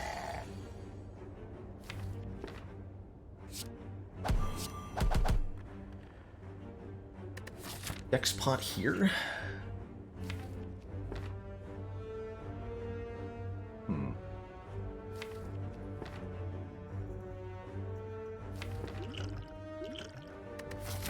Yes.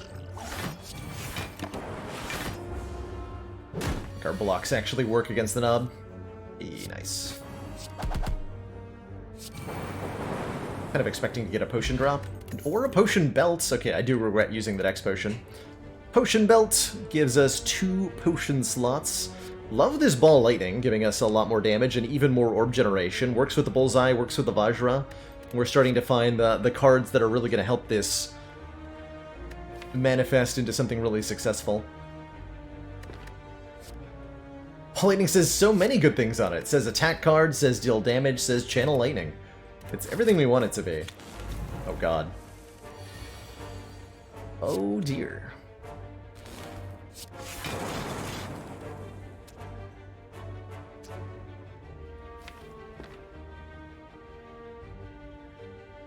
Oh, 14, that's fine. 16, actually. 16.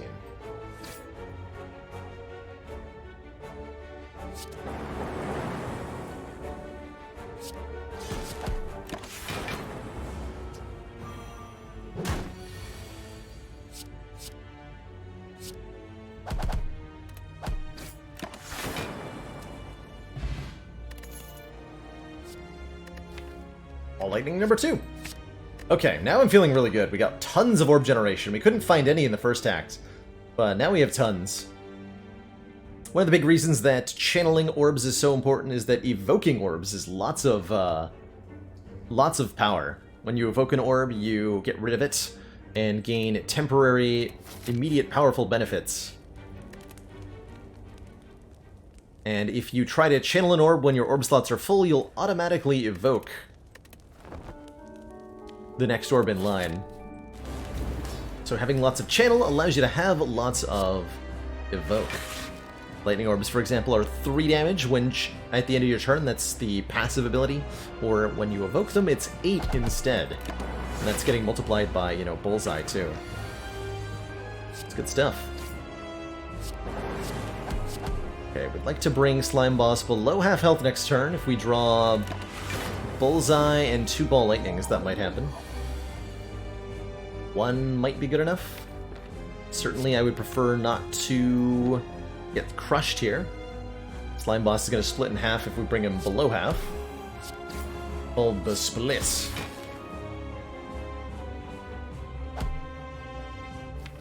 Okay, not the best split in the world. 60 health is not really where you want to be, but taking no... Ooh, jeez. Taking no damage also where you want to be. Thought about using the Distilled Chaos there, but with 2 block cards in the draw pile, we weren't going to do much more damage with the split. Go for the gray one first.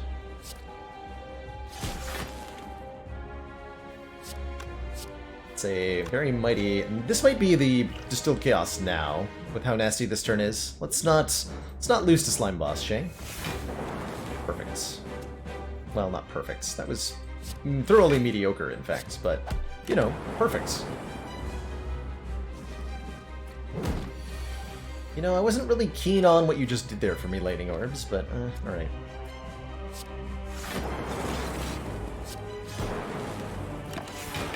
Oh god, Lightning Orbs. Lightning Orbs, please.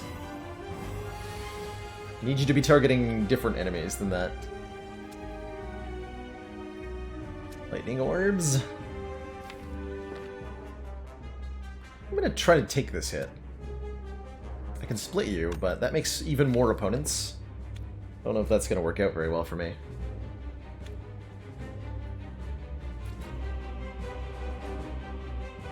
Are slime bosses different split slimes mechanically the same, or do they have different moves as well? The green slimes and the gray slimes are different from each other.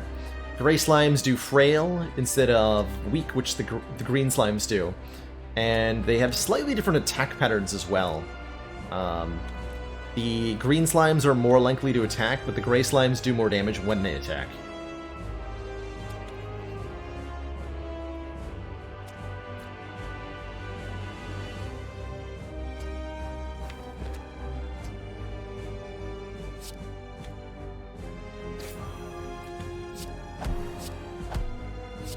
Put my fate in the hands of this lightning orb. Good.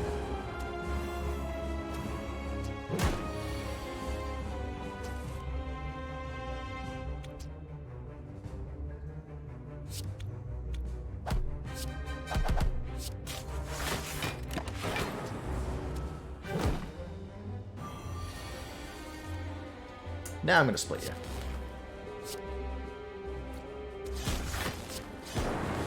When the slimes split, they create 2 slimes of health equal to the original slime, so taking them as low as you can on the turn they split makes a really big difference. Truly very big difference. Okay. It went alright. With how that ended up playing out, we didn't need to rest, but Slime Boss can go really bad sometimes, so I'm pretty grateful that we chose to use the resources that we did. Love this Echo form. First card you play each turn is played twice. Very powerful power on defect, and heals us too when we play it with Birdface turn, so that's pretty cool. Don't want an Amplify because we have no powers to double. Reboot. Reboot's okay. Take an Echo form. And I am totally content with a nuclear battery here. Start of each combat, channel 1 plasma. Would make me want a compile river. But that's additional energy every turn until we evoke the Plasma Orb, at which point it's 2 energy immediately. So it could be up to 3 energy on one turn.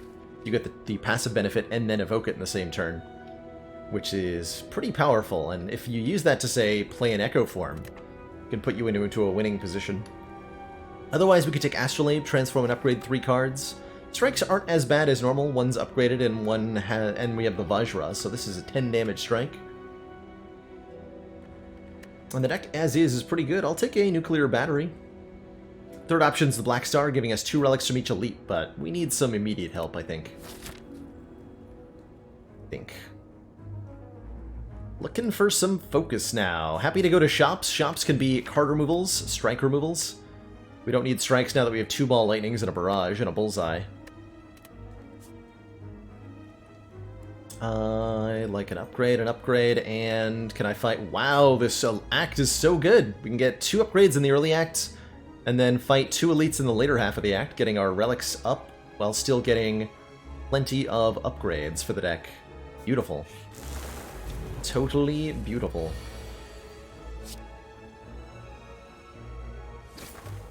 Birds. Get nerded birds. Still need some AoE in this, though. Do miss that Sweeping Beam that we passed on.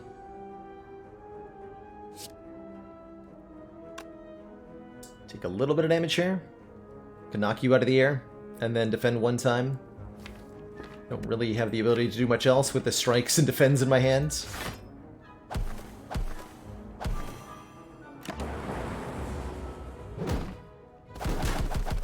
But 4 damage is pretty reasonable.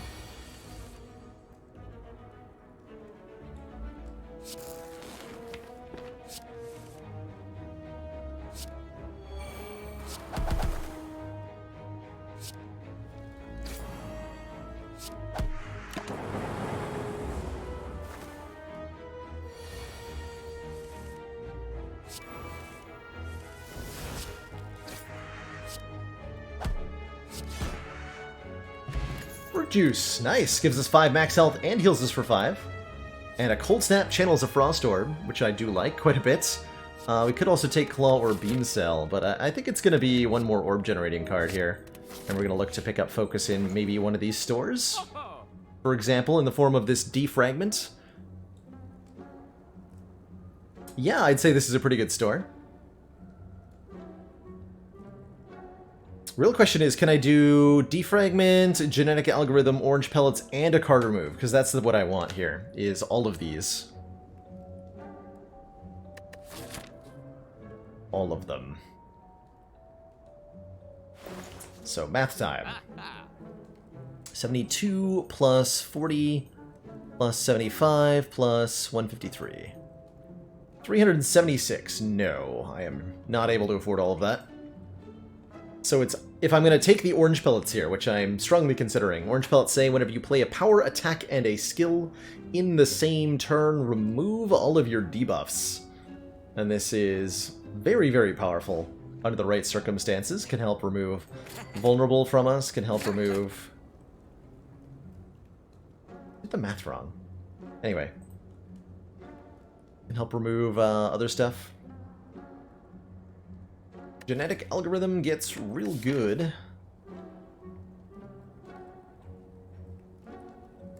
With an Echo form to double it. Big, beefy, chunky block card. Comes at the price of not removing a strike. A pass. Want that strike removal. If only we had a Ceramic Fish. If only. Not a bad potion, either. Potions are good.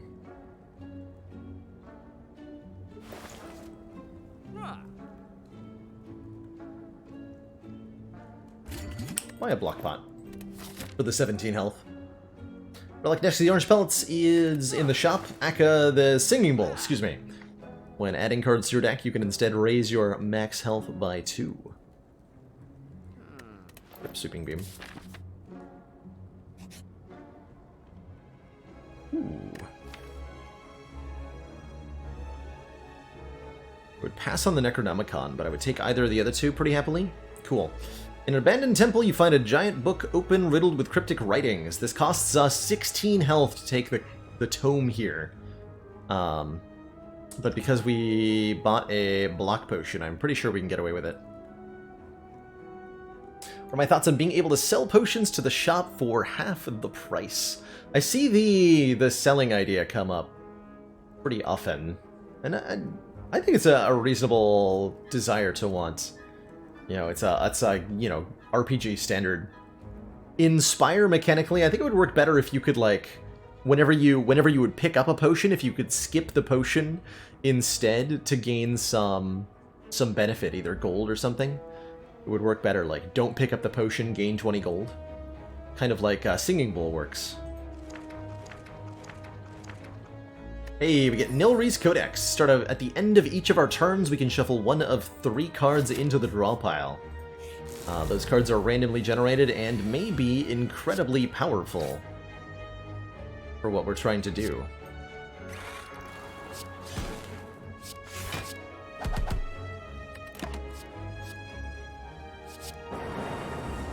For example, we're probably going to find, even though we might not find a real copy of Bias Cognition in this deck, Nilri's is at some point going to offer us exactly that.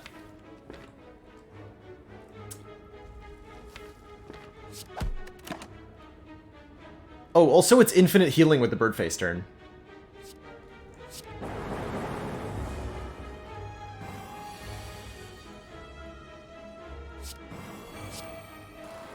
So that's kind of important. Second Barrage feels pretty good now.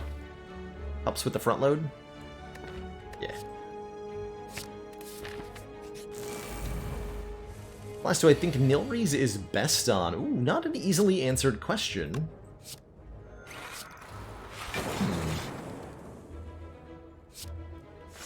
Who is Nilri's best on?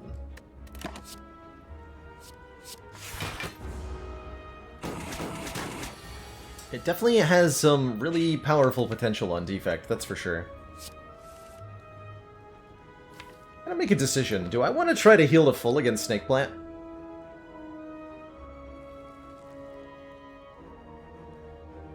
Because we can.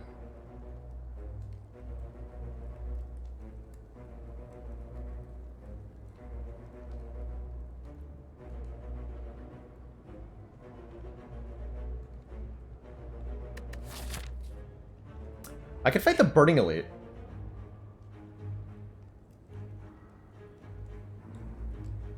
Okay.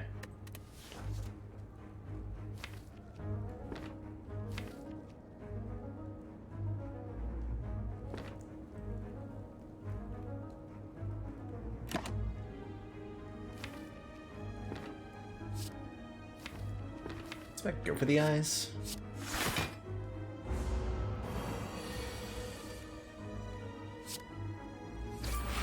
Nice.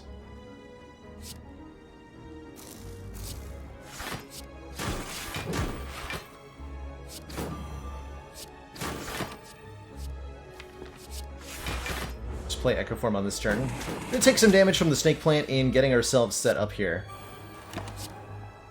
But trust me, it will all be worth it.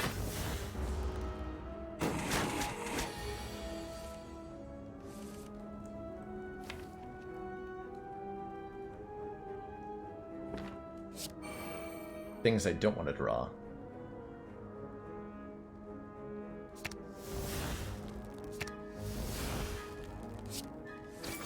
Damn it.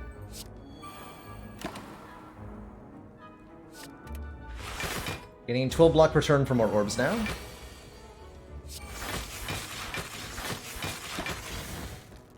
Perfect. So that Bias Cog I said was coming, so we go...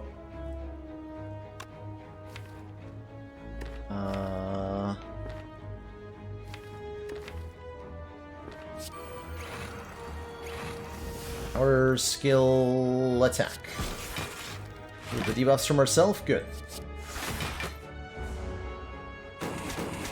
So now the Snake Plant can't hurt me.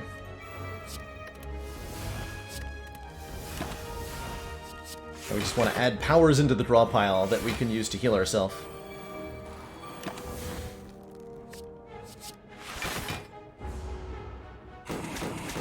Then we're going to add a 5th orb to the defect. I'd like to see a fire orb that deals area of effect damage. I think that'd be pretty cool. Where's the fire element?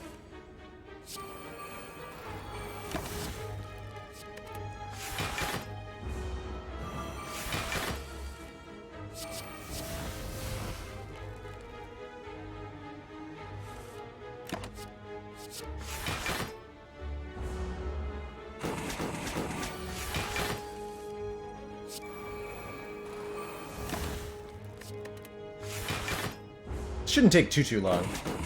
And it's gonna be well worth it. We're getting a Burning Elite out of this. So, like, heck yeah, right?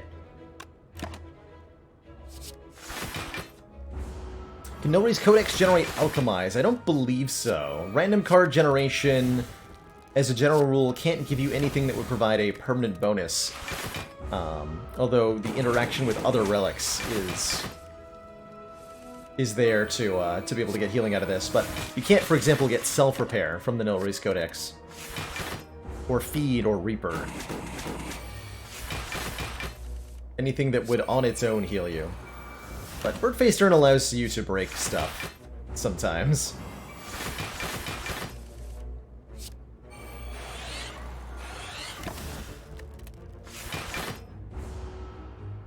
You can get Creative AI, yes, but the Creative AI can't give you...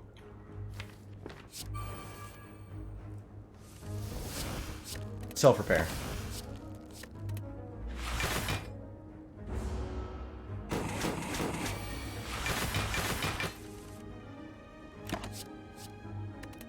An orb that does AoE strength down like Piercing Whale. Oh my god, that would be amazing.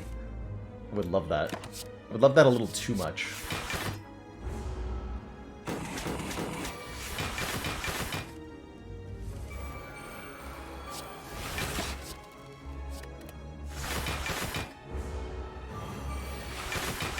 We're almost done here.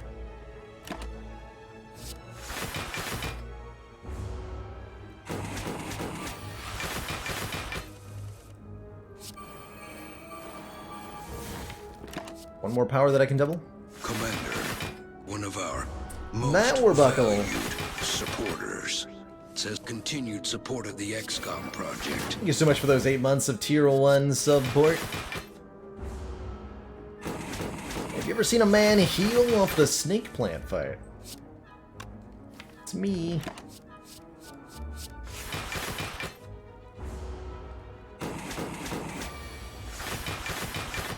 His eye.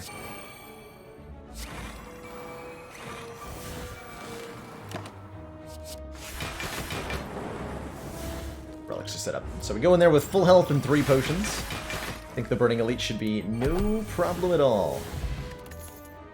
And an actual heat sinks? Do we want that? I wish we had seen Barrage Plus before I took this Barrage, because this is better. But I'm not going to take 3 barrages. But a Mummified Hand, I'm not that interested in a heat sinks. Okay, we'll just pass.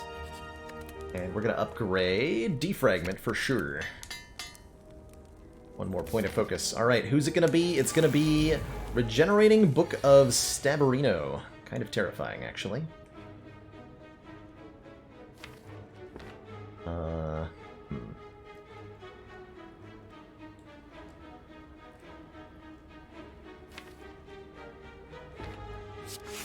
To get Echo Form down. Ooh, I forgot to block. Whoops. It's definitely meant to play the defend there. There's no reason to take that damage or the wounds. So, you know, stuff. Alright, unfortunately, I don't get a choice here. We gotta do some stuff.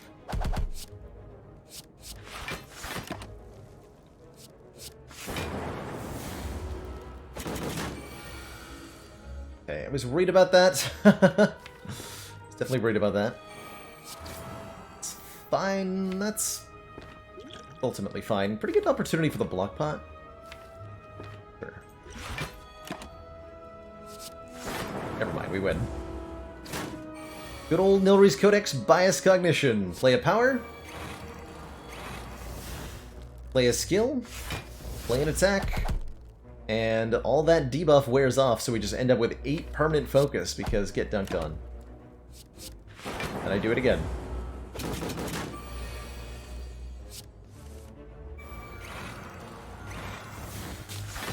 Balanced.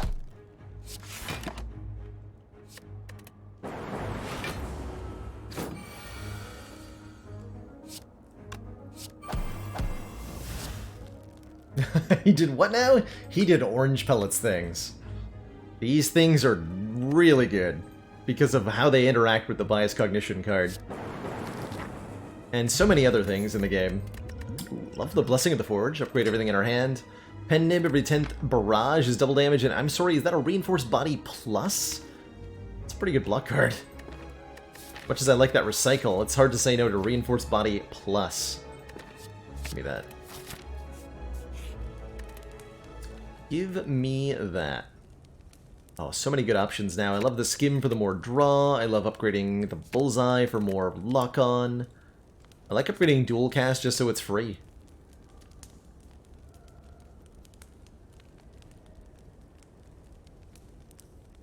Let's upgrade the Skim for more card draw. Do I think pellets should be priced higher? Oh, they could definitely be priced at like 300 and they'd still be worth buying in a context like this one. I'm not going to take the Regal Pillow. We're not going to rest ever in this run, so let's just take the Sapphire Key. And I don't want to curse, but I will buy a relic for 85 gold. We get a bag of marbles. Apply 1 vulnerable at the start of each combat. That's pretty good. It's especially good right here, right now. Especially good right here, right now. This would be a good Blessing of the Forge, maybe?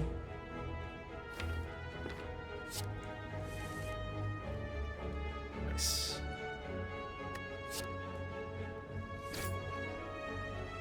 Double nice.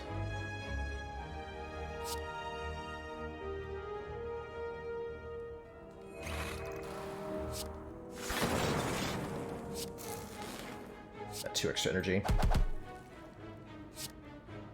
18 plus 7. Ooh, that's a kill. Oh, nice.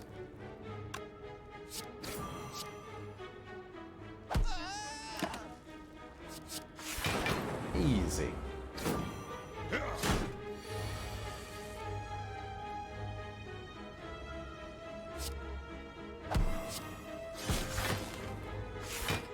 Easy pope easy.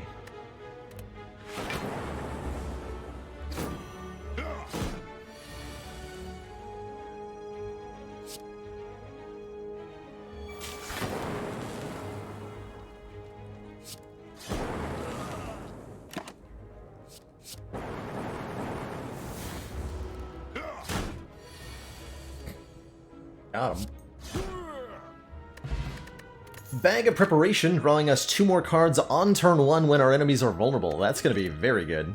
Second chance at Recycle is pretty exciting. Force Field also potentially a good block card. I like this Recycle, and I like upgrading this Recycle. Upgraded Recycle is 0 cost, exhaust a card, gain energy equal to the cost of the exhausted card. And allows us to have some really aggressive turns, especially with lots of cards drawn thanks to Bag of Prep or the Skim Plus. I think the next thing we'd look to add to this deck is a hologram, probably. Or more card draw. Cool-headed would be good. Hologram or cool-headed. Another Skim, potentially. Also an option.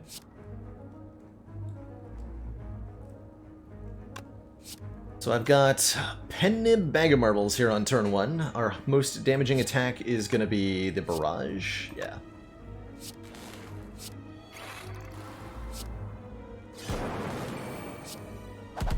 For 15 times 3, that seems pretty good. Vision's kind of cool here. Skip though.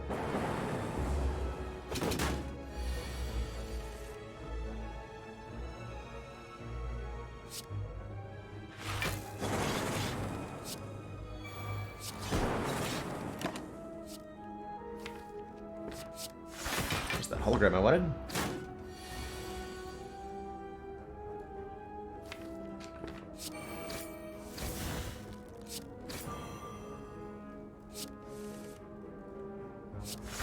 Let's keep you weakens.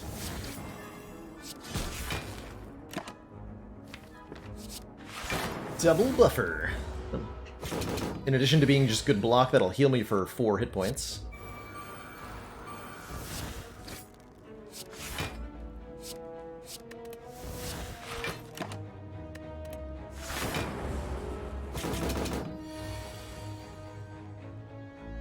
And then this will line up Pendant to 9. Lucana lets me play curses, that's kind of whatever. Double energy, kind of whatever. Rebound is kind of whatever. Sweeping beam is kind of whatever. They're all kind of whatever. Can't say I like any of this enough to add it to the deck. Although rebound is the closest to being good there.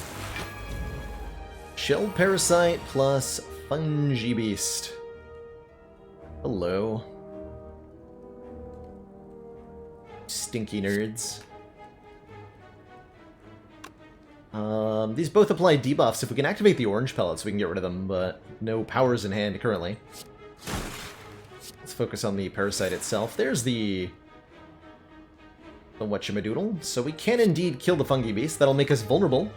But if we play the defragment after we've become vulnerable, won't be such a problem anymore.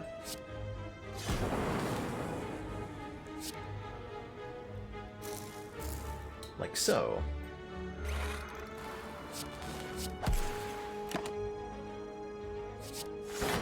Just take the power because it heals me.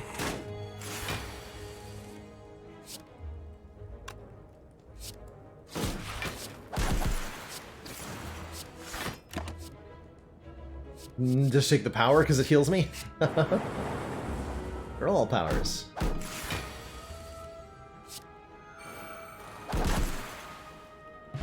Beautiful. Rip and Tear is not bad. With the Penib, the Bag of Marbles, and the Vajra, that is some damage.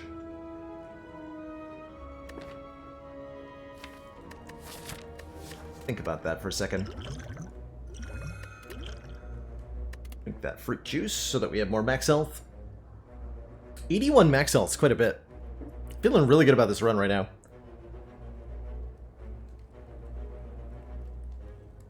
Just the goodest. We'll take the Rip and Tear. Might even upgrade it, actually. Let's do that.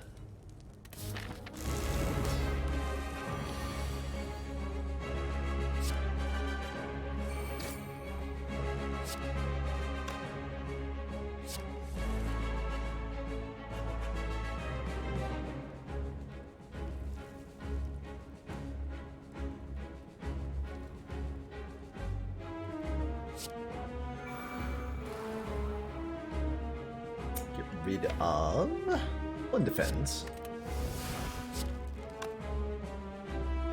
Let's get a cold snap down. Pretty much just want to play more powers now.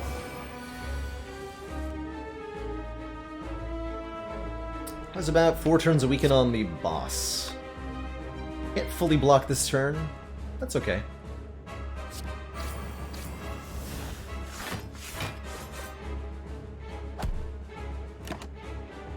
Totally okay.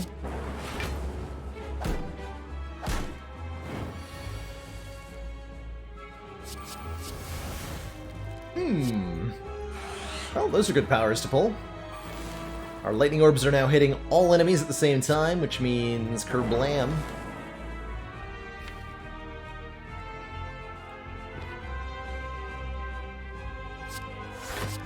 Yeah, the streamer RNG is real, right? Crazy. Amplify. With all these powers coming up, Amplify is great. Well, actually no, not with the way we drew them. But we can double storm.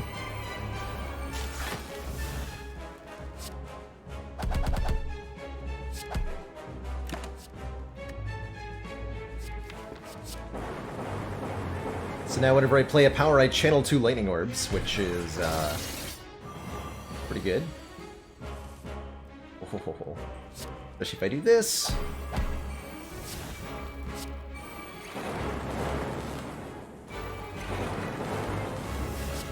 Also, I just orange pelts away Collector's debuffs here.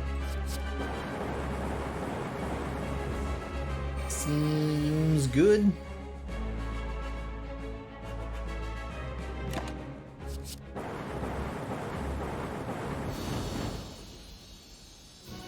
GG. Powers. I'm all about the powers. We want machine learning for more card draw or buffer to prevent the next time we would lose health. I think buffer's the better take. But only just. Machine learning helps me find the Nilrees powers. That's true. We're doing a lot with Nilrees. It's hard to understate how powerful this has been. It's the whole reason we took on the Burning Elite that act. Was that we were able to get a full heal out of the damn thing. With the Birdface turn. Also, by the way, why I took the Birdface turn in Act 1 when we had no powers in the deck yet.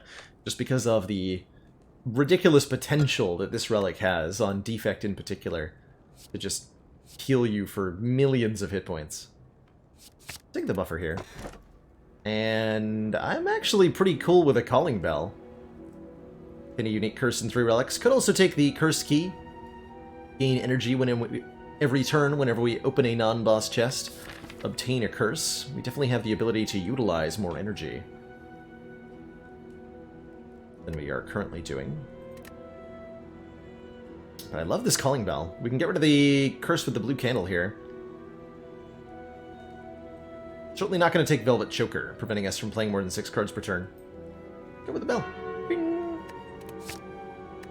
And that was well worth it with an Incense Burner, giving us Intangible every 6 turns, and some other stuff that quite frankly doesn't matter. But our boss relic was Incense Burner, and I'm happy with that. Totally happy with that.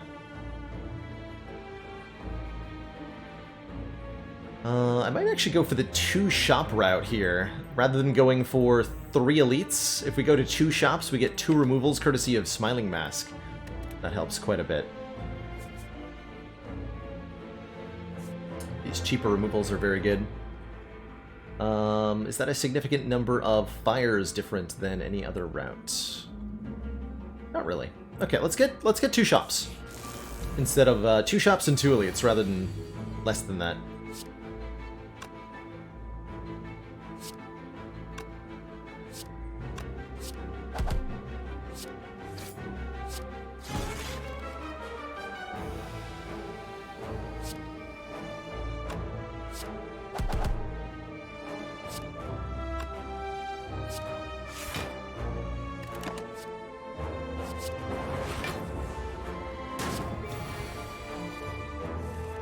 Ride? Yes, the Note for Yourself event still has the ride. That's right. It's currently what's in there.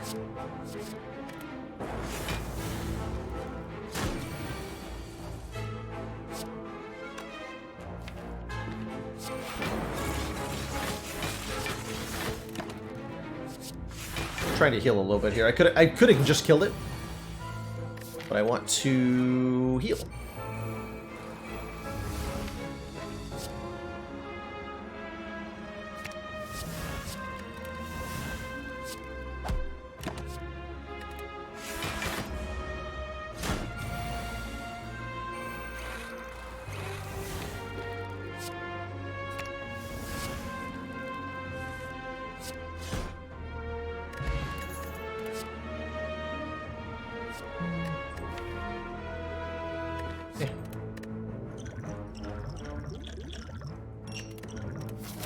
Attack bot there. Duplicate a card in your deck. Well, I mean, probably Echo Form, right? 2 copies of Echo Form? Sounds good to me. Second Defragment's also a very good candidate here, actually. That might even be better, actually. Second Defrag. I think that is better. I think that is better. Past Baylor is a dick. You may say that. It's true at some point. For some values of Past Baylor, it's guaranteed to be true. Neener, neener.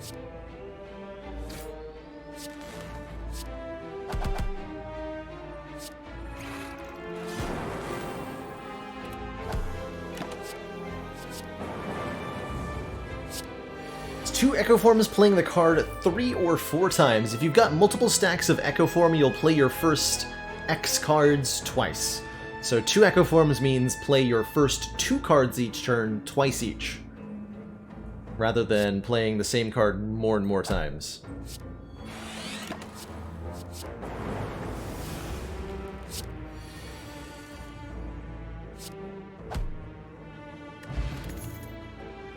Second Reinforced Body? I'll take one more of these. It's such a good block card.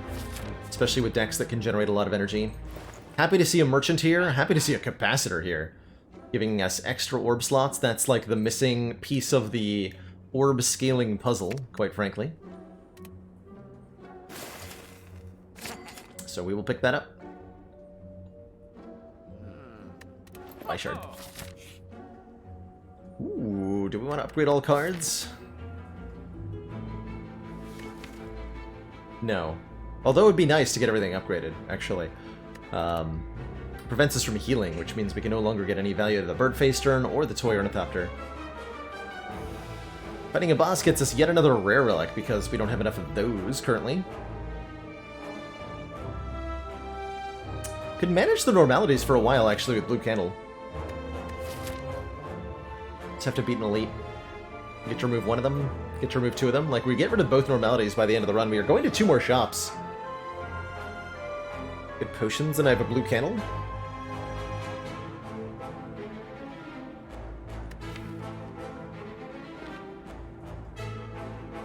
I'm rich!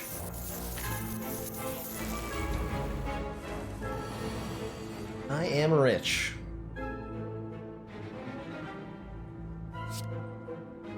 Just gotta be careful about how we draw cards.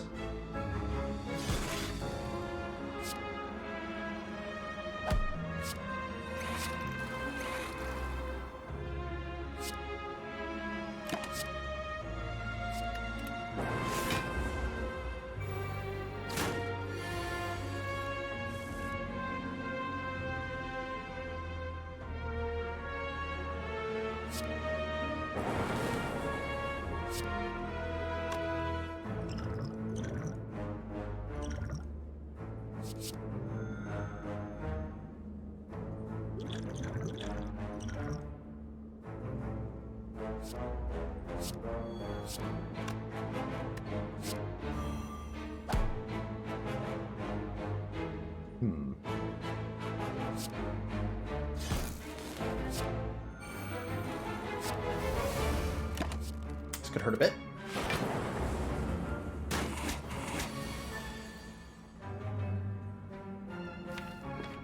Ouch.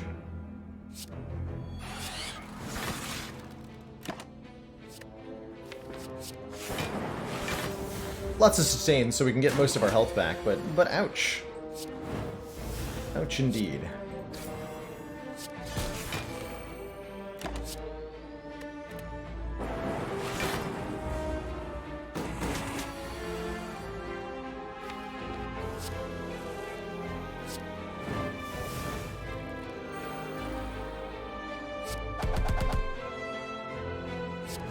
That's two.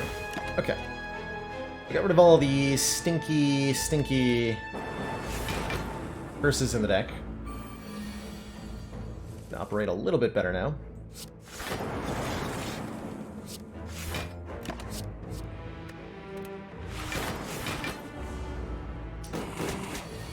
Kind of weak without the Echo Form, though.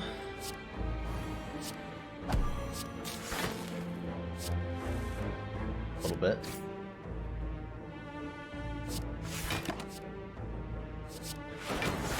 Okay, Thunderstrike got a finisher. We draw it. This works too. Okay, a little bit sketchy there, but we made it. And again, that was with 2 normalities in the deck, so I can't complain too much. Another buffer sounds great. Are we fighting Awakened One? No. Okay. So no Awakened One for the entire run. We don't have to worry about how many powers we put in the deck. Just give me more copies of buffer then. Sounds good to me. Get them upgraded too.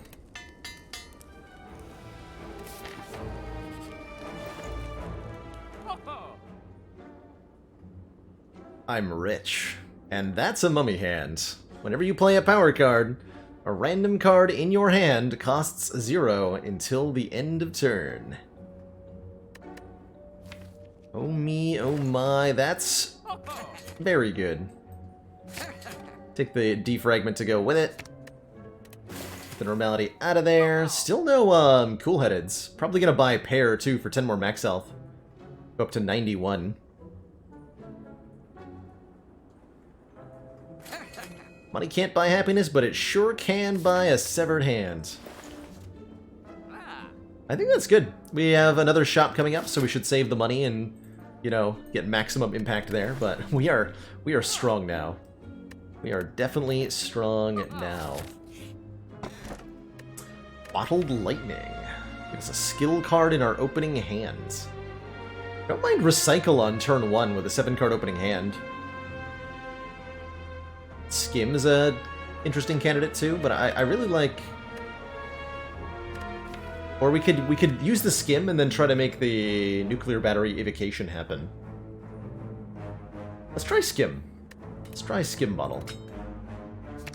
Especially with the mummy hand, like, we can have a ridiculous turn 1 now.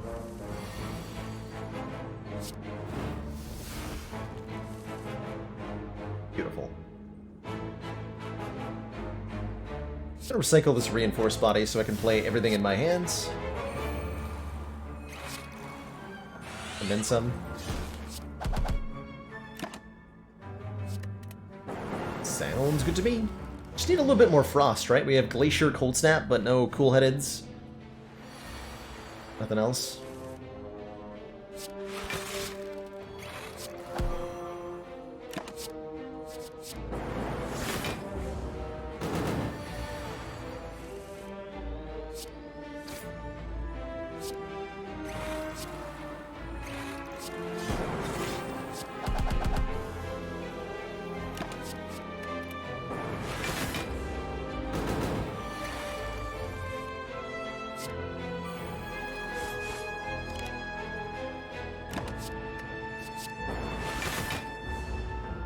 Can always get Nilries to help us out, too. Wait, I didn't activate the orange pellets. Wait, what? I thought I did. Oh, I activated it one time and removed only one of the biasts. Amazing. That was weird. Let's try that again. Power, power, attack, skill. There we go.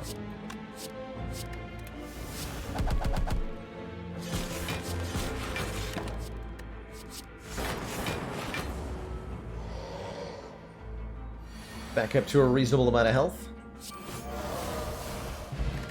More max health in the strawberry, bringing us to 98 max health total. I do like a compiled rubber. Deal 7 damage, draw 1 card for each unique orb you have, which we are starting with 2 and often going up higher than that.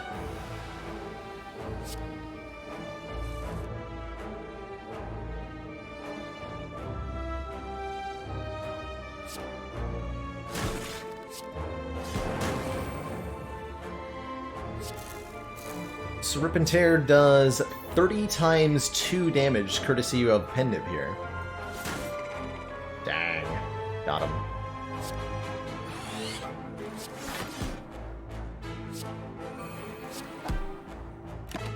Great turn.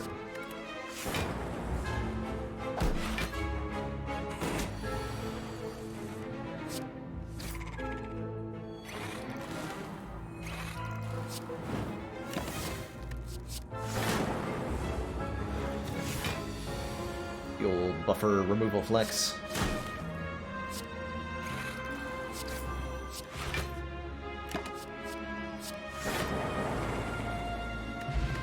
Focus Potion, excellent, giving us 2 focus, 1 more capacitor.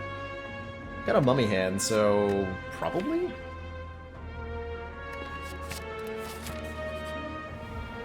Into fall. Lose Zap, Defragment, or Cold Snap? Well, see you later, Zap, because I'm not going to lose a Frost Orb, and I'm certainly not going to lose a Defrag.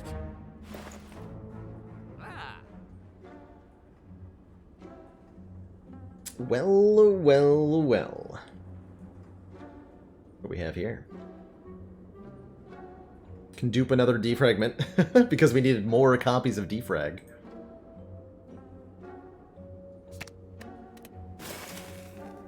Okay. I could do... I can't do Toxic Egg and Hologram and the Mirror, can I? I don't think I can.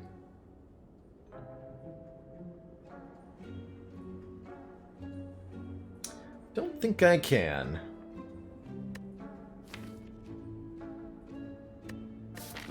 It's definitely late for Toxic Egg. The main point would be to upgrade the Hologram for me. But we can just do that at the... Well, we can't do that at the Fire. We have to recall.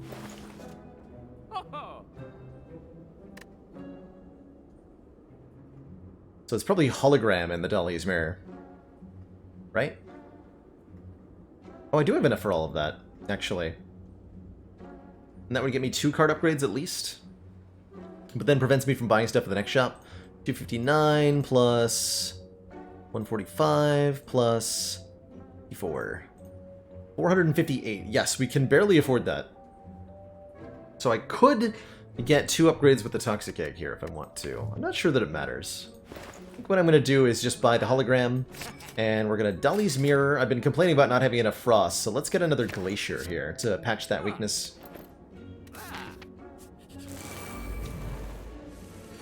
Then I have Frost Orbs.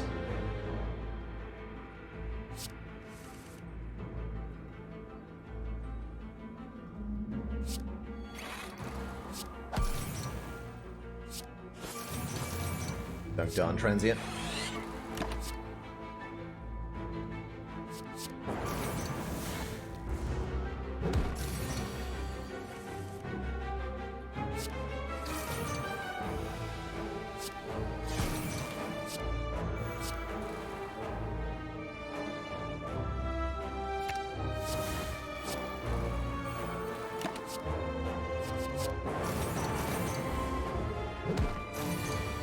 Toxic Egg affect the Norris Codex? No.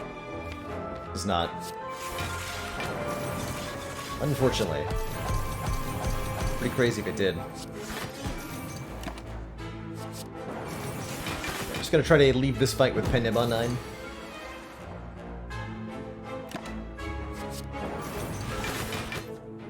Seems easy enough.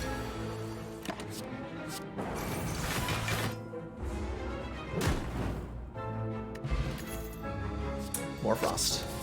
Okay, now we have enough Frost Orbs, for sure. For sure.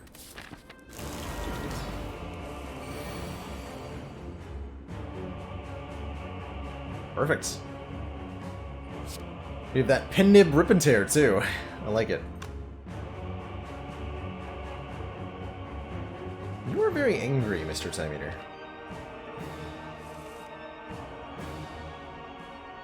You considered maybe not doing that. Just a thought.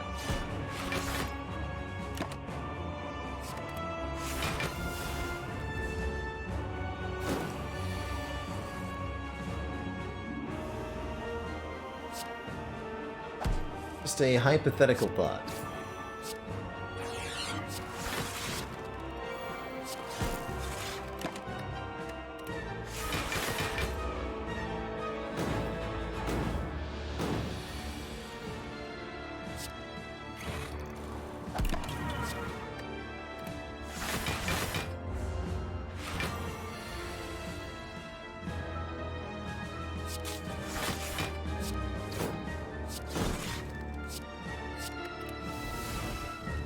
Not a full block, huh? Whoops. Could have played the Ball Lightning and made it a full block too. Just chose not to.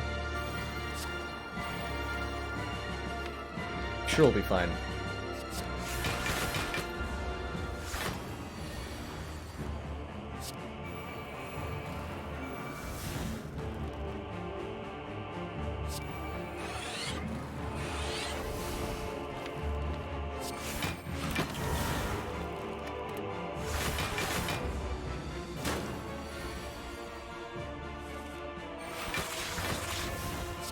Commence the boppening.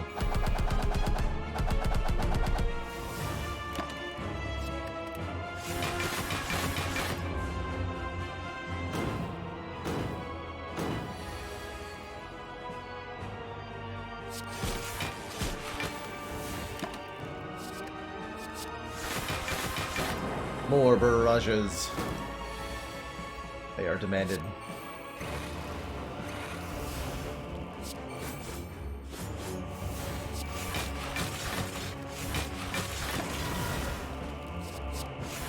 More echo forms. Yeah, I gotta make sure I kill Time Eater with Instance Burner on 4. That is actually important.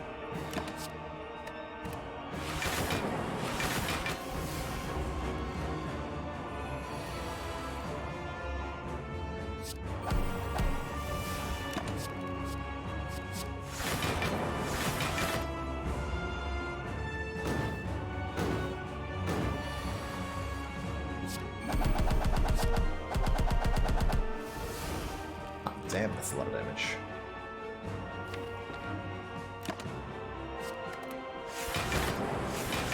$242,000 waffles. Guess I gotta find new ways for people to spend these, huh?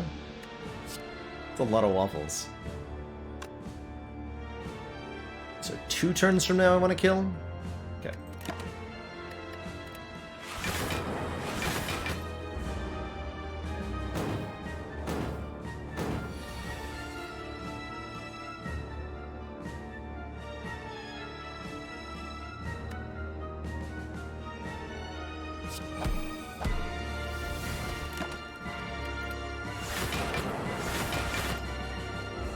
So here, we want to kill right now so that we're lined up for Spire elites. GG. And Penib's on 9 too, perfect. Two thump, a deep pulsing dread. Can be felt throughout the room. 200 million to delete the channel. Amazing. Oh yeah, that's a good one. I should add something that just lets you waste points. I think that'd be, you know, gives you an option, right? Gives you an option.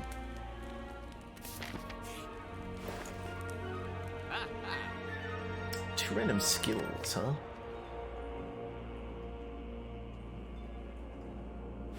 Not highlight your message, though.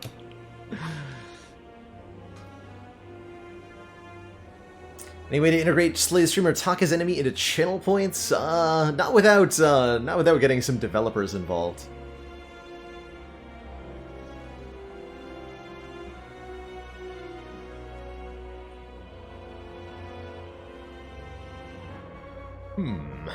Secret technique. Definitely down to card removal. Do we want one of these relics? We could buy the Cauldron and try to get better potions, but our current potions are pretty good.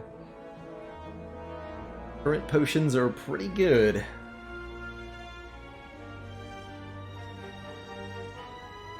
$200,000 for an alchemy fact.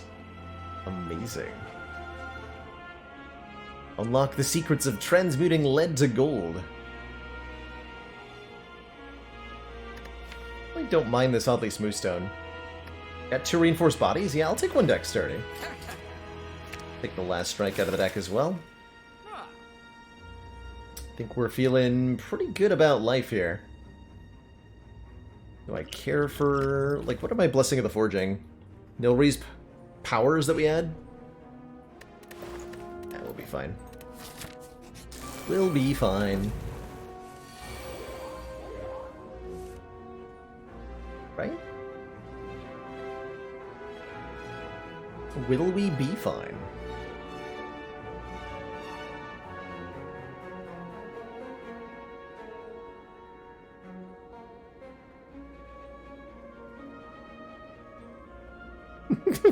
What is about to happen in my chat? Alright, I trust you. Would I be interested in getting that developed and running? Wouldn't mind looking to a channel points into Spire interaction mod. The double usurp. Incredible. The triple usurp. You're allowed to, yeah, I was gonna say, you're allowed to refund your own points, right? So you can just keep doing that. That's an abuse of power, that's for sure. That is definitely illegal.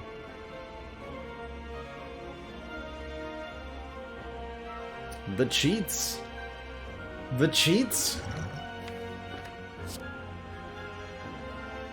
Someone stop this hot nonsense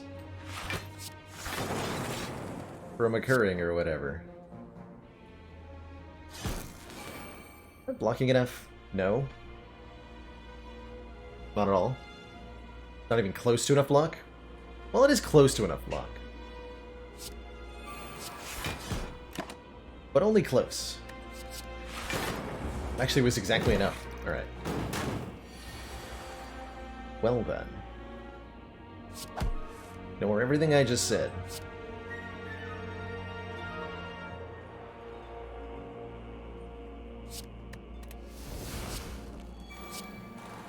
Nice.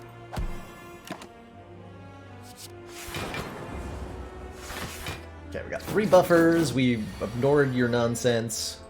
I have all the powers in the world. I think it's good.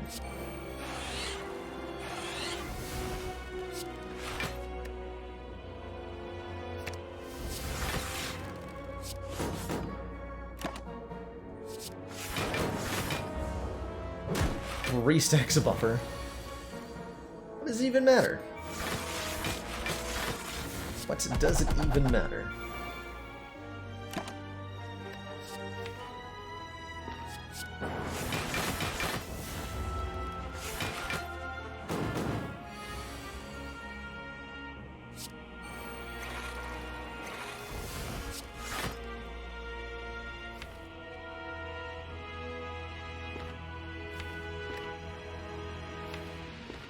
I think in theory I'm supposed to do damage at some point.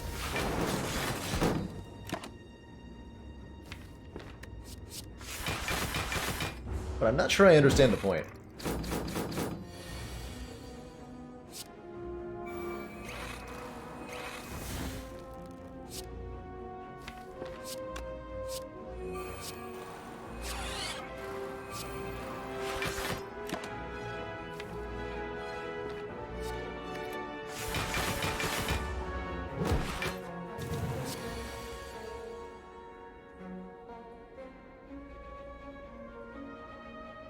Oh, so to further that thought, TPN, how to phrase this?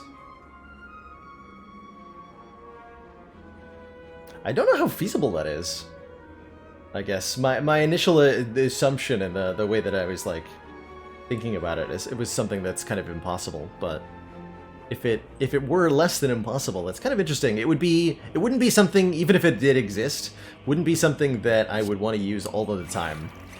But something more to break out as a every now and then special occasion kind of thing.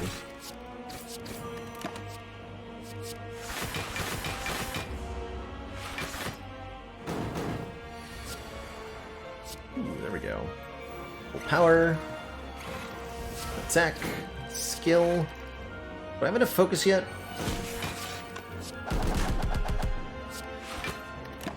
Can't tell if I have enough focus yet.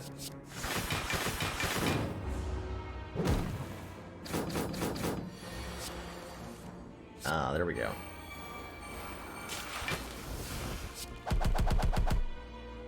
Got him.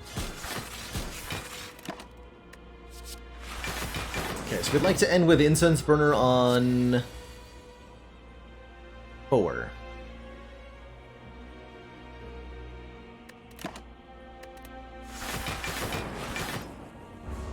Which I will currently do just by ending turn. Cool. For making my life easier.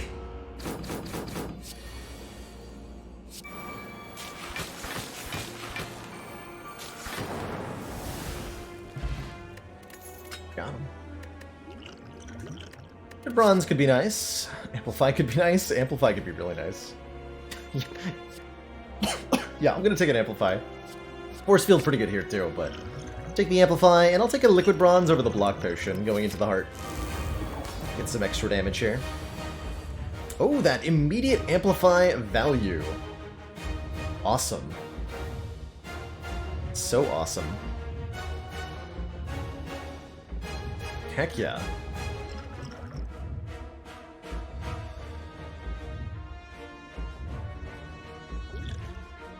Every time we play a card, Beat to Death is going to do 1 damage to us. That's a pretty good Blessing the Forge. Get everything here upgraded. I like it.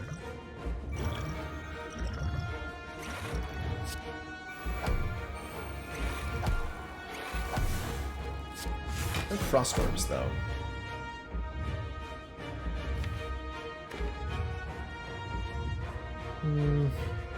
Could have done that turn better, I think. It's fine. We got a Liquid Moraze. All gonna be good.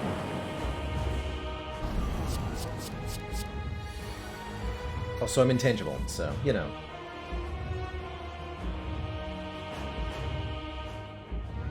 Alright, Liquid Memory is the Amplify. I can do some pretty nasty stuff right now. Let's do that.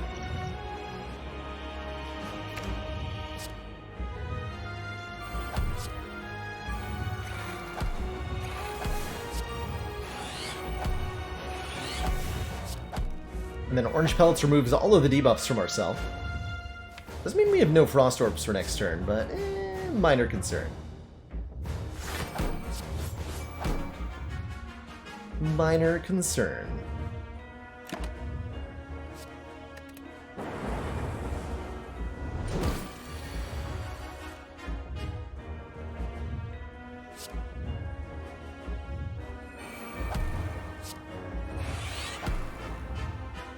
There's really no reason to play that buffer.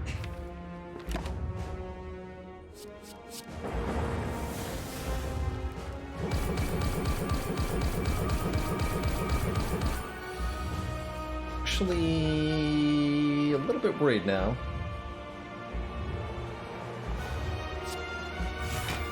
I should have played a Glacier. Dumb.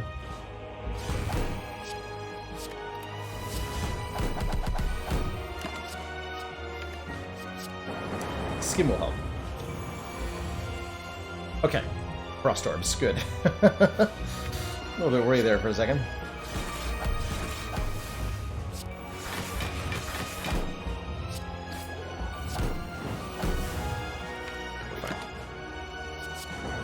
Especially with Double Biased, we're fine.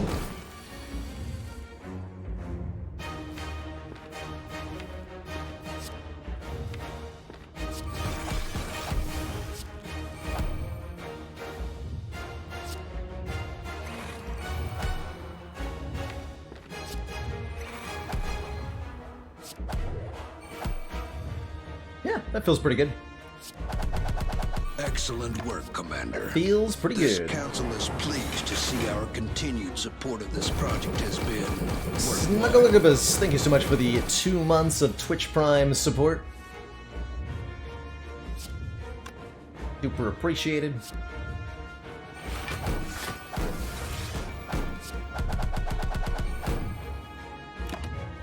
I'm gonna beat Hurt without playing any copies of Glacier, apparently. Okay. I'm fine with that. If that's how it's gotta be, I'm fine with that.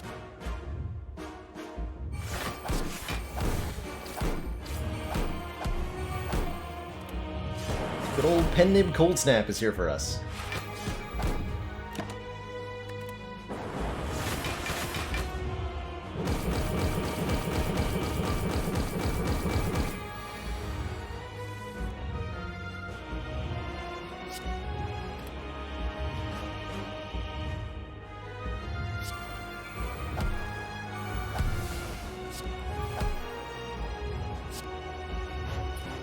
Commence the boopin'. Oh wait, what? It's only 9 orbs. Oh no! GG. GG.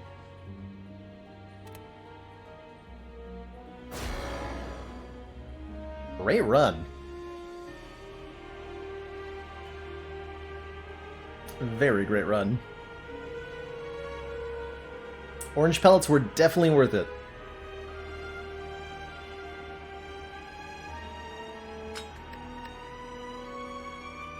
Stave off any affliction, including dying. GG. Gotta say, the 999 gold was also super worth it.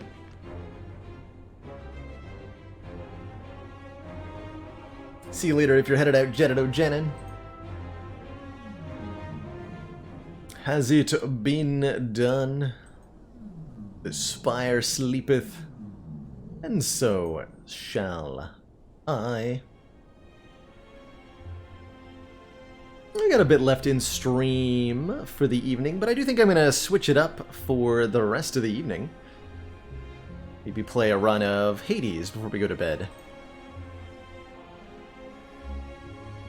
Sounds really good. It's been an absolute joy doing some reverse ladder runs. We got the 16, 15, and 14 wins in. We're definitely getting... I'd say we're at least halfway through the difficulty of a reverse ladder streak now. Which is pretty sweet indeed. Might actually clean this out within, you know... I don't want to get too confident, but... Looking pretty good from here. Looking pretty good from here. So a class that I feel does best only on 3 energy, definitely the Defect Thunderous Knights. Definitely the Defect. And it has a lot to do with the common card pool that Defect has. In commons, we got 0-cost Beam Cell, 0-cost Claw, Charge Battery is extra energy next turn, Go for the Eyes is 0-cost, Steam Barrier is 0-cost, and Turbo generates energy. Our briefs have recently been contaminated. Your discretion in this matter is expected. And these things all allow you to create a very effective deck on only 3 energy with a couple of upgraded commons thrown into the mix. You can have a really reliable set of stuff. That's why when we did for the All Achievement speedrun, we started out with a Who Needs Relics run on Defect, without any boss relics. It's hard to get energy, but Defect thrives with some upgraded commons. 0% Sneaky, thank you so much for those very generous 4 gifted subs. Welcome on in, everybody, to the council. For beating the heart with Bullseye active. Heck yeah. Card is sweet. Wait, where is it? Bullseye. This card is so sweet. 2 lock on. It's a very good way to scale your damage. Like, if you got Bullseye and Aesthetic Discharge, you can beat the heart with no focus. No problem. No focus, no problem. Alrighty, well, the Spire action will return tomorrow. If you're headed out, then thanks for being here. But if you're sticking around, there's going to be a little bit of Hades action. So let's switch it on up. Let me get my controller here.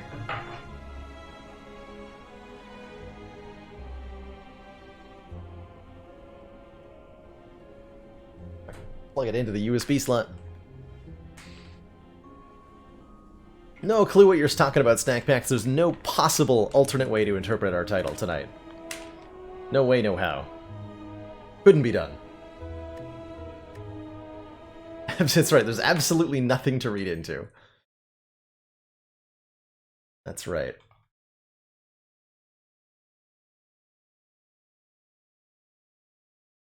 That's right.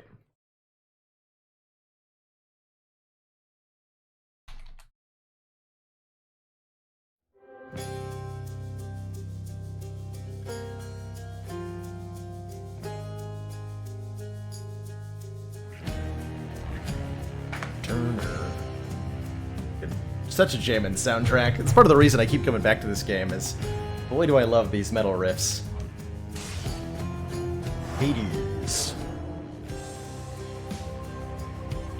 Next major update coming in June, so it's gonna be a while before another big update comes to the game, but there's still plenty to enjoy right now. That's right, I got the music playing. So if you've not seen Hades before, it's an action-based roguelite where you play Prince Zagreus, who's looking to escape the Greek underworld.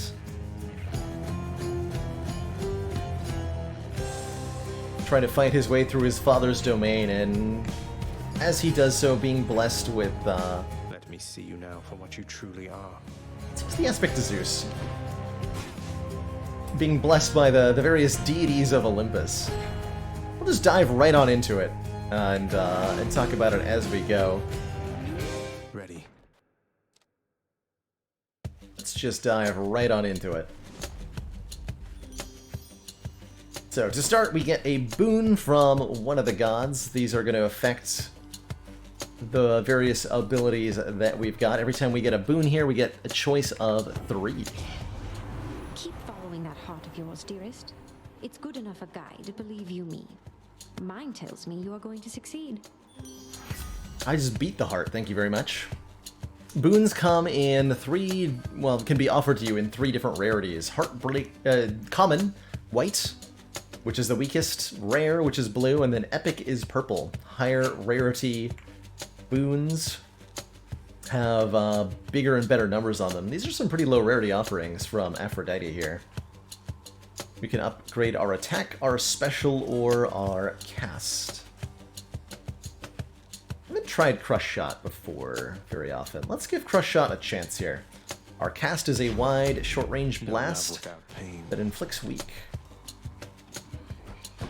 So our, in Hades, you've got a couple basic combat abilities. Your basic attack, which is done with the X button on the controller.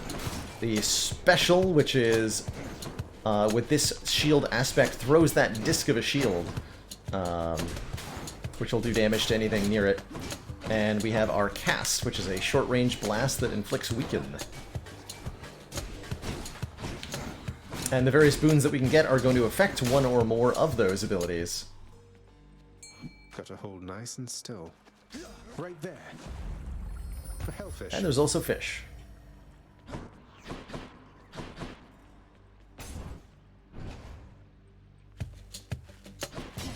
May I help you? Pearl Gate looks good. We're using the Zeus aspect of the shield. Shield's got a bull rush that we can charge up. While we're charging, we're immune to any damage from the front, so we can really pummel our opponents that way. And it does quite a bit of knockback as well. Mine. Yeesh. Ooh, so we're offered here a...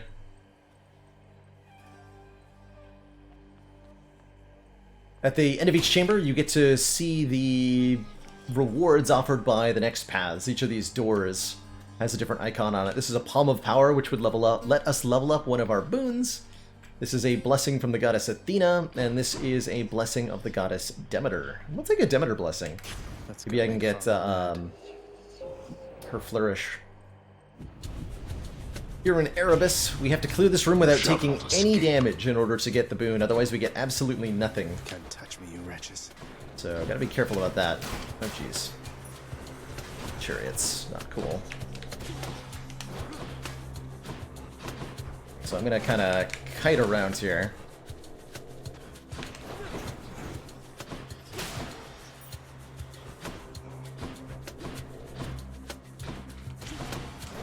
Whoa, boy. Yes, there we go. If I go at just the right direction, yeah, I can drag the shield. I can drag the shield through the enemies. If I move quickly enough. It's trying to come back to me, but it's not very fast, so we can, if you outpace it, you can kind of manipulate where it goes.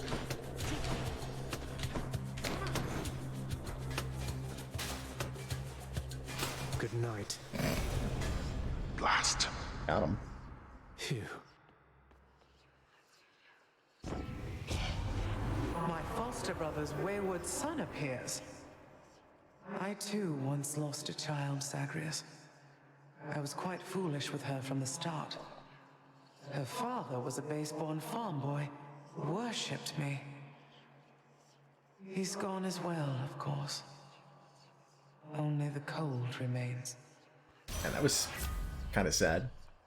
There's the Frost Flourish that I was looking for. Our special is stronger and inflicts chill. That's the disc throw that our shield has, and I think that's what I want to get here. Chill is a debuff that stacks up to 10 times, and each little pulse of the shield is going to apply 1 stack of it. Let's take a Nectar here. Nectar will give us a random level up on a boon. That's probably going to be our Flourish, so it'll do more damage.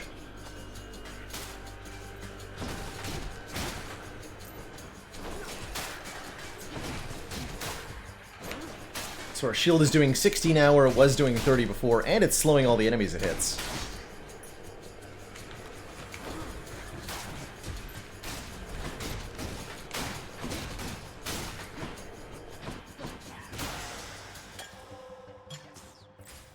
Yep, that upgraded our Frost Flourish by 1 level, so now our special is a plus 111% damage. And let's take another boon? No, let's take the money here. Or not another boon level up, more accurately. Oh god, they're teleporting. Don't teleport, I don't like it.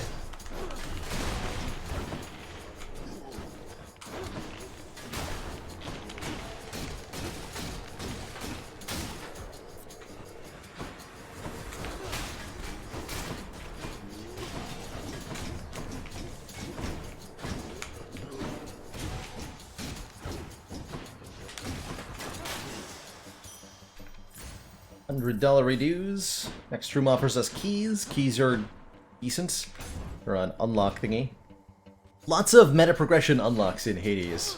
Your first couple runs are going to feel pretty weak, but as you play further into the game, you'll get stronger and stronger and find it easier and easier to get further. It's not a style that works for everybody, but I quite enjoy it in the way that Hades delivers the experience.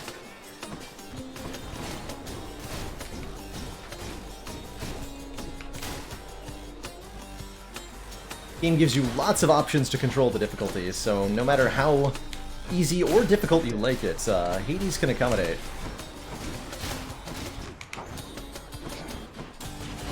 It's also just a jammin' good time. I'll just keep this on me.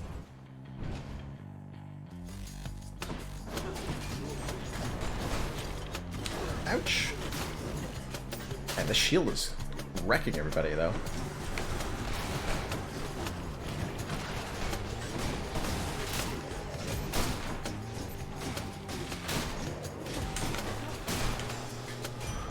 What do we have here? Another boon from Demeter, that's what I want. I want to get Killing Freeze, which I think might be my favorite boon in the game, actually. Let's go.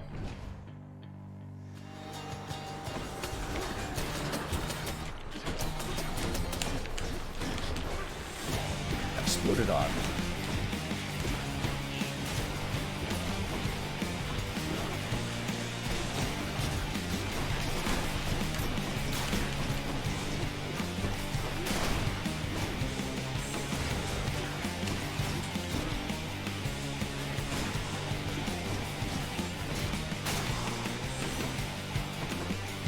Anyone else?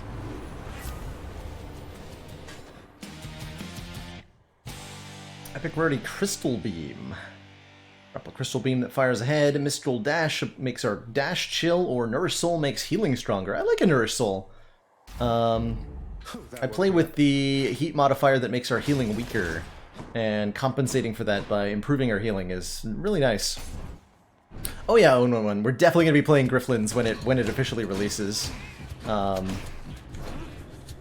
be checking in with it a number of times throughout its development, I'm sure.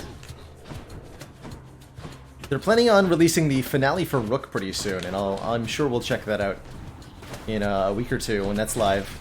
That is a lot of landmines, though. Jesus. Ah! Oh my god! Ah!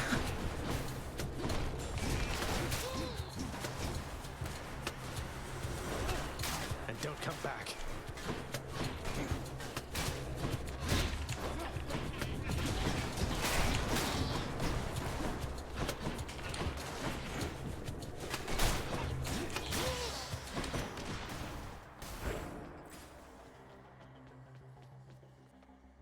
Update in 1 day? Yeah, I think that's planned to be the Rook update.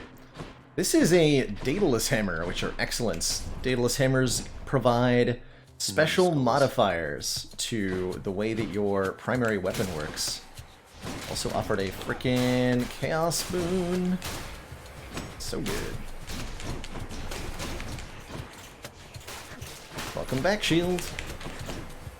I resummon the shield to me by pressing the special button, so I have control over when that comes back, which we get to use to great effect here.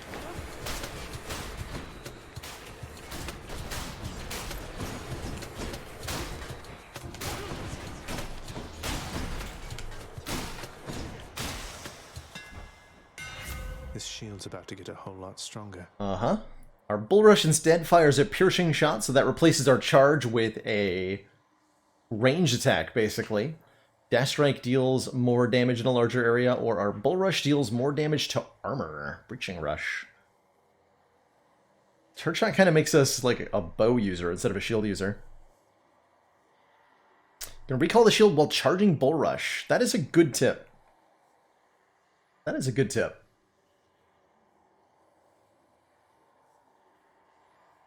I want to take the dashing wall up here. Oh yeah, make that nice bigger dash attack. So, entering the realm of chaos, which I'm certainly going to do over being offered gems or darkness here. Costs us some of our health, but then Going in. gives us a boon of chaos, an immediate downside paired with a long-term upside. Hello, Coin. When I conceived the world and the immortal son of Hades, I did not expect you would be standing here before me now. Oh my. Excruciating Strike. Makes our attack stronger, Abyssal Shot makes our cast stronger, or Maimed Soul gives us quite a bit of additional max health here. 56 max health, which is huge. Bonus cast damage can enable some pretty crazy builds. Hard not to just take the Maimed Soul immediately. Take the Maimed Soul. Let's see how this goes. Let's get some more money.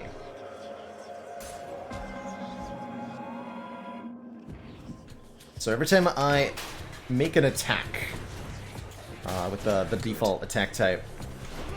Oh man, is that a gate? That is a gate. I have to do that with no attacking? That's going to be interesting.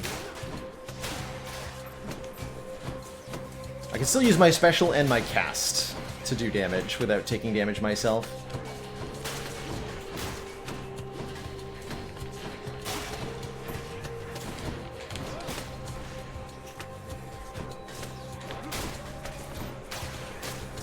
Oops, ow.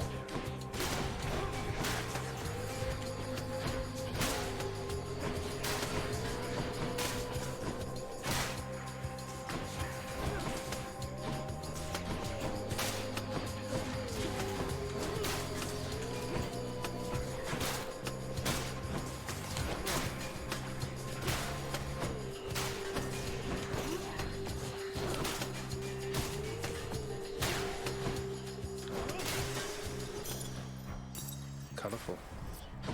Palm of Power or a shop. With 570 gold, a shop is pretty good, actually. It's on offer. I'll take the Prometheus Stone. Bonus charge for the cast means we can cast twice in quick succession, which will be important while I can't attack for now. Do I want to reroll this? Or just level up one of our boons more? See you later, Schwartz. Thanks for hanging out. I'll reroll this. I have a better idea. An upgraded Ares boon. Interesting. I'm in. Do it. Not usually a fan of Ares, but let's see what he's got for us today. You're trapped, boy. Don't you understand? God.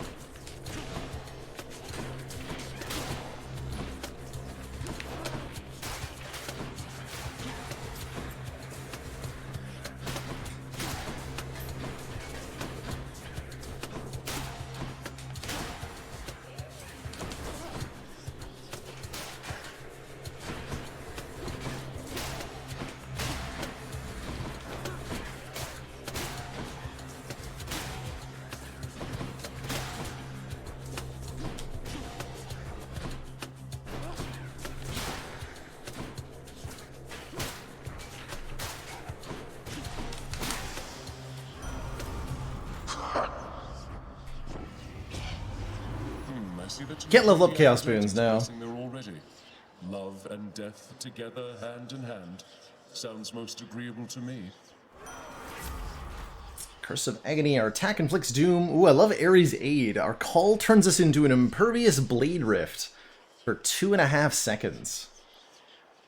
So we temporarily become invulnerable and deal AoE damage.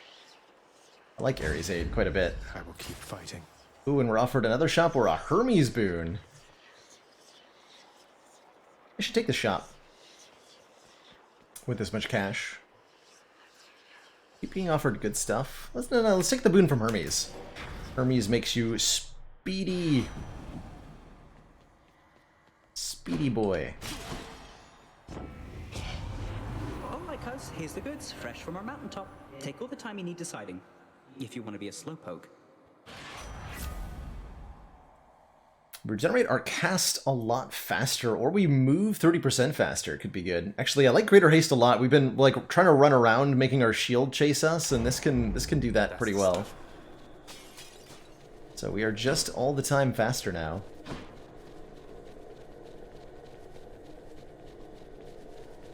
Good.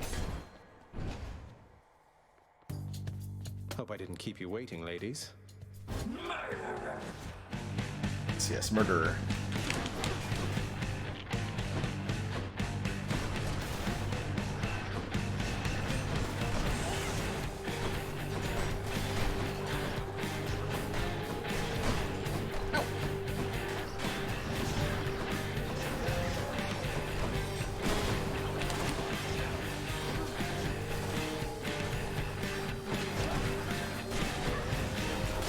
Curse of chaos. That's right, I'm allowed to do ridiculous stuff with a shield, aren't I? That's right, actually that hurts me though. That's right, Curse of Chaos.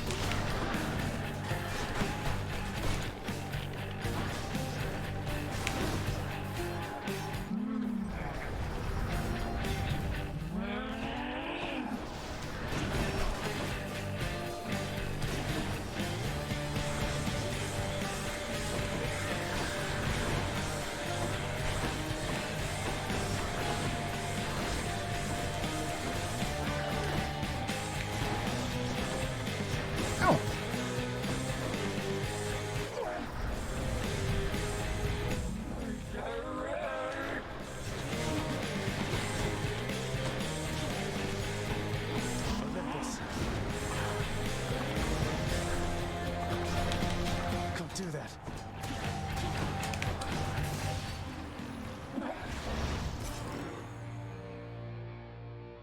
I remembered I had the call eventually. Glad that's over. That worked out. Chaos boon evolved. Chaos Boon evolved and we have more max health. I can now do the melee again. Found you. Very appreciated.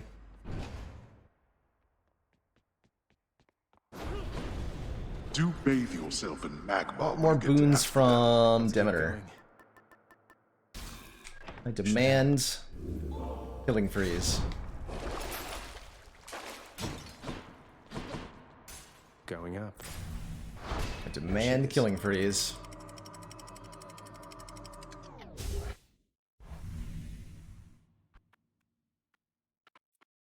Now we're getting somewhere. Regular old boring darkness. Unacceptable. Unacceptable. Don't get in my way. I don't like this room. Whatever happening here, I don't like it.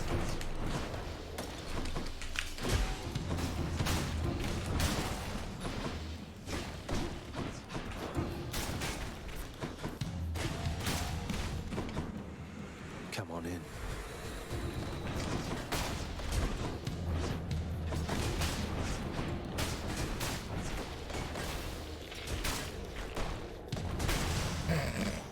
Got him. Enough. I really like the Zeus shield. It's fun. More gems and more nonsense. Just give me an infernal trove. That comes out. These rewards are very mediocre. To the next one.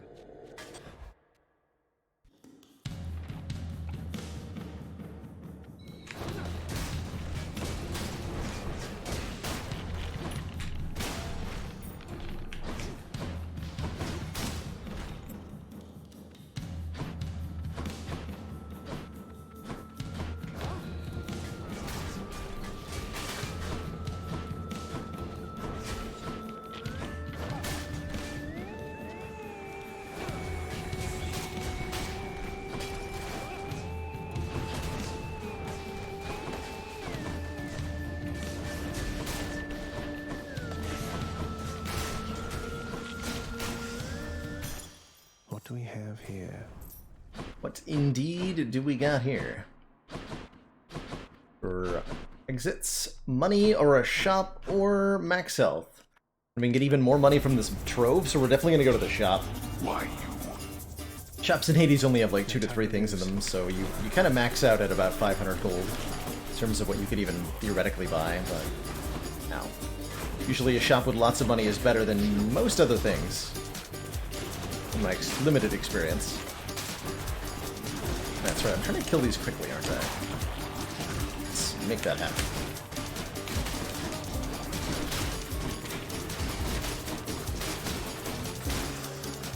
Okay, 83 is not great, but not bad. Look for better help.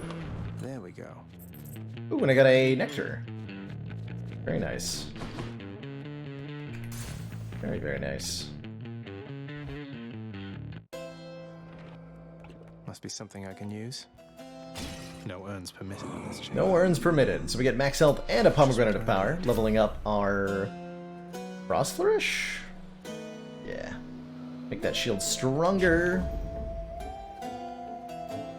The consequence for not going quickly, when you're in an Infernal Trove combat, the reward from the Trove decreases over time. So the longer I take to clear those enemies, the less money I'll get from the chest. Barge of Death, you're here.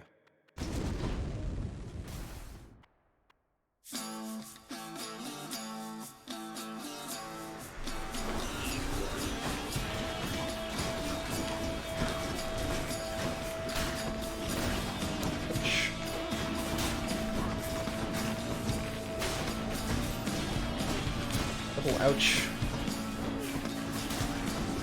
And that's that cast is pretty short range, huh?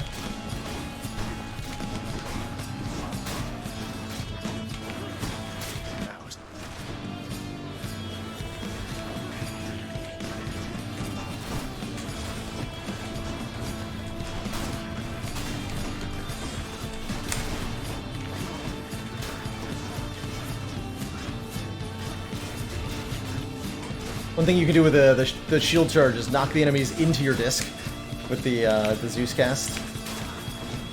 Or the Zeus aspect, excuse me.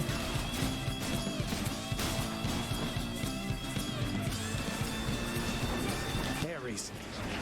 Oh man, that is fast.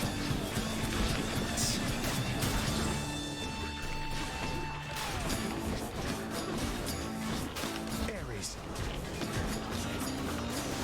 Ouch.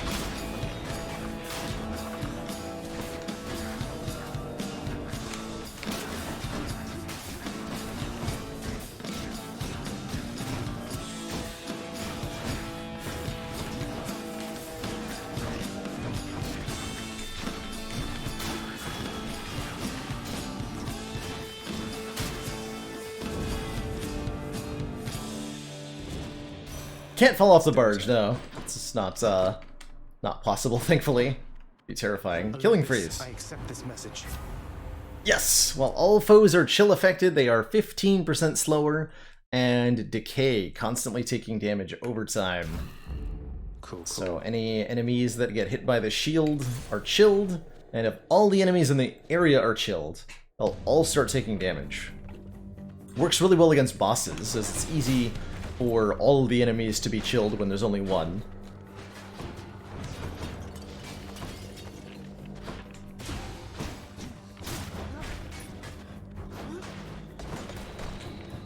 Why?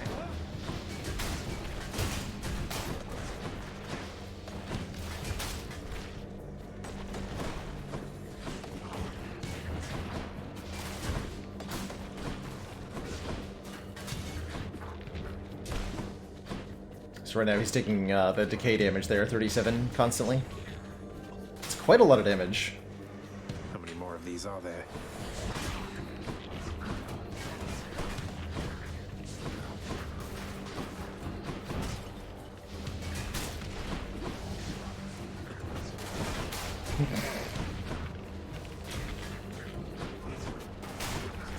This might be my favorite way to play Hades. Run from the shield!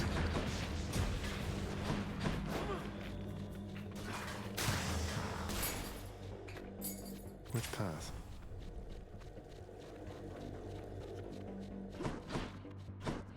for Nectar again. Get another random level up. Oh, I saw that. That's a lot of coin.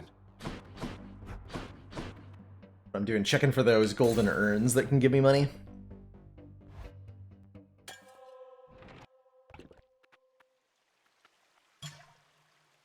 Harry's aid leveled up, nice.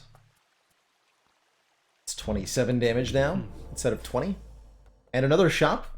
Glad we had a lot of money. No way to avoid that shop. It's definitely never a good feeling getting put into a shop when you can't buy anything there. Dio. What you got for me? Premium Vintage. Gain max hell life when you pick up Nectar. Get one now. Cheers to that. Not the greatest timing for that, but I'll definitely take the 30 max health and the 25 more max health, putting us at 276 max health here, going into our Hydra fight.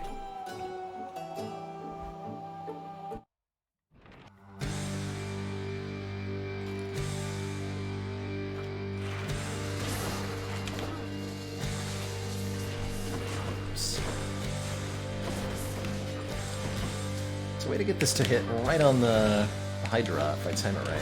Or aim it right.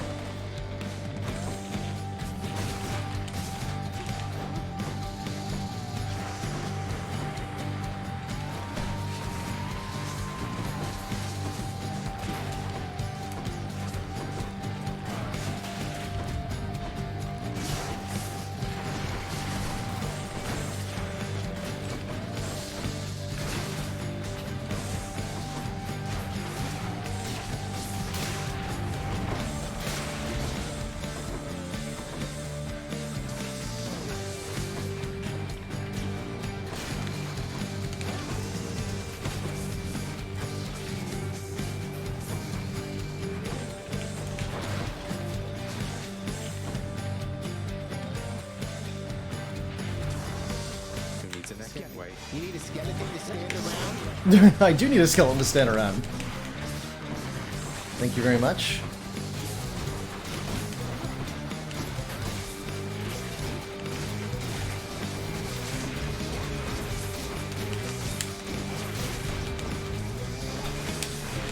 Skelly distracts all the skulls so nicely. It's not a problem at all.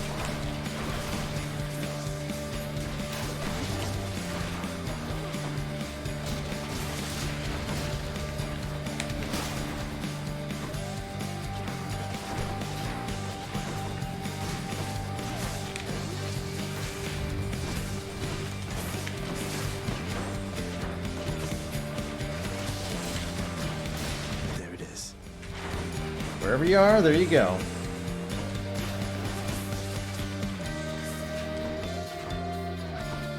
Death and destruction. Have fun bouncing.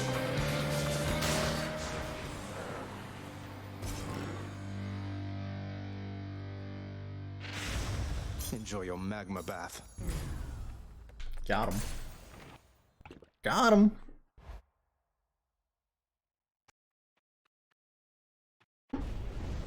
King Theseus is eager to see you again soon. Okay, we got our killing free, so I can give up the Demeter. Who do I want boon from now? Just somebody we haven't gotten a boon from yet? Let's try getting a boon from Athena. And let's make a Chaos Gate spawn, too. Probably take a Chaos Gate over a Daedalus Hammer with the shield. I don't really like the shield's Daedalus Hammer mods that much.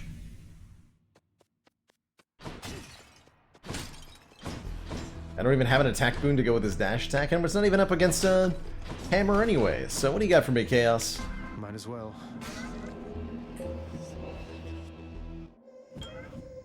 Let's see. In the name of Hades. More max health. Ooh, we're gaining another cast. Caustic Effluence is not bad either. Getting additional money is pretty powerful. Even towards the late of the game, this 35% applies to money you get from golden urns, for example. But let's just take more max health from Metal Soul. I'm happy with that. So we can't cast for a little bit. That should be fine. Ow.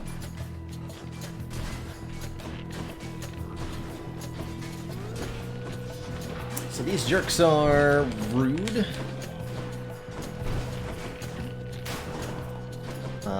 When they die, they turn into these little, like, minion things that you have to kill again, or they'll respawn.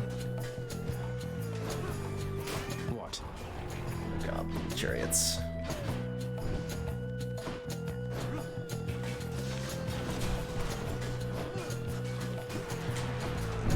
Ow! I managed to get hit by that twice. It's not wise of me.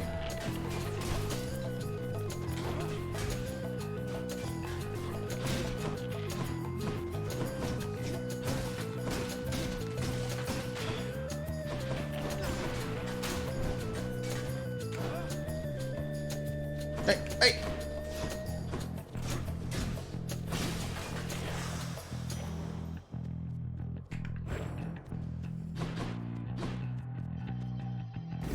Yeah, might as Oh, well. just restore that health. I do not think so, boy.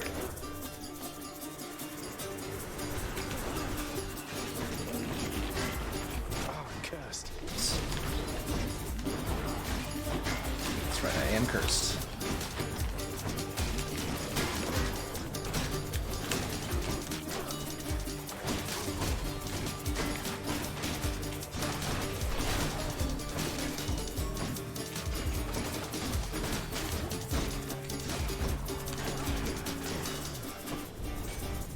Useless. Good enough. Good enough. Another shop or another Hermes boon. We'll take the boon from Hermes. Could be some interesting things there, like dodge chance or cast regeneration or something.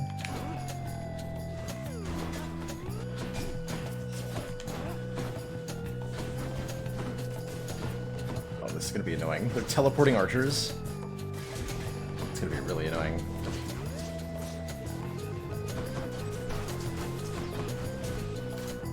Extra dashes, maybe? Oh god, come on.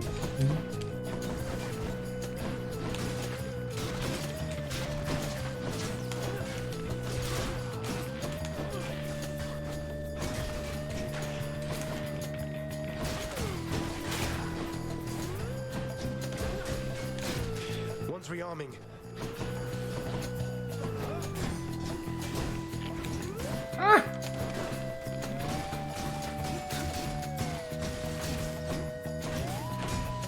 Okay, that second one was my fault entirely. No need for that.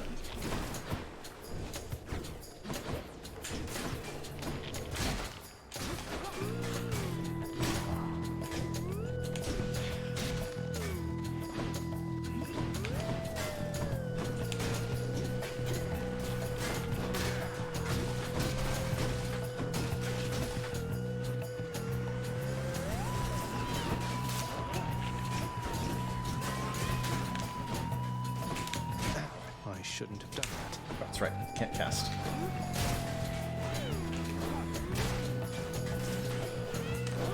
Dead.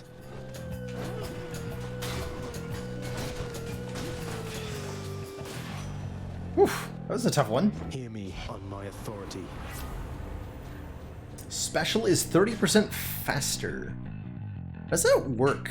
Does that make the shield move faster? Hermes. Just cast faster? I don't think that actually helps me that much. See, like, I'll take the higher rarity Athena boon over the Daedalus Hammer here, I think. Oh, it pulses faster? Oh man, that's so cool. Thank you, Short One. Few in Elysium dare challenge me repeatedly. So mysterious. Oh, it's so cool if it pulses 30% faster. Ow.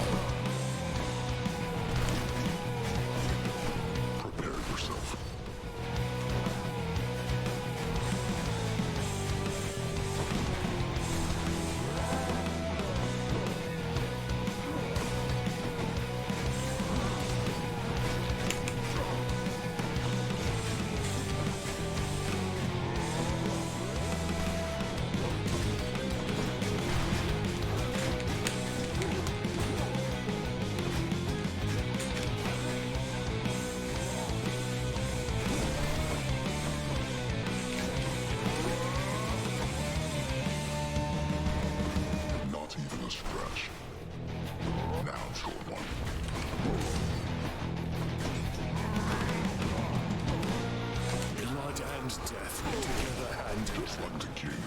Nice and dice.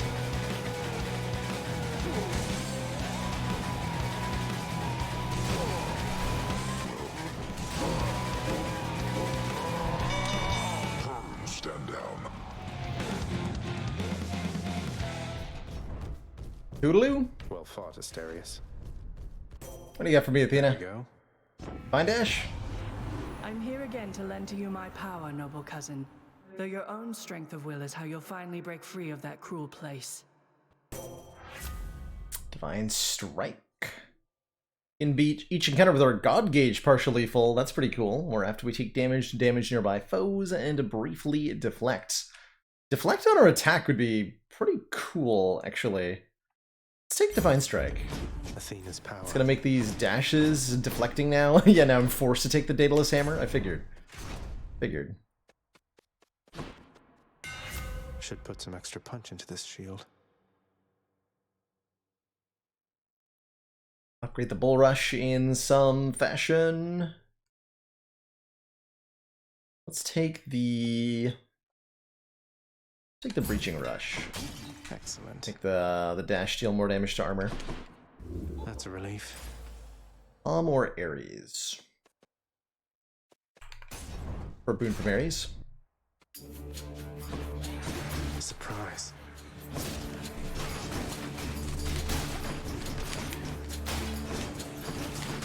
Use my shield now to deflect all these missiles that are being fired around.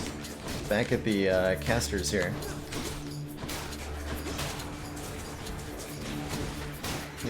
We have our own cast back as well here. Which is nice. Look who.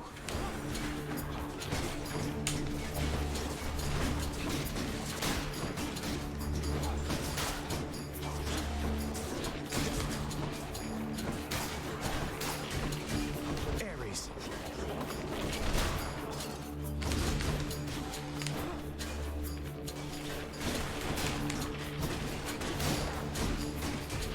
Ares. That one's regenerating.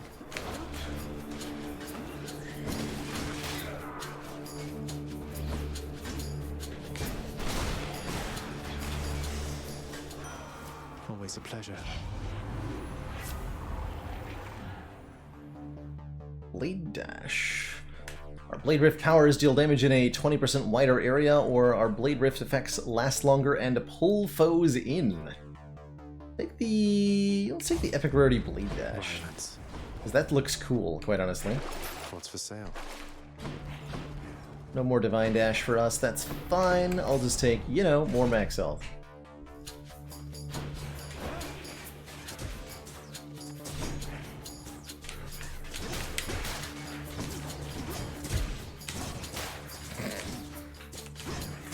Aw.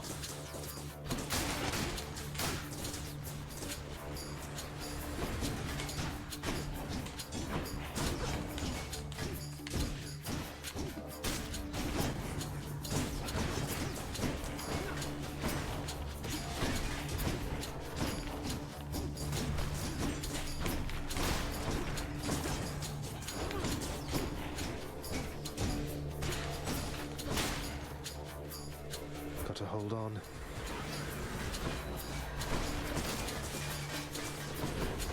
Ah! Ares.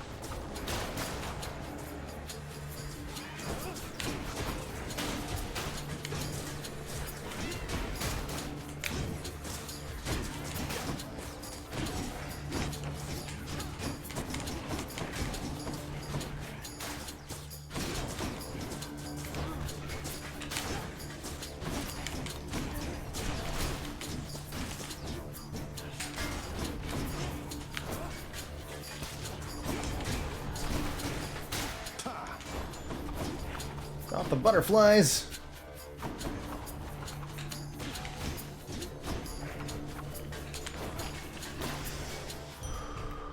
Much better.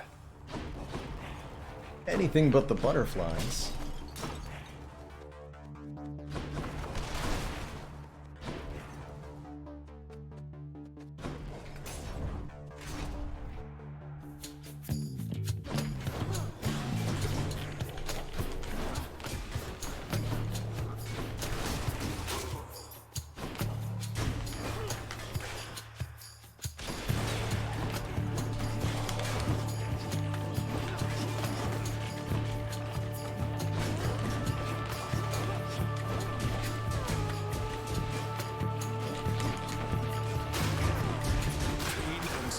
Oh my god. That activated Greater Call immediately? Holy crap, what? What was that?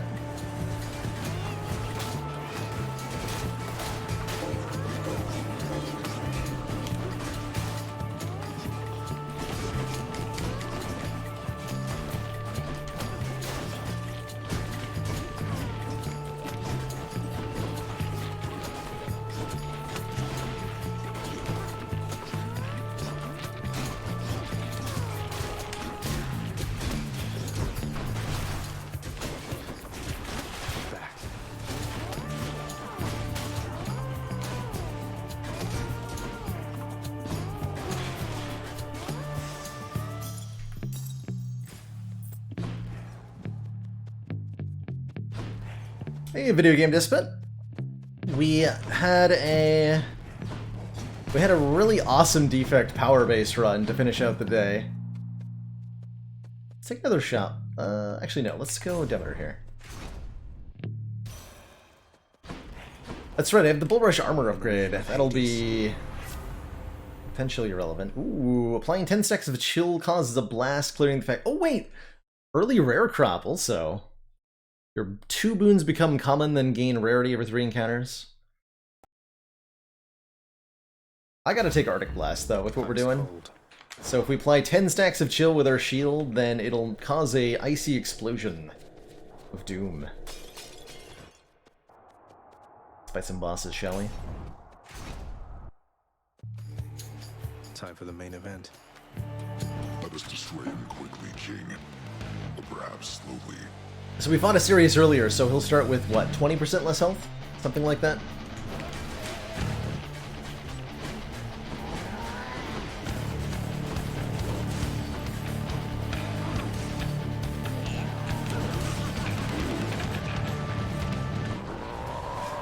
So, monster, you think you have the wherewithal to achieve victory?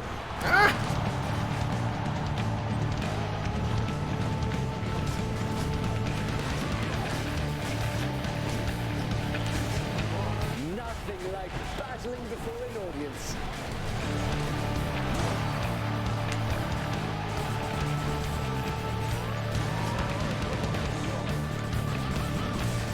Fiend!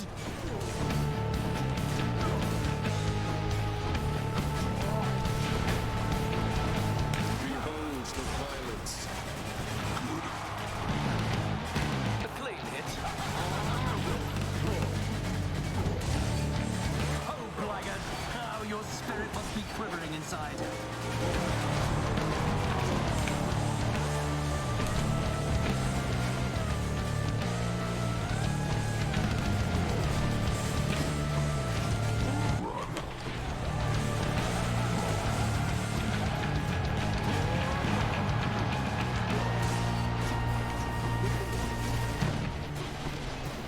Oof! Ooh, I got hit by a grenade. Those hurt so bad. Not ready for that. Not emotionally prepared for that one. Stand your ground, Hellspawn, and I shall run you down or run you through. Why did it explode? Lord Poseidon, aid me now! I'm gonna make this nice and difficult for myself. Prepare! Wow, yeah, like that.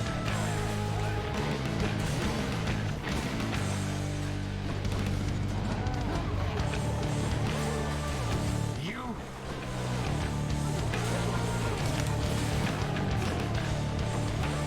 War is inevitable.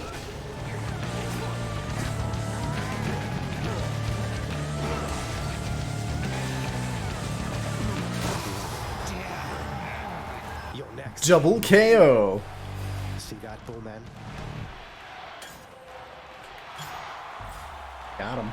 That was for you, good shade.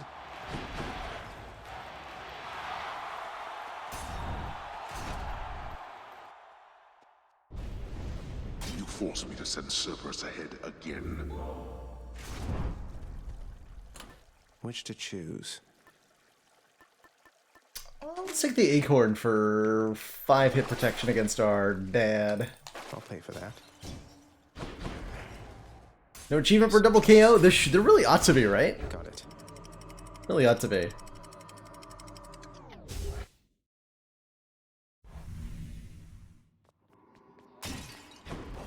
I've reached the surface.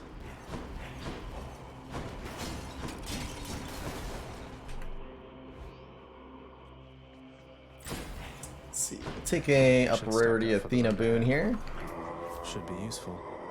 Ooh, 30% proud bearing. Start with the god gauge 30% filled. Let's take that. Letting me immediately blade dance. Good enough to eat. And let's upgrade this crush shot too. So here we got to go down some of these passages.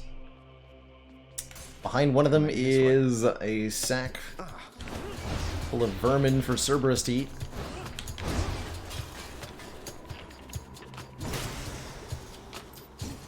Hey, money.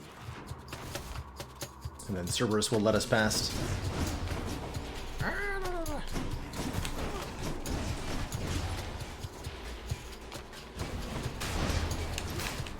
You're gone.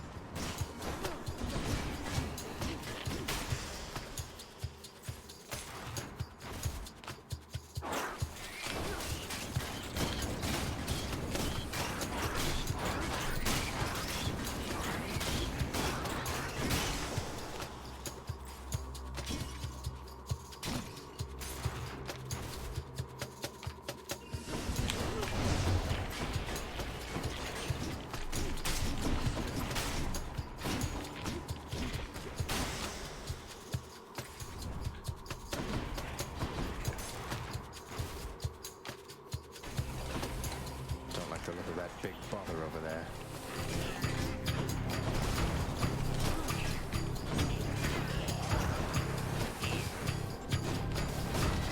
I do have Skelly. I should maybe consider using him more than once per run.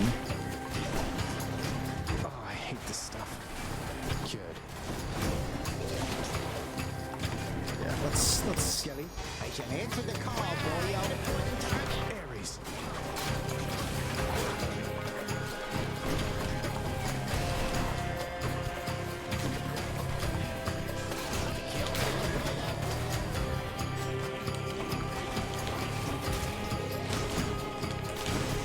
That was a bit painful. Time to collect. More painful than that needed to be. This message. Frost Strike. Ooh, Revenous Will. When we have no casts, take 10% less damage, deal 10% more. Or 30% more, excuse me. Always time to fish. Always time to fish.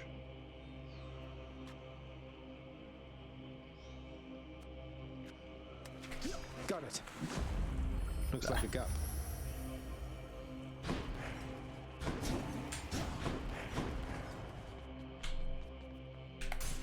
Here goes. Out of my sight.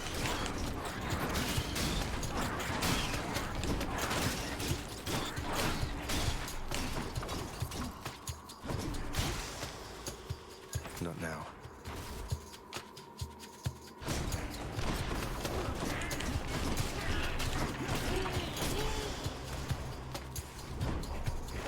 Let's see what's in here. Another yarn of Ariadne. A little bit of a heal too. I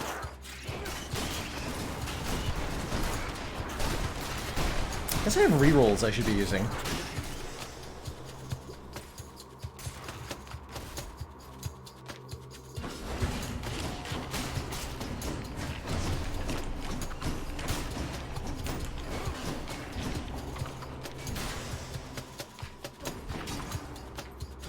See the sparkles of golden urns when they're obscured by objects in these areas. They stand out pretty well. Come forth, Skelly. Somebody messing with you, boyo?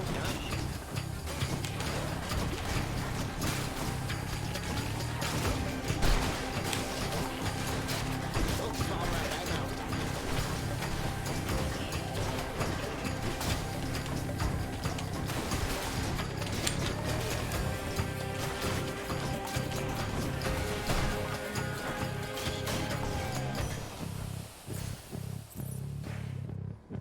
this can get me out These of rooms here. are brutal.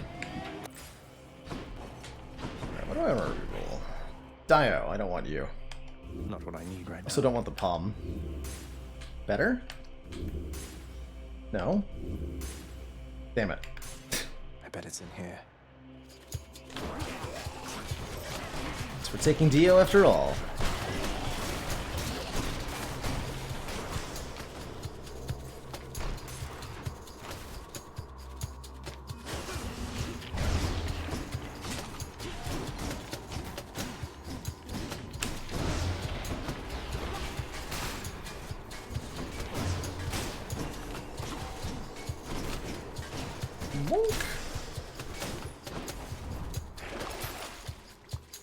Sure, I'll take a second Yarn of Ariadne. Why not?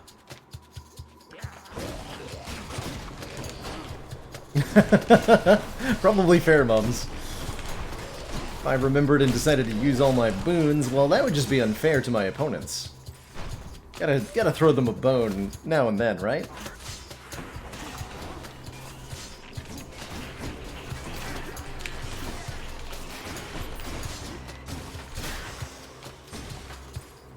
I tried bringing one of the Yarns into the champion fight. I've heard, I've encountered the one dialogue from hold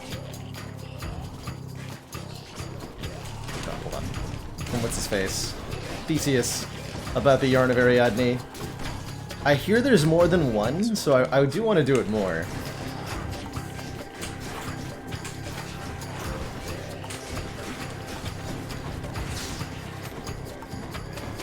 Toasted nerd.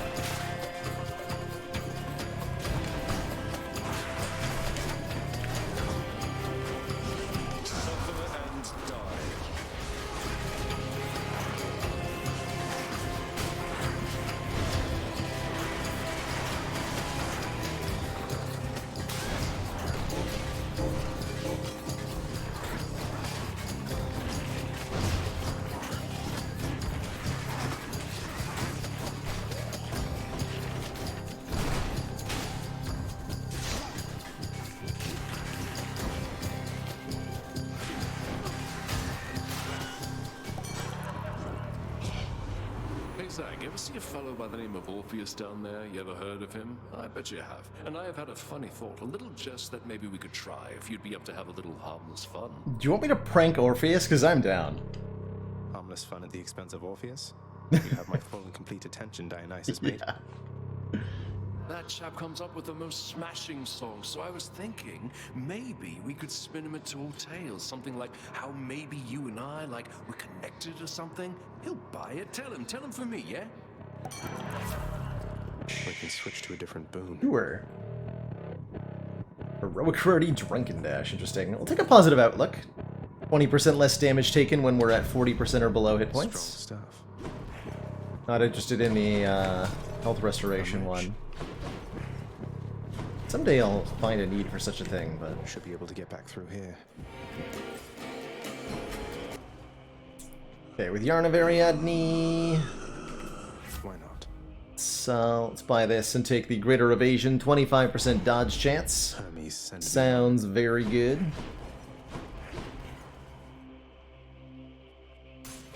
Maybe it's in here.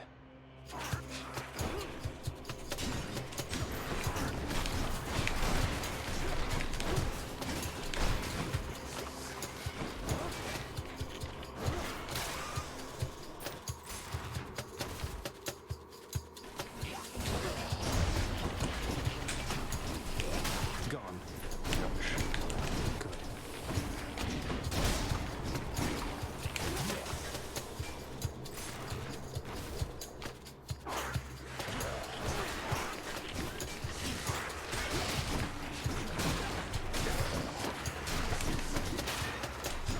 Shield charge is so fun. Especially with the bonus movement speed, feels like it's affecting it too. Hello, Croy. I saw that urn.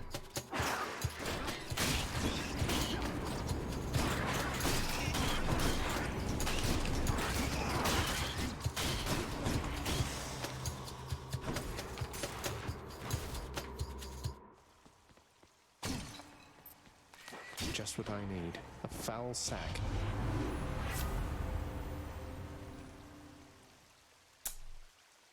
That's unfortunately late for a rare crop. We'll take the Snowburst. Not looking to replace my cast. Acquired taste. I can leave or explore more tunnels. Let's just go on to the final fight. All in one place, mate. 27 to 34. We can make the Frost Flourish way stronger. Let's make that Blade Rift a lot more powerful going into the Hades fight, because it works pretty well in Hades. Joyfully, the Hound of Hell accepts another satyr sack. I owe you one, boy. Cerberus vanquished again.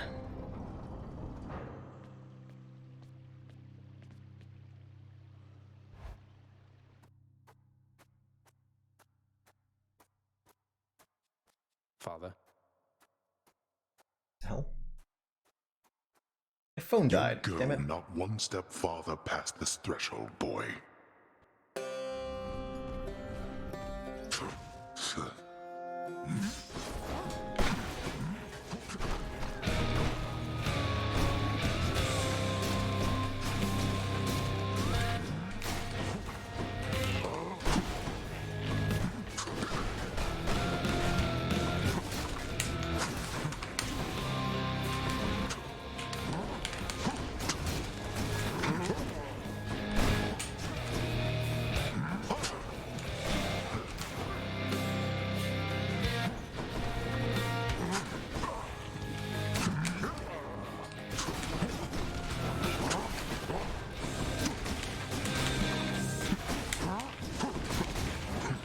Why do you wish to die repeatedly like this? You know exactly why. Ares.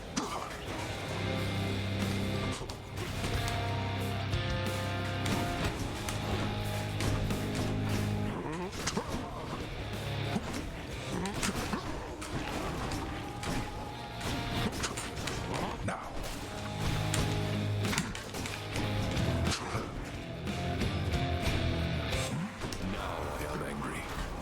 Predictable the war god would be here. Slice and dice.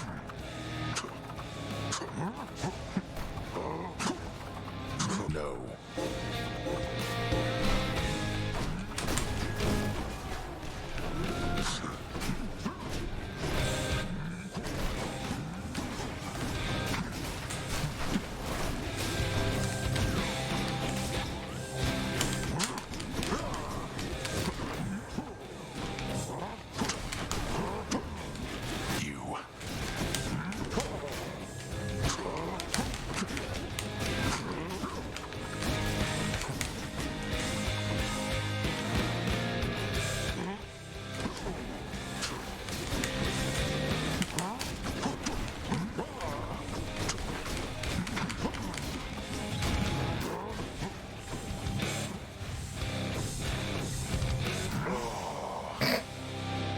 Come on, get up.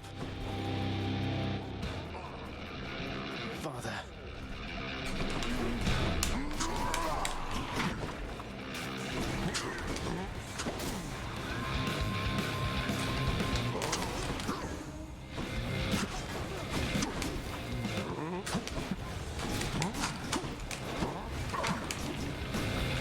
Now this. Pain and suffering upon you all.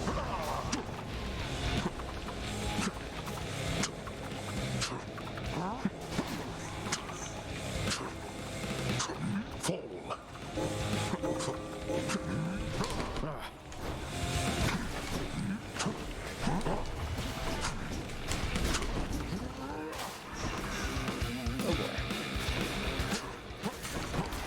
Whoa, no.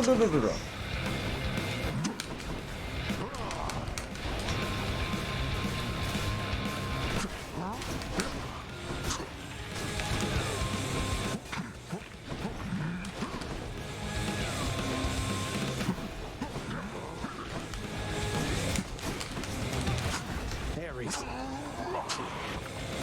Yes! You tell no one at the house. Do you hear me? Got him. See you at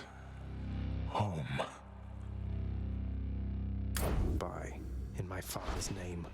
GG! I think that's my first time perfecting the Hades fight, although I did have the Acorn equipped, so that kind of is cheating. But, totally got there, no damage taken. GG. GG. Perfect clear! Hey, it even says it, perfect clear. Totally counts. Totally counts. Cheese perfect, but a perfect nonetheless. I'll take it. I'll take it. I will take it.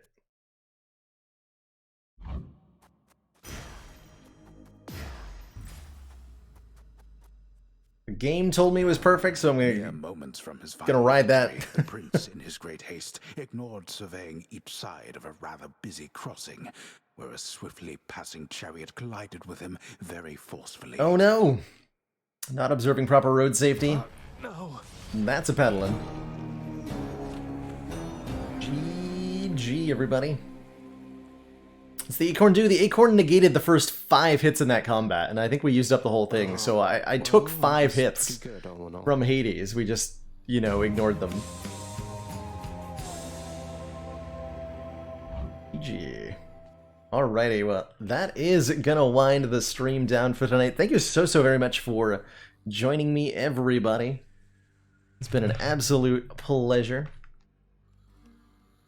With the descending ladder streak continuing onward, and a great Hades run besides. Would I say that was a corny victory?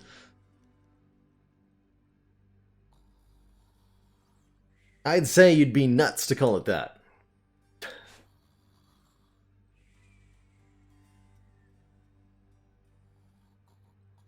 I'd say you'd be nuts. Alrighty. You're so welcome for this stream, everybody. Matt Warbuckle. See you later. Zuthus, Austin Fuego, Haligonian, Stark Devi, Two Heck with Names, and everybody else. Been a total pleasure. So very grateful for the continued audience, the continued stream support, and the continued good times. Can't wait to be back here tomorrow, not later than 4 p.m. Eastern Standard Time for some more. But that's going to be it for me tonight. I'm going to throw you all over to First Dane, who's doing some 820 Slay the Spire runs. Awesome member of the community. And a great Spire Slayer. Toodaloo, everybody. Have a great night. Thanks for watching. And I'll see you all next time. Ta-ta for now.